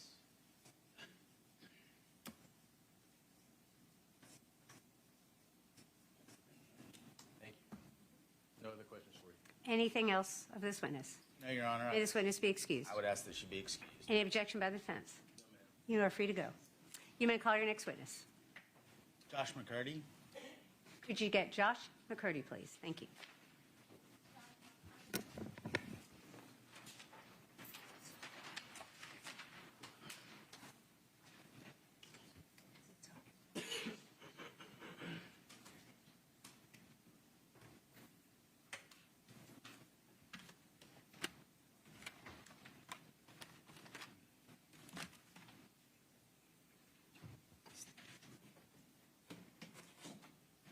Sir, if you could raise your right hand, please. Do you swear or affirm that your testimony in the matter pending before the court shall be the truth, the whole truth, and nothing but the truth, so help you God? Okay. You can put your hand down, sir, and I'm just going to ask you to speak into that microphone loudly so that everybody can hear you, okay? Okay. Sir, if you could please state and spell your name for the court reporter. Joshua McCurdy, Joshua McCurdy. And, sir, I want to take you back in time to 2001. What were you doing for a living at that time, sir? I was plumbing. Okay. And did you know an individual by the name of Chris Melton? Yes, sir. How did you know Chris? I worked with him. Okay. How did you and Chris meet? We met working at a company called McCart Plumbing in Loganville. Okay. And, I mean, I guess other than just working together, how did you get to know Chris?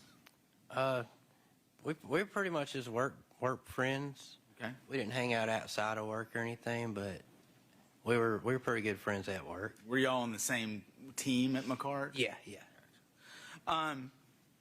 Where did you go to high school, sir? I went to Covenant Christian Academy. Want to kind of specifically talk a little bit about January of 2001.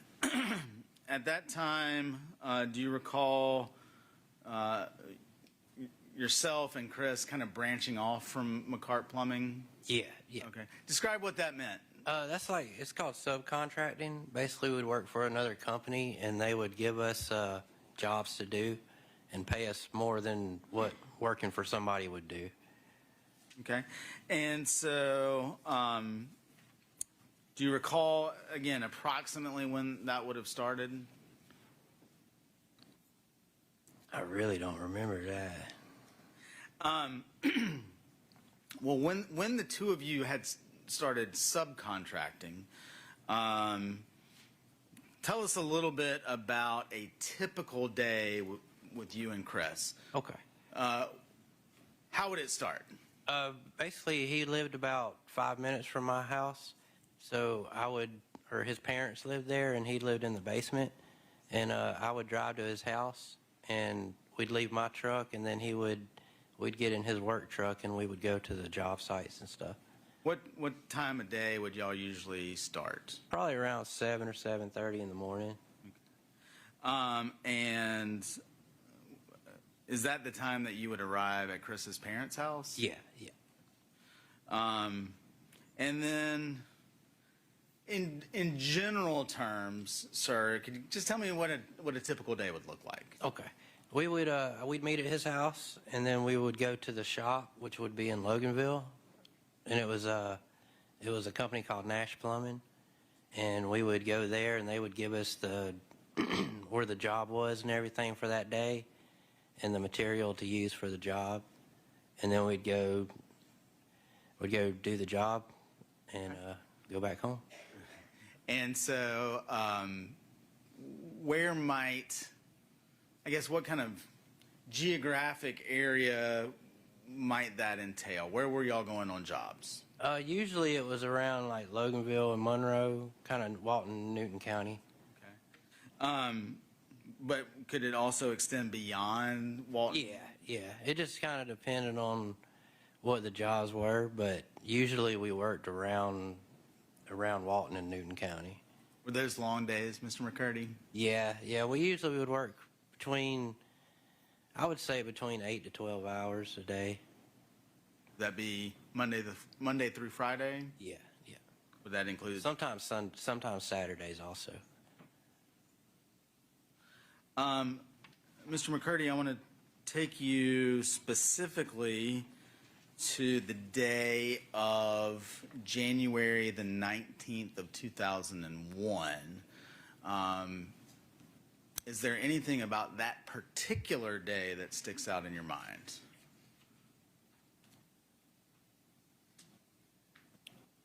No. Let me see if I can frame it this way. Do you remember a day when you drove Chris to Athens? Yeah. Do you recall that day starting similarly to the others that you've described? Yeah, it was about the same as every other day. I met him at his house. At the same time that you've described earlier? Yeah, that was the normal time that we would meet. Do you recall the specifics of where you might have gone that day? Your Honor, if I can respond, You may respond.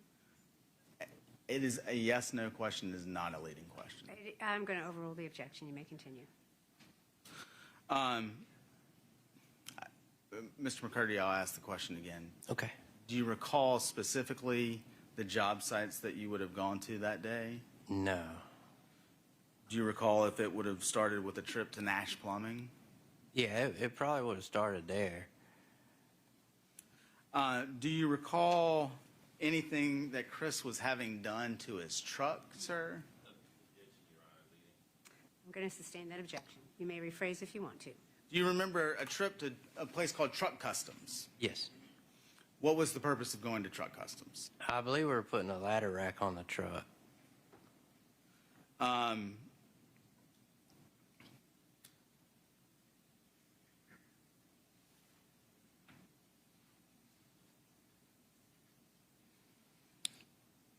Do you remember how many times you went to Truck Customs that day?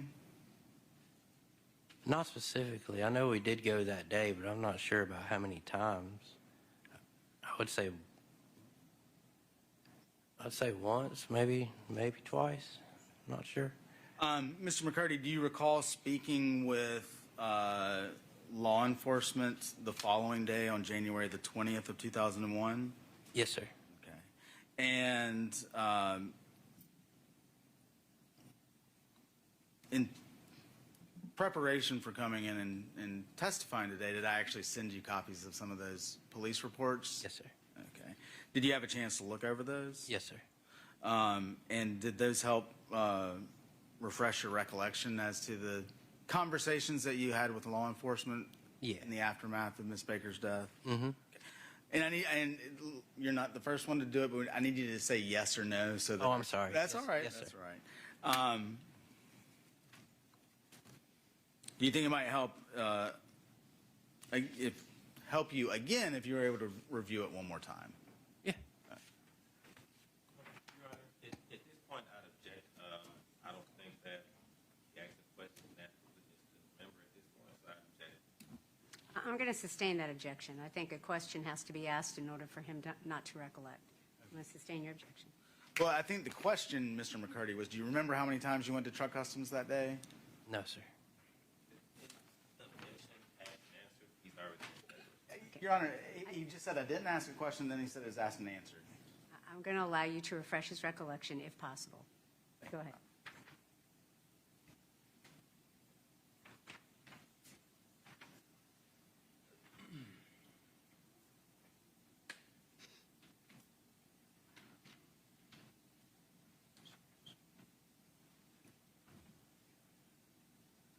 May I approach, Your Honor? May. Smudged it a little bit, Mr. McCurdy, but this has been marked as State's Exhibit 148. I'm just going to ask you to kind of read that to yourself. Okay. When you're done, if you can just look up and let me know that you've had a chance to finish it, sir.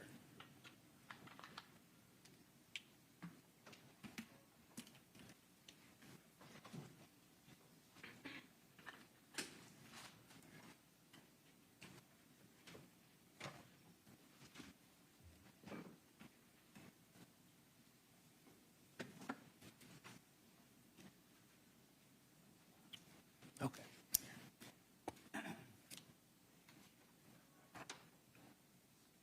Mr. McCurdy, you haven't had a chance to review State's 148. Does that help refresh your recollection as to kind of your exact whereabouts on Friday, January the 19th of 2001?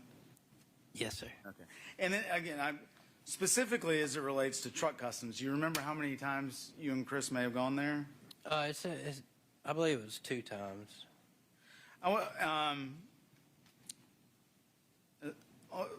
As it relates to the second trip to Truck Customs, If you remember, what was the purpose of that trip, sir? I'm not sure, to be honest with you. Maybe to check on the truck. Had you and Chris been together at that point throughout the day? Yeah, we've been together all day. Do you recall, Objection to leading, Your Honor. And yes or no questions are leading questions. They suggest the answer to the witness. Okay, well, I have to hear the question first, and then I'll take up your objection. did you have lunch that day, sir? I don't remember. I imagine we did, but I'm not real sure.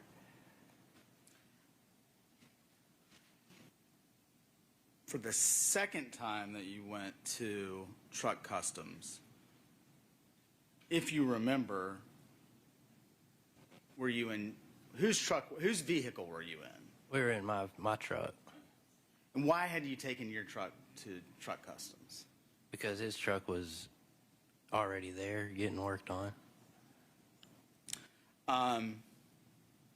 Do you recall at that second trip, Chris receiving a phone call or a page or something? Yeah, I believe we received a phone call.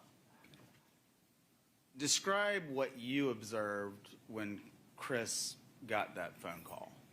I just remember him getting real quiet, and I don't remember asking him what was wrong, but I know he got real quiet, like didn't seem like himself anymore. Okay. 'Cause he was usually really happy and kind of chipper, energetic, and he just got really quiet when the phone call. Did you drive Chris to Athens? Yes, sir. Do you remember whose vehicle you drove? It was my truck. Can you describe what, if anything, you recall about driving Chris to Athens? I just remember him being real quiet the whole ride. I didn't really ask him what was wrong. Yeah, I just remember him being real quiet.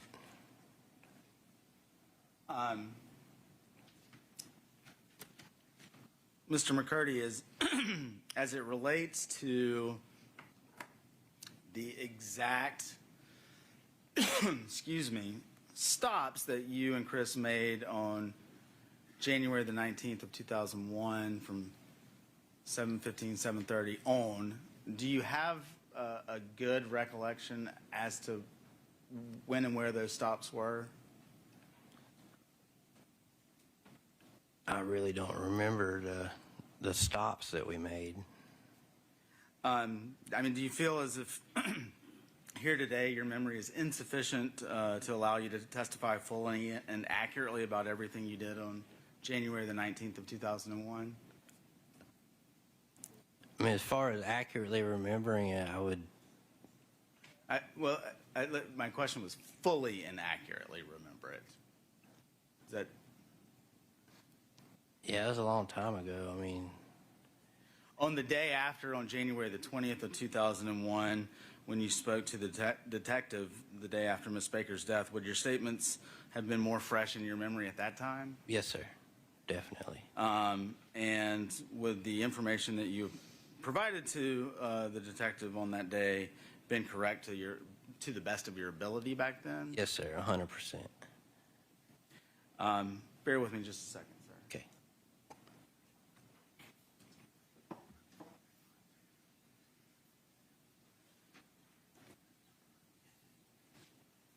Mr. McCurdy, those are all the questions that I have for you, sir. Mr. Cruz may have some questions. Thank you very much. Cross-examination, Mr. Cruz.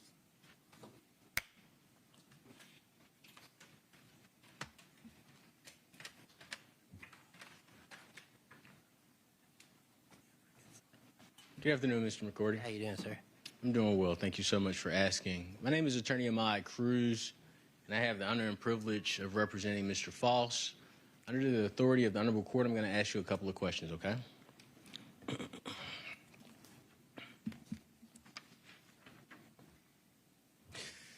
I believe you've already discussed with the state that you spoke with law enforcement on January 20th, 2001. Is that correct? Okay. And on January 19th, 2001, you stated that you drove Chris to Athens. Yes, sir. All right. And were you aware that Chris, on the way to Athens, learned that his girlfriend or ex-girlfriend had been killed? Not at the time, not until I believe he told me on the way back. Okay. That what had happened. But in the vehicle, his actions were just, he was quiet. He was quiet and he was upset, but I didn't ask him what was wrong or anything like that. That's fair. You would agree that January 20th, and it's a given, I know you would, I just have to ask the question. You would agree that January 20th is one day after January 19th, 2001? Yes, sir. And law enforcement asked you about you and Chris's whereabouts on January 19th, 2001 when they spoke to you on January 20th. Is that correct? Yes, sir. Now, Mr. McCurdy, on the 19th, I'd like to go back to the 19th, you took Chris to the police department. Is that correct? Yeah. Or you were with him at the police department? Yeah. Okay. And you know police interviewed Chris. Is that correct? And before police could interview you, you left the police department. Is that correct?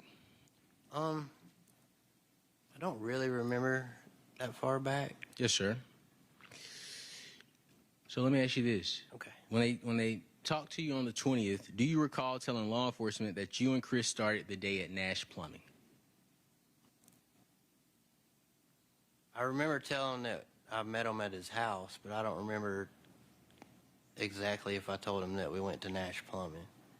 Would seeing a summary of your statement to law enforcement refresh your memory? Yes, sir.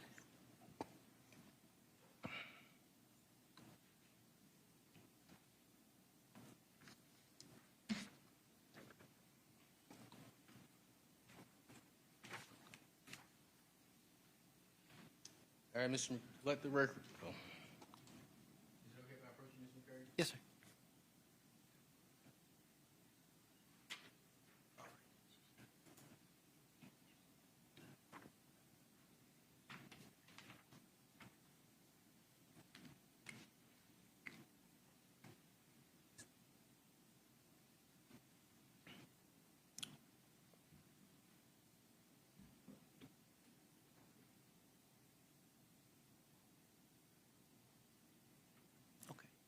You can hold it for a second. Did that document refresh your memory? Yes, sir. Yes, sir. Excellent. Mr. McCordy, I have a black marker. We have a whiteboard, well, not a whiteboard, but sheets of paper over there. I would like you, before I ask my next question, can you write your name on the top of that document for me? On top of that? Yes, sir. Yeah. Is it okay if I approach you again? Yeah. Stand up.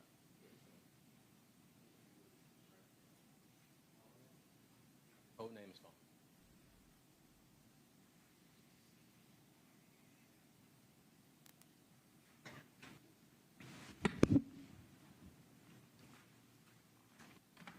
Got something for you. I'm gonna let you keep that too. Okay. You're gonna need it. Oh. All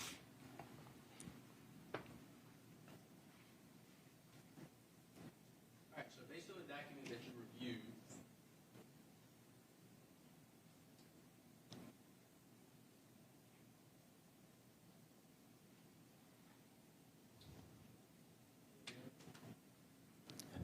can you hear me? Yeah, I can hear you. Based on the document you reviewed, do you recall telling law enforcement that you and Chris started your day at Nash Plumbing? Yes, sir. So can you write Nash Plumbing at the under your name?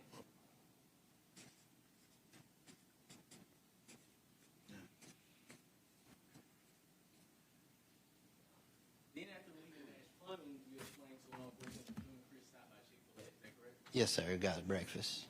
Can you write Chick-fil-A under your name?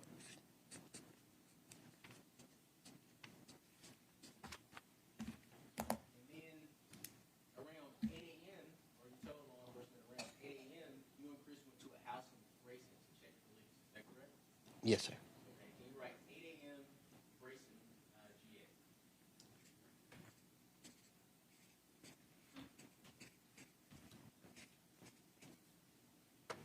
And then from Grayson, you told law enforcement that you went to Forsyth. Is that correct?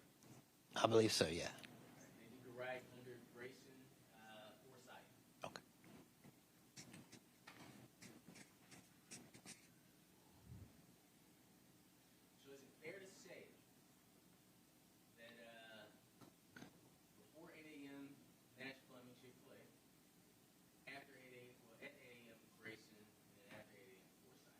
Yeah, I would say that.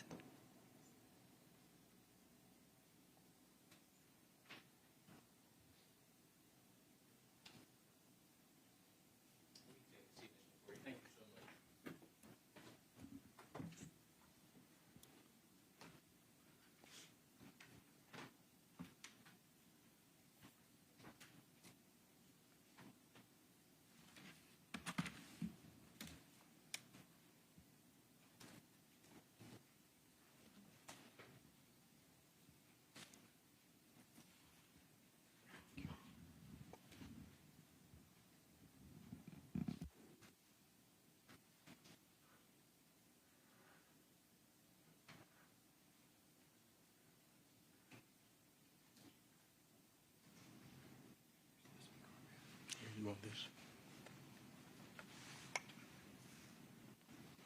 Thank you.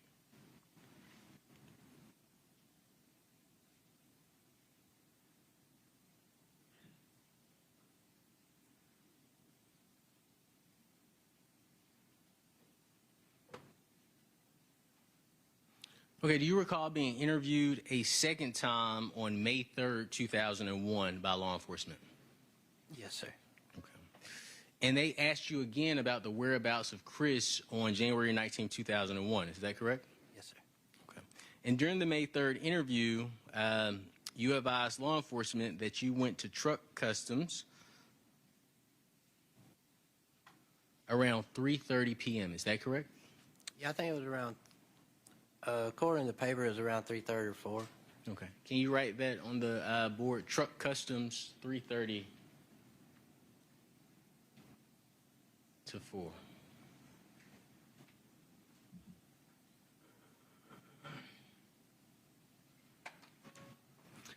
Now, do you recall law enforcement specifically asking you, do you recall going to the bank with Chris Melton? Okay. Would hearing an audio recording of your conversation with law enforcement refresh your recollection? Yeah, I mean, that would refresh me, yeah. Okay. Your Honor, I would ask for the opportunity to refresh Mr. McCurdy's recollection outside the presence of the jury. All right, ladies and gentlemen, I'm going to ask you to step out into the jury room for a moment. Please don't discuss the case.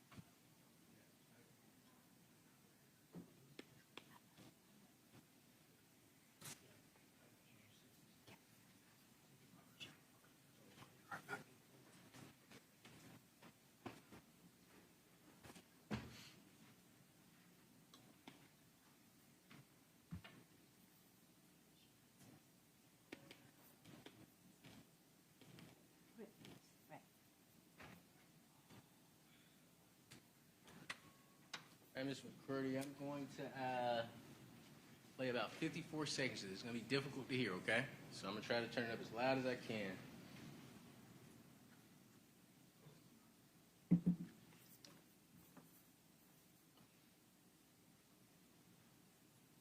There's no sound on my end. Oh, just a second. Try again. Where'd you go from there?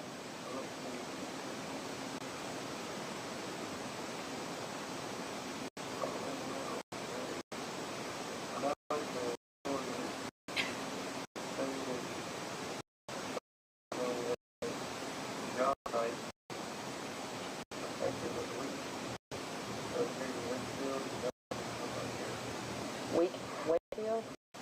Wheatfield?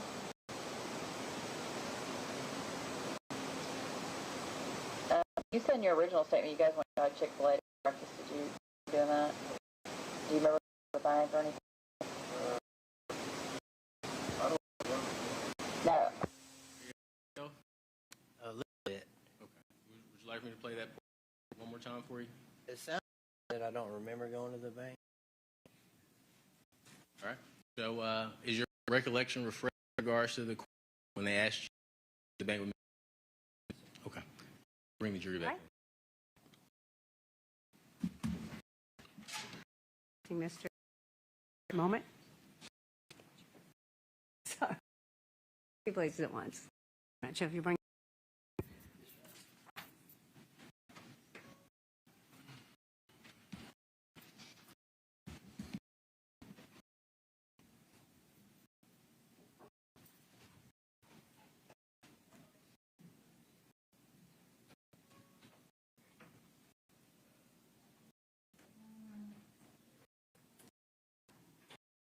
Eddie, for a moment.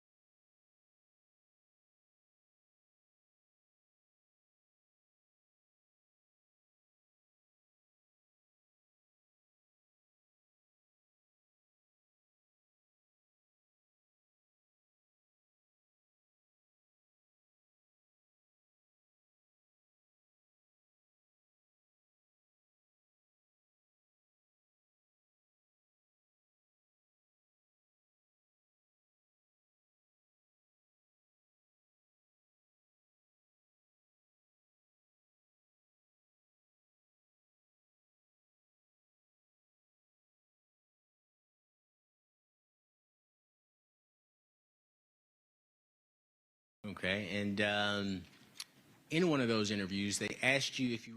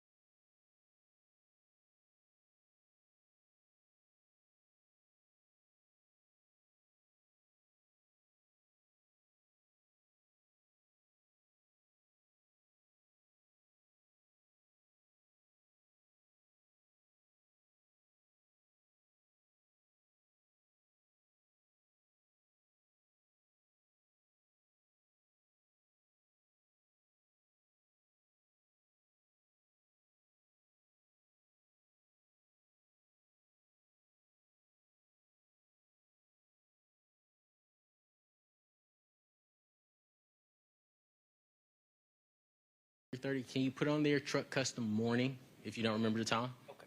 Just underneath it? Yes, sir.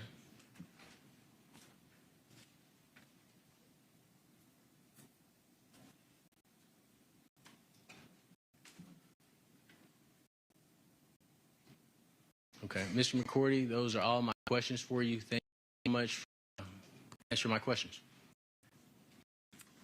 Any redirect, Mr. Bolden? One or two questions. Mr. McCurdy, you were asked on cross-examination about this second time that you spoke to the police about your whereabouts on January. Yes. About how long after the first talk to him was that? I believe it was about a month or two. Was the conversation? Yeah. That's all I have. Any recross, Mr. Good question, Your Honor. May this witness speak? I would ask that he be excused, Your Honor. Any action, Mr. I believe he's on his for us, so I'll just ask that he subpoena with 48 hours. All right, thank you. Curdy, you're still in by the defense, but you are free to go for now. Thank you, sir. You may call your next. Before we call the next witness, may I have the items? Mr. Bolden, you may call your next witness. Thank you, Your Honor. Bill Teeter? Did you say Bill Teeter? Teeter, yes. Could you Bill Teeter, please? Thank you.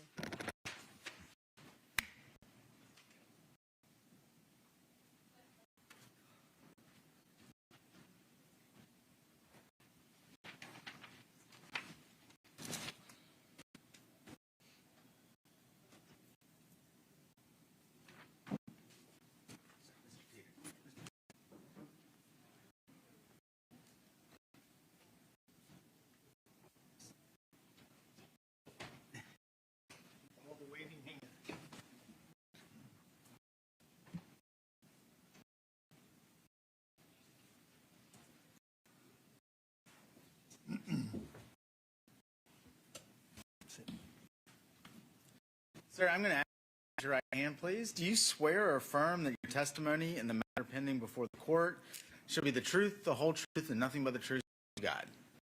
Okay, you can have a seat.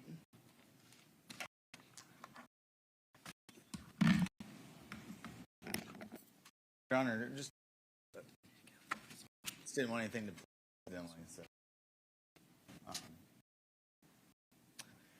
You could and spell your name, court reporter. All right, Teeter, Teeter. And I want to direct your attention back to 2001. At that time, a business called Truck Customs. Yes, I did. And where was it located? Down in Loganville. Okay. Tell me a little bit about Truck. We custom trucks, the stuff which is toolbox, vehicle. How long did you have that business? 28 and a half years. Specifically, back in January 2001, do you recall by Chris Mel? Yes. Okay. And all asked questions law enforcement about the business on the 2001. Yes, okay. I do. And still have a memory of with Mr. What? Best I can. Quite a while. Under on did Mr. Melton come by? Remember how many? Morning, then the afternoon. As far as the visit, do you remember approximately, if you can, that would have been, sir? I would say, I believe it was around.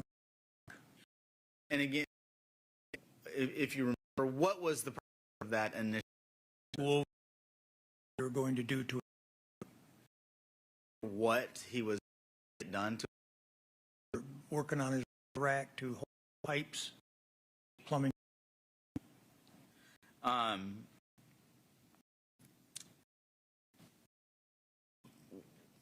how did that 10 meeting end?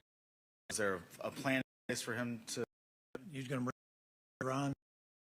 that same day? Say yes or no, please. You could use say yes or no answer. Very much. And come back. Okay. We do that, Mr. Teeters. The lady in front of you is taking all down. Like yes, Okay. and You're certainly not the first. You're certainly not the first. And so, if you recall, the second time that Mr. Melton showed up at trial today, Yes. approximately what time was that? Mid-afternoon, around 4 o'clock, say. And on each of these visits, call in with day. You get an employee.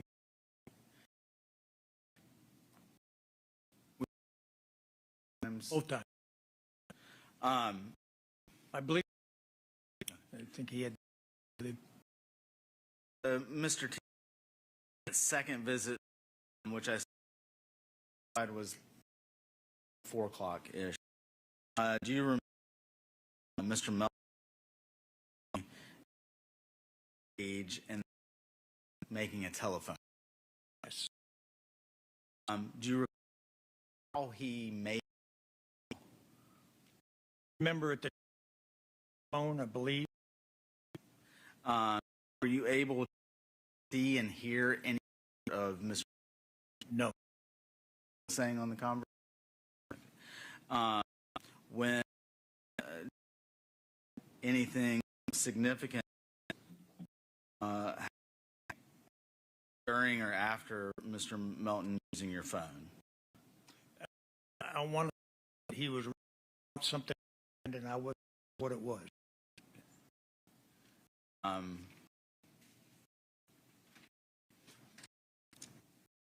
Say he can you just go into a little bit about what you mean? Like he had received some kind of news on the phone. And do you recall Mr. Melton and his employee leaving together from your business? They leave. Being they were there, I believe they left in the employee's vehicle. Any further contact that day with either Mr. Melton or his employee? No.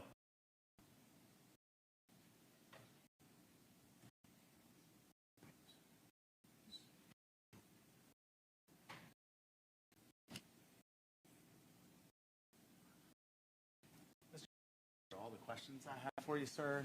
Defense counsel may have questions. Thank you very much. Cross-examination, Mr. Cruz. Newman, how are you? I am doing okay. Thank you so much for asking. My name is Cruz, and I have the honor of Edrick Faust. Is it okay with you if I ask a couple of questions? You mentioned Mr. Melton had an employee with him. Do you know the extent of their personal relationship? Not at all. Okay. Do you know if they were friends or not? Not a clue. Any idea whether they were or not? He was just with him. I thought he was a employee of his.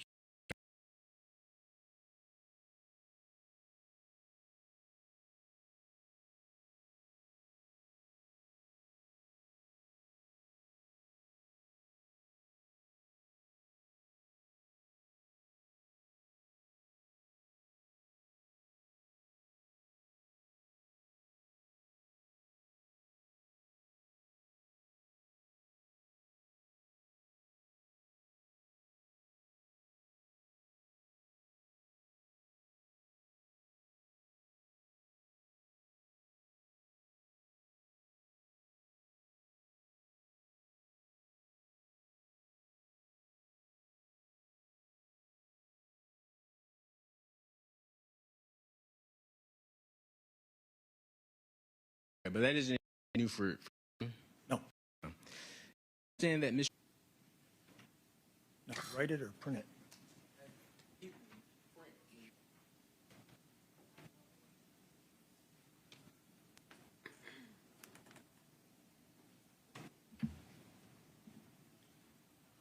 And one more thing for you. Can you write the time that Mr. Melton, excuse me, can you write the time that Chris came to Truck Customs during the morning hours? And one more thing for you. Can you write the time that Mr. Melton, excuse me, can you write the time that Chris came to Truck Customs during the morning hours?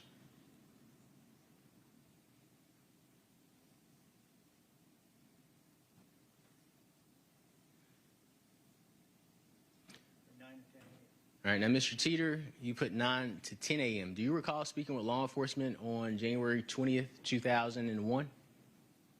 Okay. And do you recall telling law enforcement that Mr. Melton came at 10 a.m.? Okay. Can we, if it's accurate, can we erase the 9 and leave the 10 a.m.?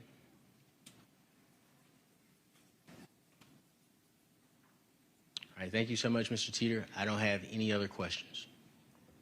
Any redirect, Mr. Bolden? I'm sorry, Your Honor. I do have one more question. I apologize. Go ahead. Mr. Teeter, can you write picked up truck next day?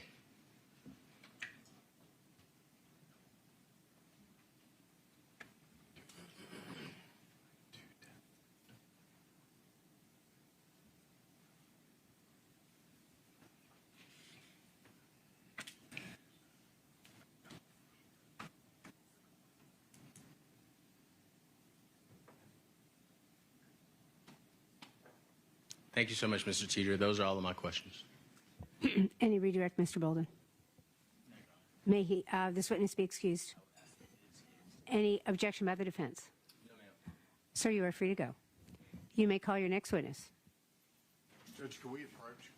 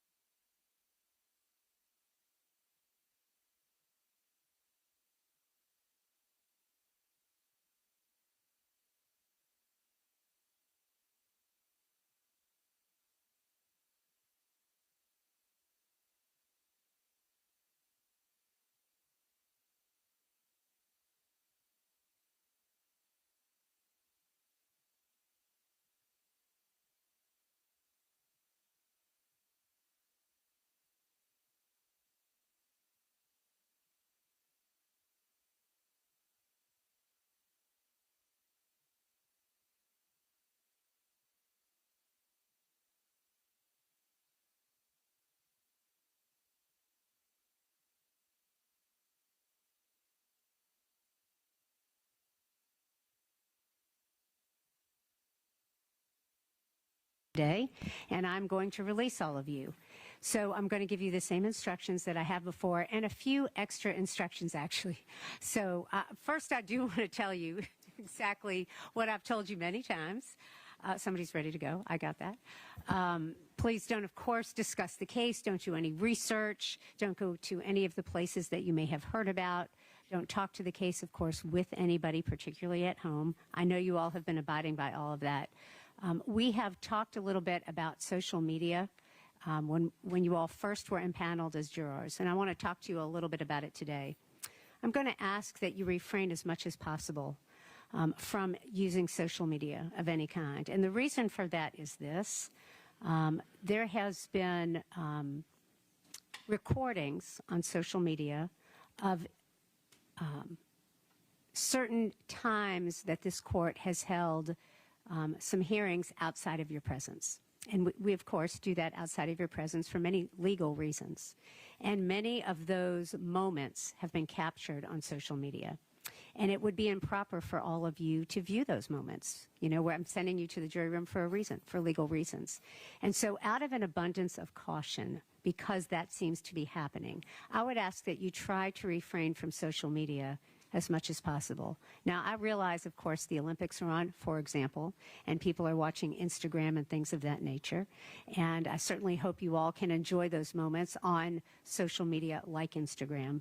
But many social media sites could potentially share, inadvertently, share some scenes for you that are not meant for your viewing as jurors in this case. So I'd like for you all to be aware of that and try to stay off of social media sites for that reason. All right. Other than that, I'm going to tell you again how much I appreciate your patience. I'm going to release all of you. We'll see you tomorrow morning at 9 o'clock in this courtroom. Thank you.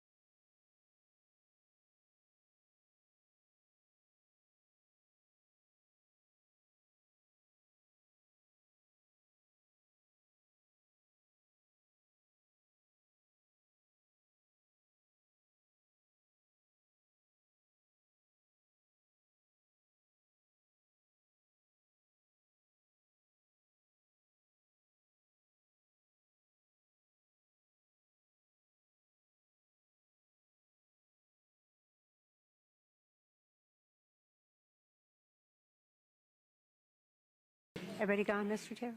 All right, very good. Let me wait till the clerk's closed. Thank you. All right, anything attorneys need to talk about? I have a Rule 22 request I need to bring to your attention, but Mr. Bolden, Mr. Yellman-Chile, anything you want to discuss before tomorrow? Not, I guess if we could discuss this piece at the bench, it's related to something that we discussed this morning at the bench. All right, very good.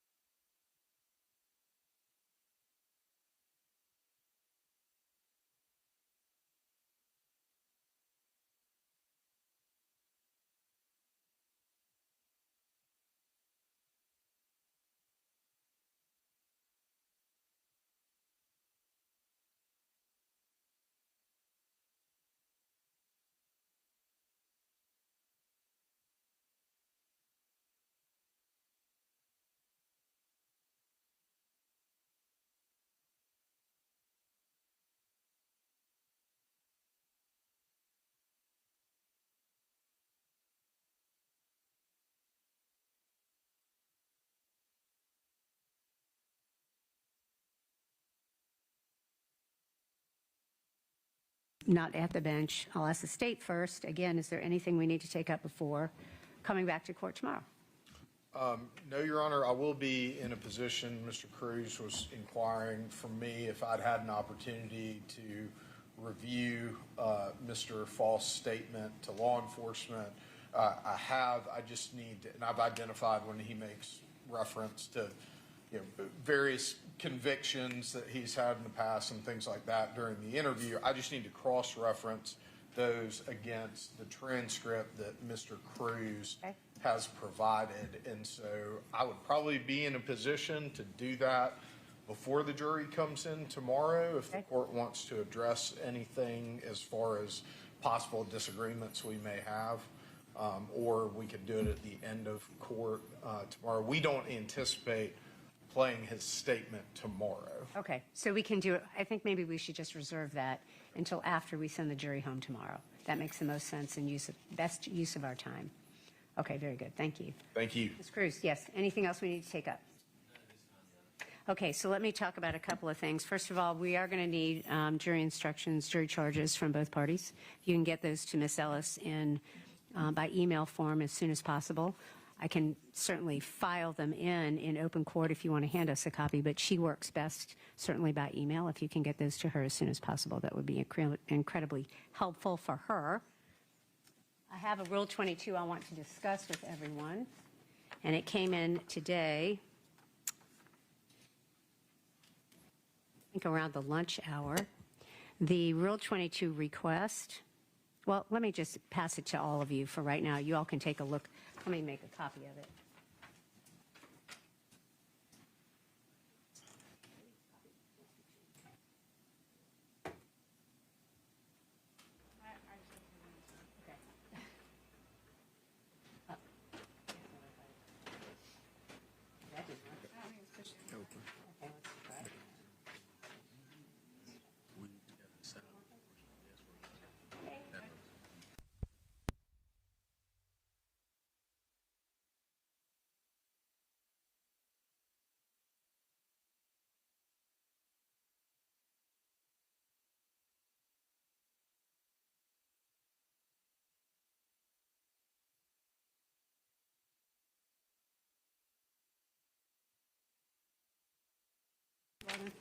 I'll just give you a copy, just make it easier to look at, and I'll give you my comments after you've had a chance to look at it.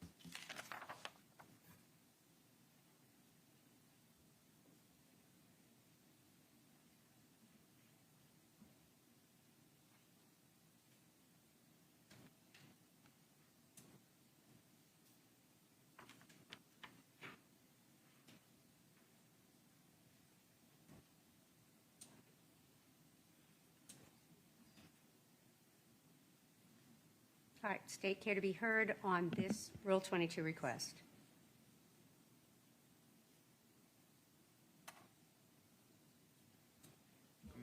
I'm sorry, Judge. I'm just trying to identify, what news organization, if any, this person might be a part of. If I could have just a moment. Sure.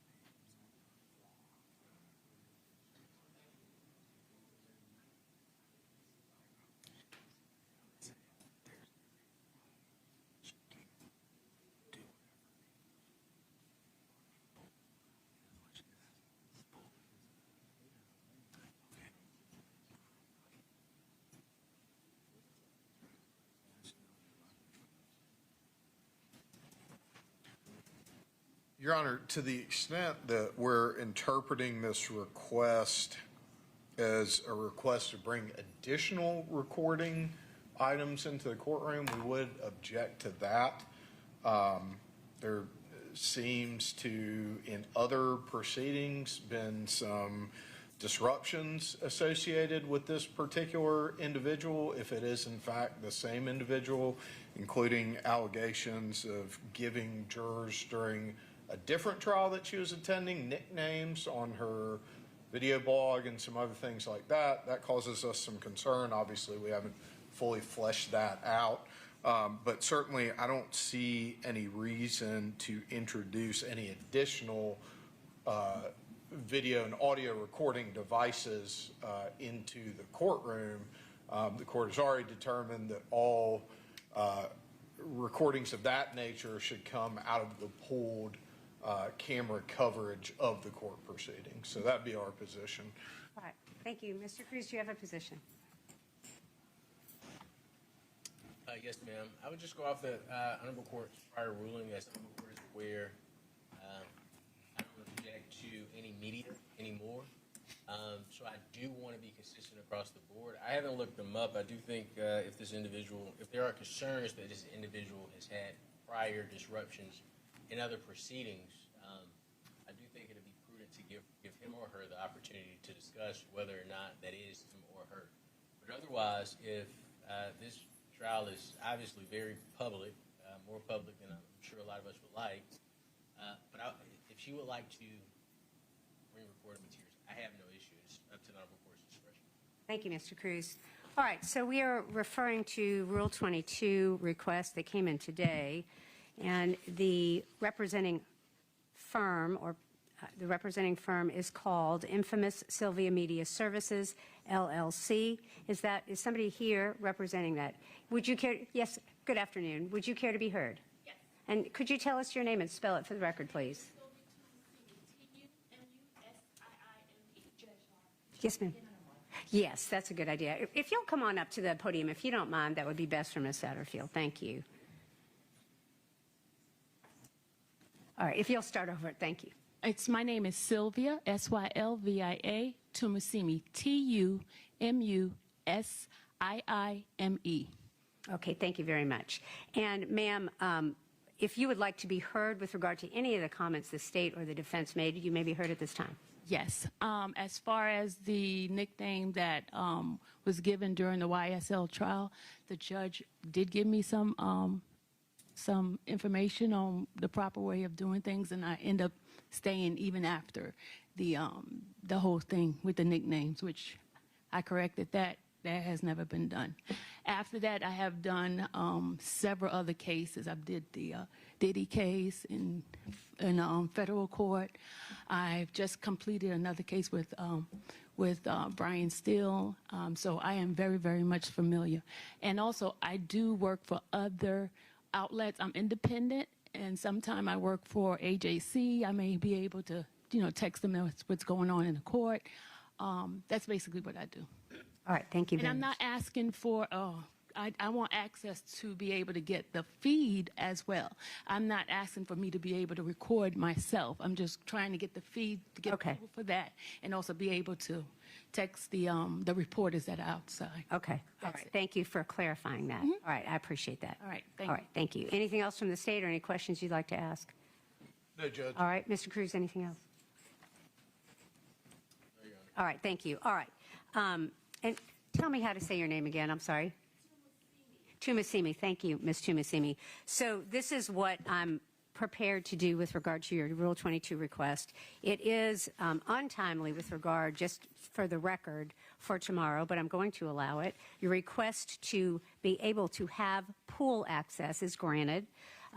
It would be, and I'll just make a finding with regard to Rule 22D3, F2, and GI, D, E, F, and I, that having more cameras, more recording devices, and things of that nature in the courtroom would certainly be very disruptive, particularly in a courtroom of this size, It is our largest courtroom, but it is still not terribly big. And the one camera that is a pool for all of our media outlets seems to be the most appropriate source. So I will grant you access in that pool. And I have allowed all media to have their cell phones, not to take pictures, with the exception of the Red and Black and with the exception of the Athens Banner Herald, because they don't have any other sources. But for texting purposes to your media outlet, I certainly will give you that same access as other media outlets. I would ask that you make sure you familiarize yourself with the Rule 22 that's in place, of course, not to certainly identify any jurors, not to make sure that you don't inadvertently identify any of the jurors coming and going, and that you do not report on this defendant whether he is not at liberty. That is, the Rule 22 prevents all of that, and I appreciate your participation in all of that. I'll let you certainly contact the rest of the media outlets to determine how to access that pool, but I will grant you that request. All right, thank you. I'd like to add something to that. Autopsy photos of Ms. Baker. I'm sorry? Yes, sir. Yes, thank you, Mr. Cruz. And of course, not broadcasting any photographs of the autopsy. Those photographs have already been tendered. We have gone through some of that, those witnesses, but certainly that is part of the Rule 22. I do want to say something, and thank you for reminding me. It is not acceptable for any party, whether it's media or persons, to actually participate in the live stream from the courtroom. It is not allowed for any media person to be commenting on live stream in the courtroom or for any other persons to do so. The reasons for that are many, but very particularly participating in live stream comments and blogs of that nature during the trial in the courtroom has not only an impact upon the integrity and dignity of the court, which is 22G1D. It has a significant impact on the administration of the court, which is 22G1E. And it is certainly participating in the live stream and comments of the live stream during court proceedings, according again to 22GIF, has an impact upon due process and the truth-finding function of this judicial proceeding. It has come to my attention that there is a significant impact from social media with regard to this trial, and it concerns the court about the security of persons involved, the security of the court, the security of the jurors, and the integrity of the process. And so those are the reasons I'm making my order with regard to any comments about live streaming or doing live streaming during court other than the pool that has been allowed by the Rule 22. So I just kind of want to make that clear for everybody. And I thank you for your cooperation. All right, is there anything else from the state we need to take up before we adjourn? No, Judge. All right, thank you. Mr. Cruz, anything before we adjourn today, sir? No, ma'am. All right, court is adjourned. I'll see you all at 9 o'clock. Thank you.